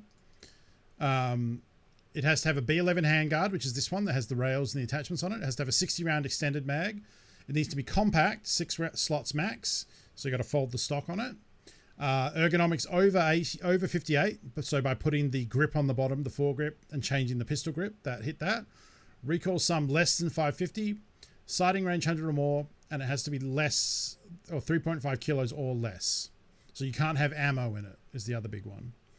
Their gunsmith quotes where the description is misleading, where the code requirements are more precise than the description. Not by intention. They change them occasionally, and forget, break them basically. So not intentionally. Hang on. Hi Dexter, are you coming to me? Oh, sorry. Okay. It's my nephews doing stuff. So yeah, not usually by intention.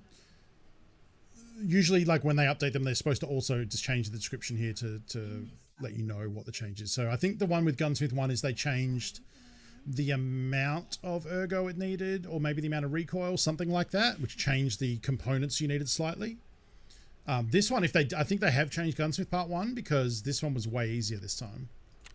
I remember having to get like muzzle attachments and stuff, and that's not the case here.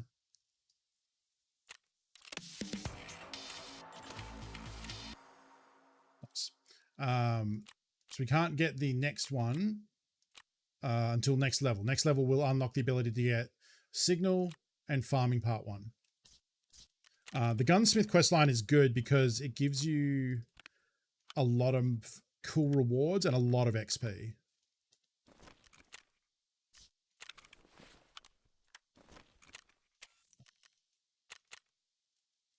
But it can be hard to do because a lot of the Gunsmith quests will require an attachment that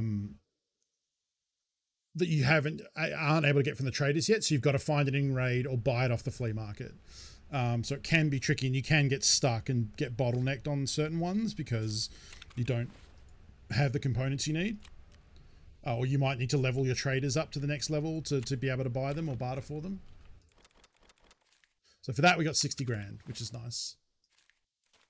Now we're up to 1,050,000 rubles.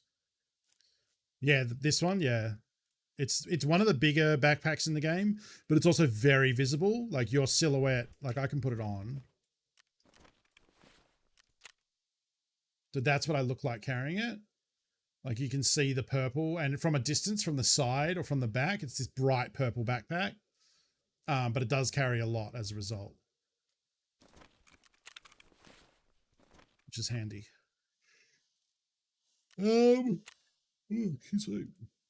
Still looking for a gas analyzer. Still need the key for this one. Need flash drives, found in raid. Eliminate scavs on woods, that'll just happen. Like I don't think we need to focus on that. We could do this. We need to get the folder out of the director's office on customs, then place it in factory. I think I'd probably prefer to do that early morning rather than now, because it's getting into evening and people are, you know, coming home from work and more likely to be playing. So eliminate scavs without wearing body armor. The easiest way to do this is we'll just, when we're playing woods, if I see a scav, I'll take my body armor off, shoot the scav, and then put it back on. I don't have iskras to plant here, so, but hey, we're only 4 levels away from the flea market, which is pretty cool.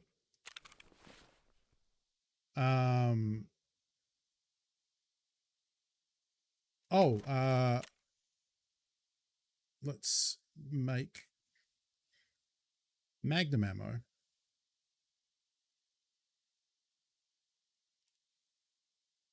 Down on it. So I can make 120 rounds of Magnum with a blue gunpowder and a matches, which sounds great to me. And then, because I'll probably forget, I'll turn that off. So you only have to turn the power on to start crafting at certain stations. The lavatory, you don't need power on at all. But for workbench, med station, pretty much everything else, you need to have the power on to begin crafting. But you can turn the power off straight away and it will still craft, it just crafts much slower. So if I turn this on, it's going to be done in just over 90 minutes, right? But I turn that off and it's going to get done in 22 hours, which sounds like a long time. But if you think about it, like I'm probably not going to stream that much longer today. And then I'm going to go off and have dinner. We got a pizza party with my nephew tonight, which is going to be fun. By saying pizza party, it's just us getting pizza and eating it. But that's a pizza party in my books. I'll probably forget. Like if I let the Magnum craft in 90 minutes, I'd forget to come back and turn the power off, and then the generator would sit here all night burning through fuel. So I don't want that. So what I'm going to do is I'm going to leave the power off. I mean, I'll probably jump on later tonight to sort my stash anyway, but I can leave this, and then this will get through most of its build time, and then tomorrow when we stream, because I am streaming tomorrow, 8 p.m. Pacific, I can just turn it back on and finish it off, and then we'll have 120 rounds of Magnum, which is the best buckshot in the game. And I'm excited for that. I want to do some double barrel action with that. I think that'll be a good time. So yeah, flea market is big. You know, we can see elements of the flea market right now. Like this is the flea market interface. It's just only going to show me what traders have. So you can do weapon parts and stuff, and it will show me things available. Later, it will show me anything players list. It didn't always used to be this. It used to be you didn't have access to any of this interface until you unlocked the flea market, and then you got access, because it's really handy. Like if I want to buy this ammo, I can come into Prapper, click it, or if I want to buy a specific attachment like this thing, I can load up his page, find it, click it, and buy it. But especially for things I already have, like if I need to buy more, I can right click and filter, and then I just go purchase and then buy it. And it's much quicker. It's like 2 clicks to get there, right? Or if I wanted to get some attachments for the MDR, it's a bad example because it doesn't have any. This is probably a better example.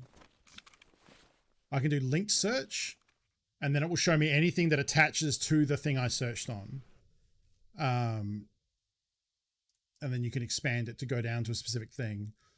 You can also go linked on a specific part. So by linking off that Bastion thing, which is a rail for the top of the gun, it's now going to show me a lot of gun sights and scope mounts and different things. It's not cheaper, so it's just the same. It's just a different way of getting that information. So right now, because I haven't unlocked the flea market, all I'm searching is what is available to me in these lists here. Later, when I hit level 15, it'll then open it up to the player flea market, which is anything any player who's level 15 or above has listed, which may be cheaper, maybe more expensive. When you lose rep, no. So the only way your rep changes, I'm not actually getting rep by buying and selling with the trader. The way you get rep is by completing tasks. So these tasks, when I complete them, if I kill 15 scavs on woods, the rewards I'll get will be XP, vendor rep, so loyalty with Prapper will go up by 0.03. I'll get money, a gun, and some magazines. So this is the stats here. So my current level is 11. I currently have 0.24 rep with Prapper, and I currently have 576k spent. So those are the 3 things that matter when it comes to the loyalty level I have access to. So if I want to get access to loyalty level 2 with Prapper, which will be a new page with a bunch of new guns and parts and ammo and stuff like that, I need to make sure I need to level to 15. I need to make sure my rep is above 0.2. And I need to make sure I have bought or sold things to Prapor that total 750,000 rubles. You can lose rep for certain quests. I don't think I've got any yet. Sometimes you'll see a quest where it has different options of which trader you hand it into. So there's some coming up where you have to get an item out of a raid, and I can give it to one person or another. And what will usually happen is the rewards will be slightly different. One might give me more money or XP, but the other one might reward me with an item, like a med case or something like that for storing medical items. And I have to make the decision, would I rather the XP and the money? Would I rather the med case? You know, and then what will usually happen is I will get a bit of bonus loyalty with the person I give it to, but the person I don't give it to will lose a small amount of loyalty. So that's really the only way you can lose loyalty with traders. Fence's rep.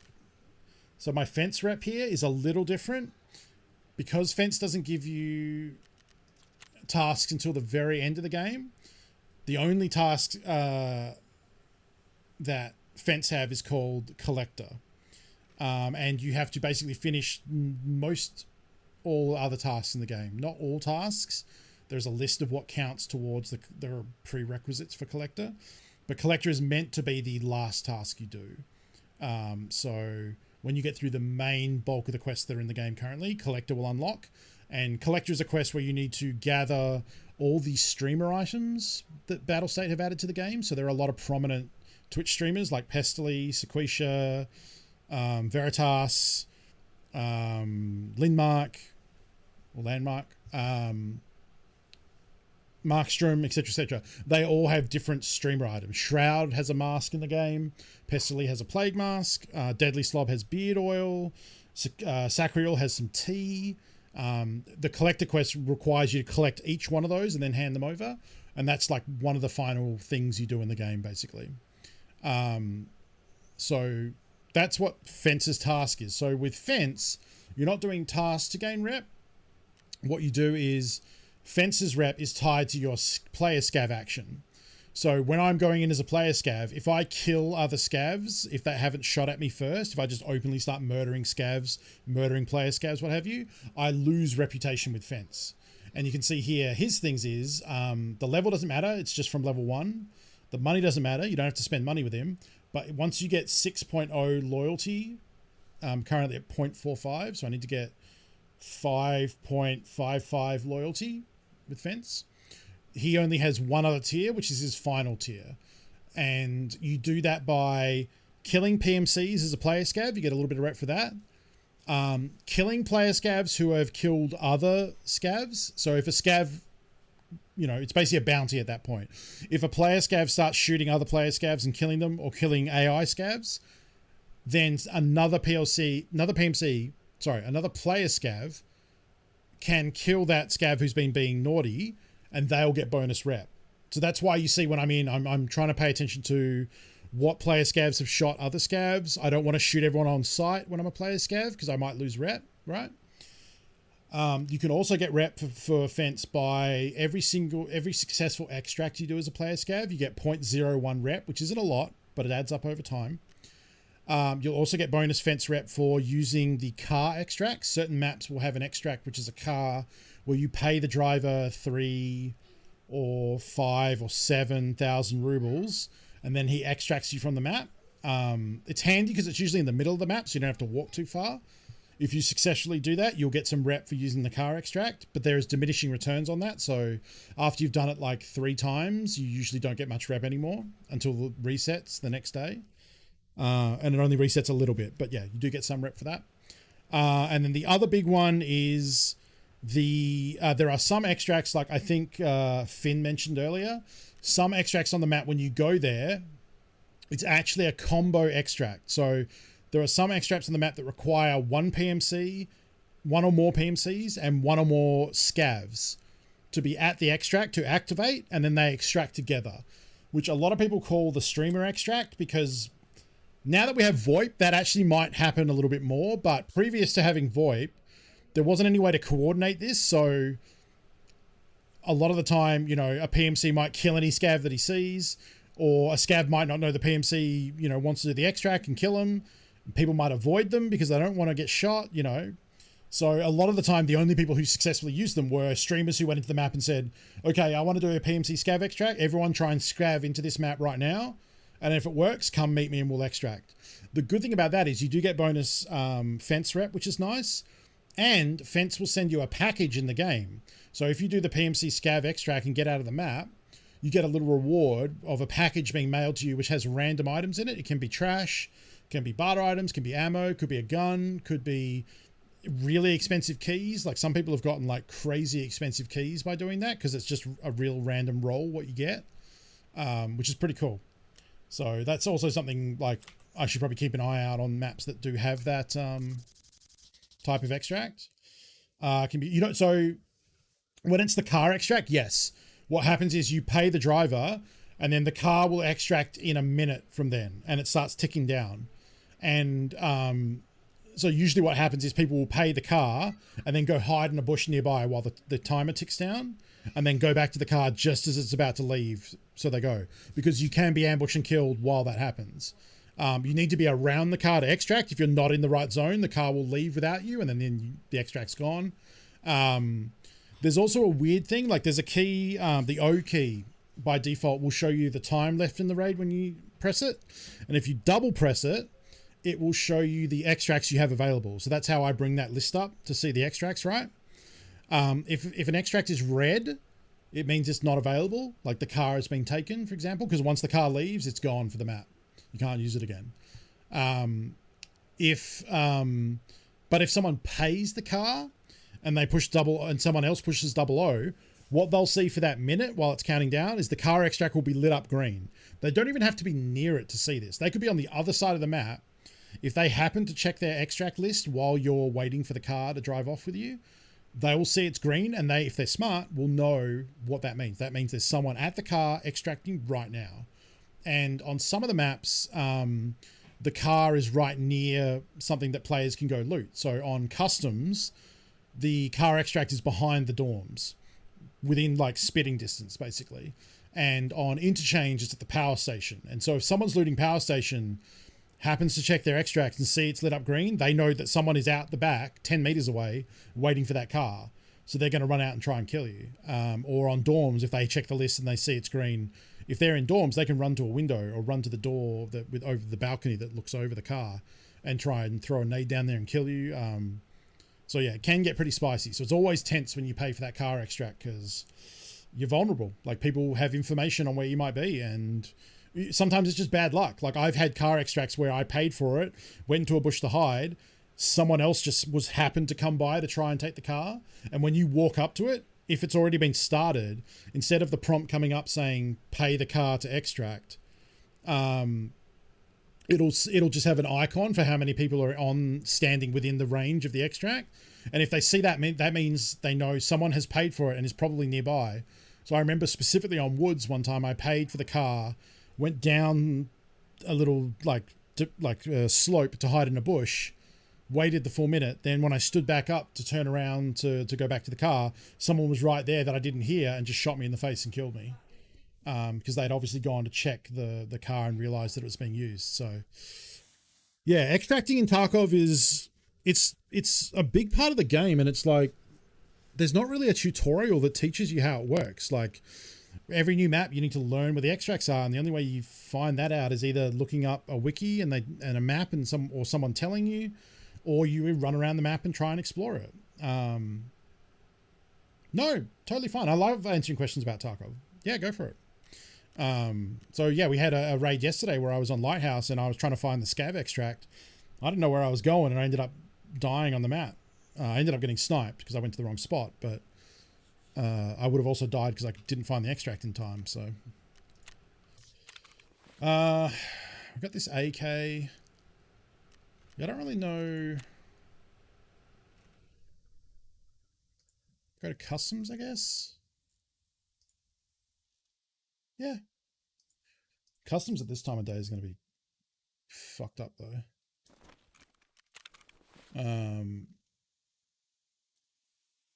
We might also have the scab up by now. We do, yeah. Ooh, he's got a revolver and a pilgrim.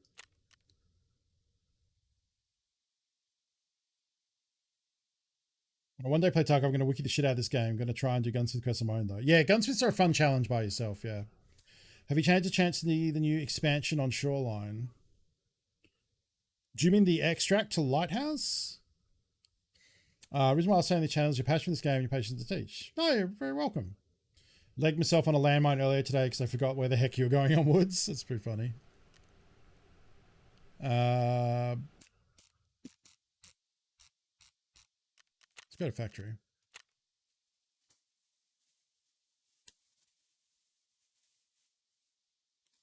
Lighthouse Path Extract looks like expansion, but you can't get anywhere. I know they removed Rock Passage and they put the Lighthouse Path in. I have not been to Shoreline, actually. I guess we could go to Shoreline. Could go to Shoreline. But it is also getting close to pizza o'clock.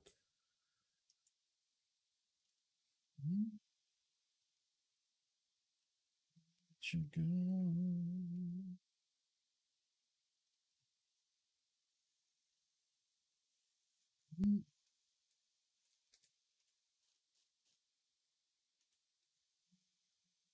On the same wall as the broken house fence extract. Yeah.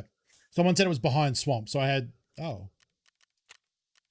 My thing broke. I think it doesn't like when I'm alt-tabbed, maybe?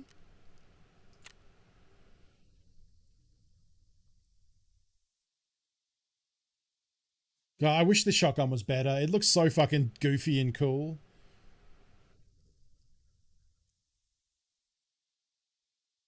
I reckon this might actually be okay with... Oh, what if this is like with AP20 slugs, this is like a sniping shotgun? Like... where you're far away from people and don't have to worry about the reload taking so long. Idea for a game show. Drop people who've never heard of Tarkov into woods. First one to extract wins $1 million. No wiki, no help. You could put people who were video gamers, like COD players or something. People who were like familiar with a shooter, but like had never played Tarkov. It'd be hard to like, what do you call it? It'd be hard to integrity check that to make sure like, you know, people are saying, oh yeah, I've never played Tarkov, but like I've never seen it, don't know what it is. Weird. It spawned me without ammo in the gun, but it did also give me ammo.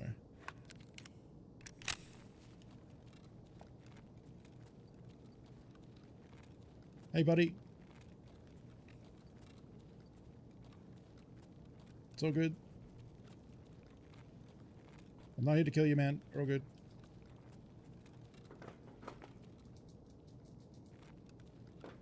Yeah, cool. Looking for anything in particular? Oh, you probably can't talk, huh?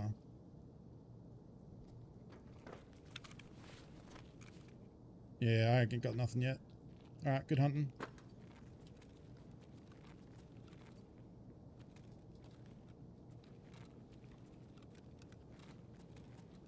But he looked so freaked out. I love it. Like, I was not sure how VoIP was going to go. I honestly, knowing how like CSGO and like Siege and stuff is, like Siege is the worst. In terms of like toxicity and just people being like horrible. I really wasn't sure if it was going to be like people swearing and like yelling slurs. No, I think I walked behind the AI. He went downstairs.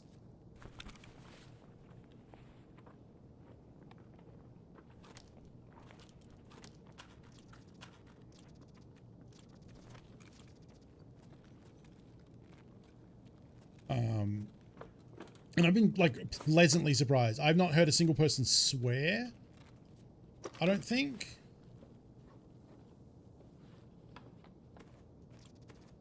Like, it's kind of better than the best case scenario. I mean, like, now that I've said that, we're going to have someone, like,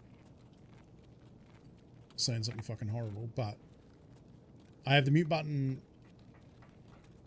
on hand for that. Do not like that he's above me. I'm surprised you didn't just murk me for the pilgrim, honestly.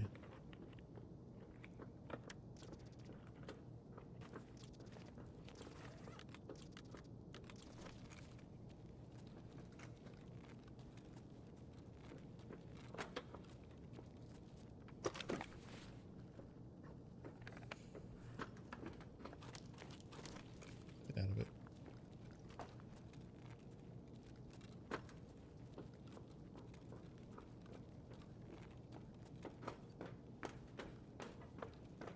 You a real boy? It's all good, dude. I think he's AI.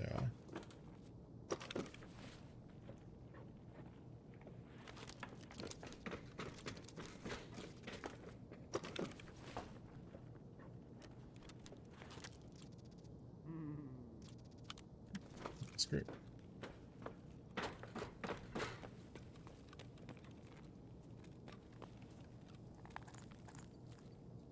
Doesn't seem like anyone's looting the weapon cases, so I'm cool to just loot these because you find all sorts of good shit in here.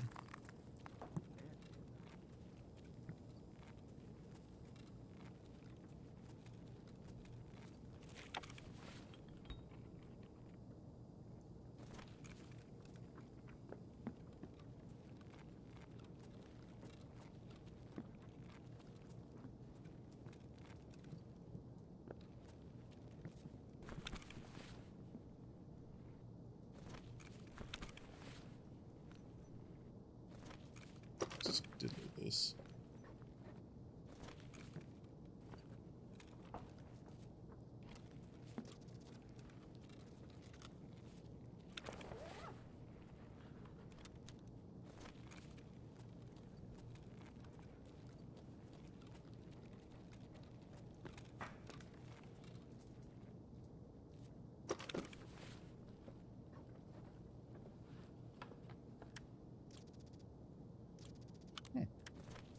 That is.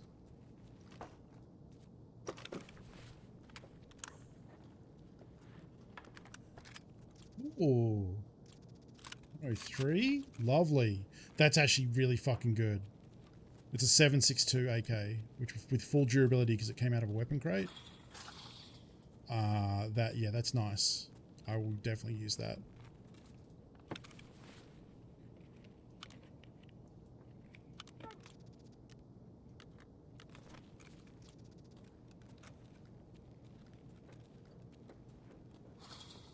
I'll be a little bummed if I die now.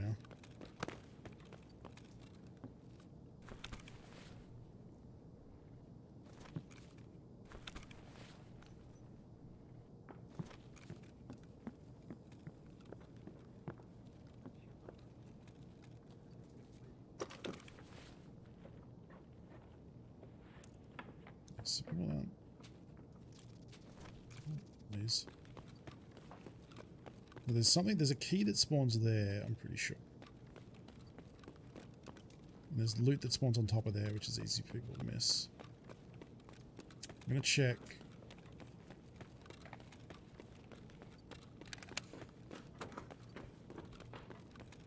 This last weapon case. Yeah, so people aren't checking these parts. Big deal, but...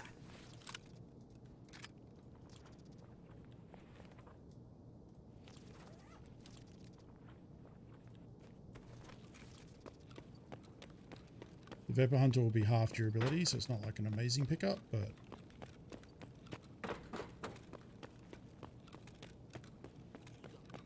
a couple items usually on... well, some items can spawn on top of that.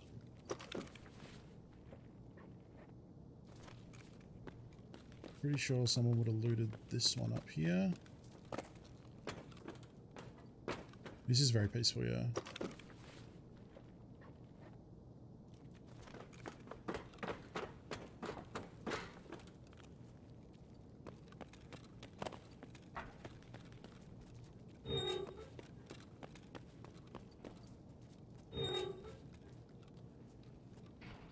Easy. Not bad. Got a decent helmet. That's a tier 4 helmet. Armor. Really nice AK. Got a fucked up Vapor, but that's fine. Fine. The rare unlooted or relatively unlooted factory. Do other NPC scavs don't shoot you while you're scavving? Yes. So the default is when you get in, and this has always been the way, when you're a player scav, the one I talked to at the start was players. I'm pretty sure every other one was not a player. When you come in, scavs won't be aggro to you because you're just a scav. If you shoot another scav, if you shoot an AI scav, or if you shoot a player scav, you would be aggro to scavs for a while, and then after a while it would wear off. That's now there's now like there were rules around it. So like, if you're a player scav and you haven't shot anyone, you're in good standing, so the other scavs won't attack you. If a player scav shoots at you, you're allowed to return fire and kill them, and you're still okay with scavs. But it's a little bit buggy. Usually what would have to happen is it would have to actually shoot and hit you to like count damage. Like if they shot and missed, then you return fire and kill them. Sometimes you would think you were the aggressor because they didn't technically hit you. So it was a bit, it was supposed to, but it sometimes didn't work properly.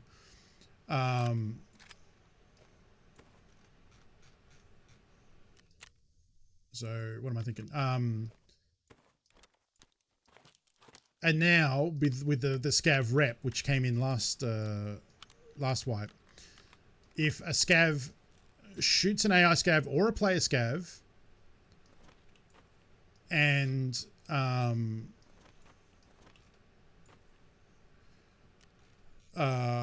wounds or kills them, they're then considered bad. At that point, then you can kill them and you'll get bonus rep, and you still won't be aggro to scavs because you did a good thing. You helped Team Scav. So there's a lot going on there.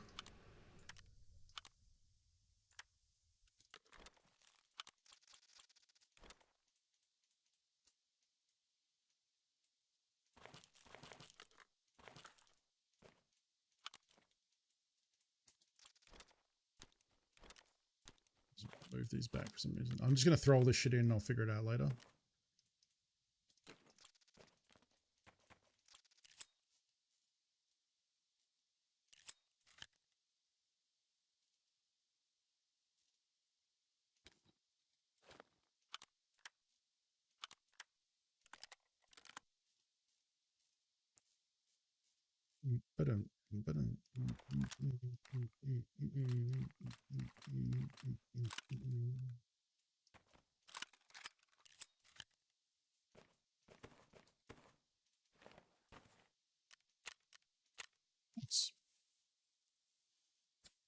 Yeah, it's a big it's a blue purple color. It's known as the blueberry backpack. Well, actually, that's not true. Blueberry is the UN armor. What is the pilgrim called again? No, it's just purple / blue. Yeah. I mean, it's kind of important. I mean, I guess it would be nice to have color variations, but the Barney bag, yes, because it's a big purple bag. Makes sense. It's the kill me flag, also works. All right. You might end there today, I think. Mostly because my stash is full and I don't want to clean it, because that's going to be a whole bunch of effort. I'll do that later when I'm full of pizza and regret. That was a really, really good session. I will be back tomorrow. So I'm going to be, this is actually normally my day off. One more. One more. I just don't have room. The problem is if we come out with gear, I'm not going to have anywhere to put it. So, no, I think that scav run was our one more for tonight. Rajak, hello. Welcome. Unfortunately, I'm just finishing. There is a 4-hour, 20-minute video, a VOD you can enjoy. Yes, I am Andy. I will raid someone, though. So if you want to stick around, I'm probably going to raid Rudism today, I think. He's playing Subnautica. And he has got a heart rate on, so the faster his heart rate gets, his controls get messed up. So when stuff surprises him, it makes him play worse, and then he gets more stress because he's playing worse. He's a New Zealander who makes interesting controllers for games, so we'll raid him in a second. But thank you for hanging out. I'll be back tomorrow. As I said, today is normally my day off, so today was a bonus stream, which means if you're a fan of Tarkov, I'll be playing Tarkov for the next 5 days in a row. Pretty sure. I don't think I have to take a day off for anything. Oh, wait. No, maybe I do. Because I have a family Christmas thing on the 19th. So I'll be playing for the next 3 days in a row. And then I might be late. I'll probably be late on Sunday, but I'll still stream. I think. Anyway, we'll figure it out. Tomorrow, 8 p.m. Pacific, and the next day, 8 p.m. Pacific. If you don't in the Pacific time zone, check the schedule below the stream on my about page that will convert the stream time to your local time zone. And I'd love to have you back. It's been going good. The wipe is just kicking off. We're very early. This is day 3. And already we have $1 million in the bank. We have a scav junk box. We're level 11, soon to be level 12. That means only 3 levels away. Technically 4, I guess, because we're level 11. 4 levels away from the flea market. Once we get flea market, we can start trying to make some money. We can start selling things to players for the thing they're worth. Right now, we can only sell to vendors. So, like, for example, everyone needs, like, wires, light bulbs, like water hoses. The vendors will pay, like, 10K for those. Players will pay, like, 40K, 50K, 100K. So, yeah, once we get the flea market, we should be able to start making bank. Night raids today worked great. I want to do more of that tomorrow. We'll do more night vision raids because that seemed very profitable. And we need to make the most of those before people start getting night visions of their own. So that worked out well. All right. I'm going to go have a family pizza party. It's going to be rad. I'm going to send you over to Rudism, who is a New Zealander. I like to raid within the Oceanic Twitch ANZ family. And he's a good boy. His community's great. He's an excellent streamer. It's a hilarious time if you want to watch someone get scared of sea monsters and then have their controls stop working. Rudism is your boy. And I'll see you all tomorrow for more Tarkov. All right. Later, friends.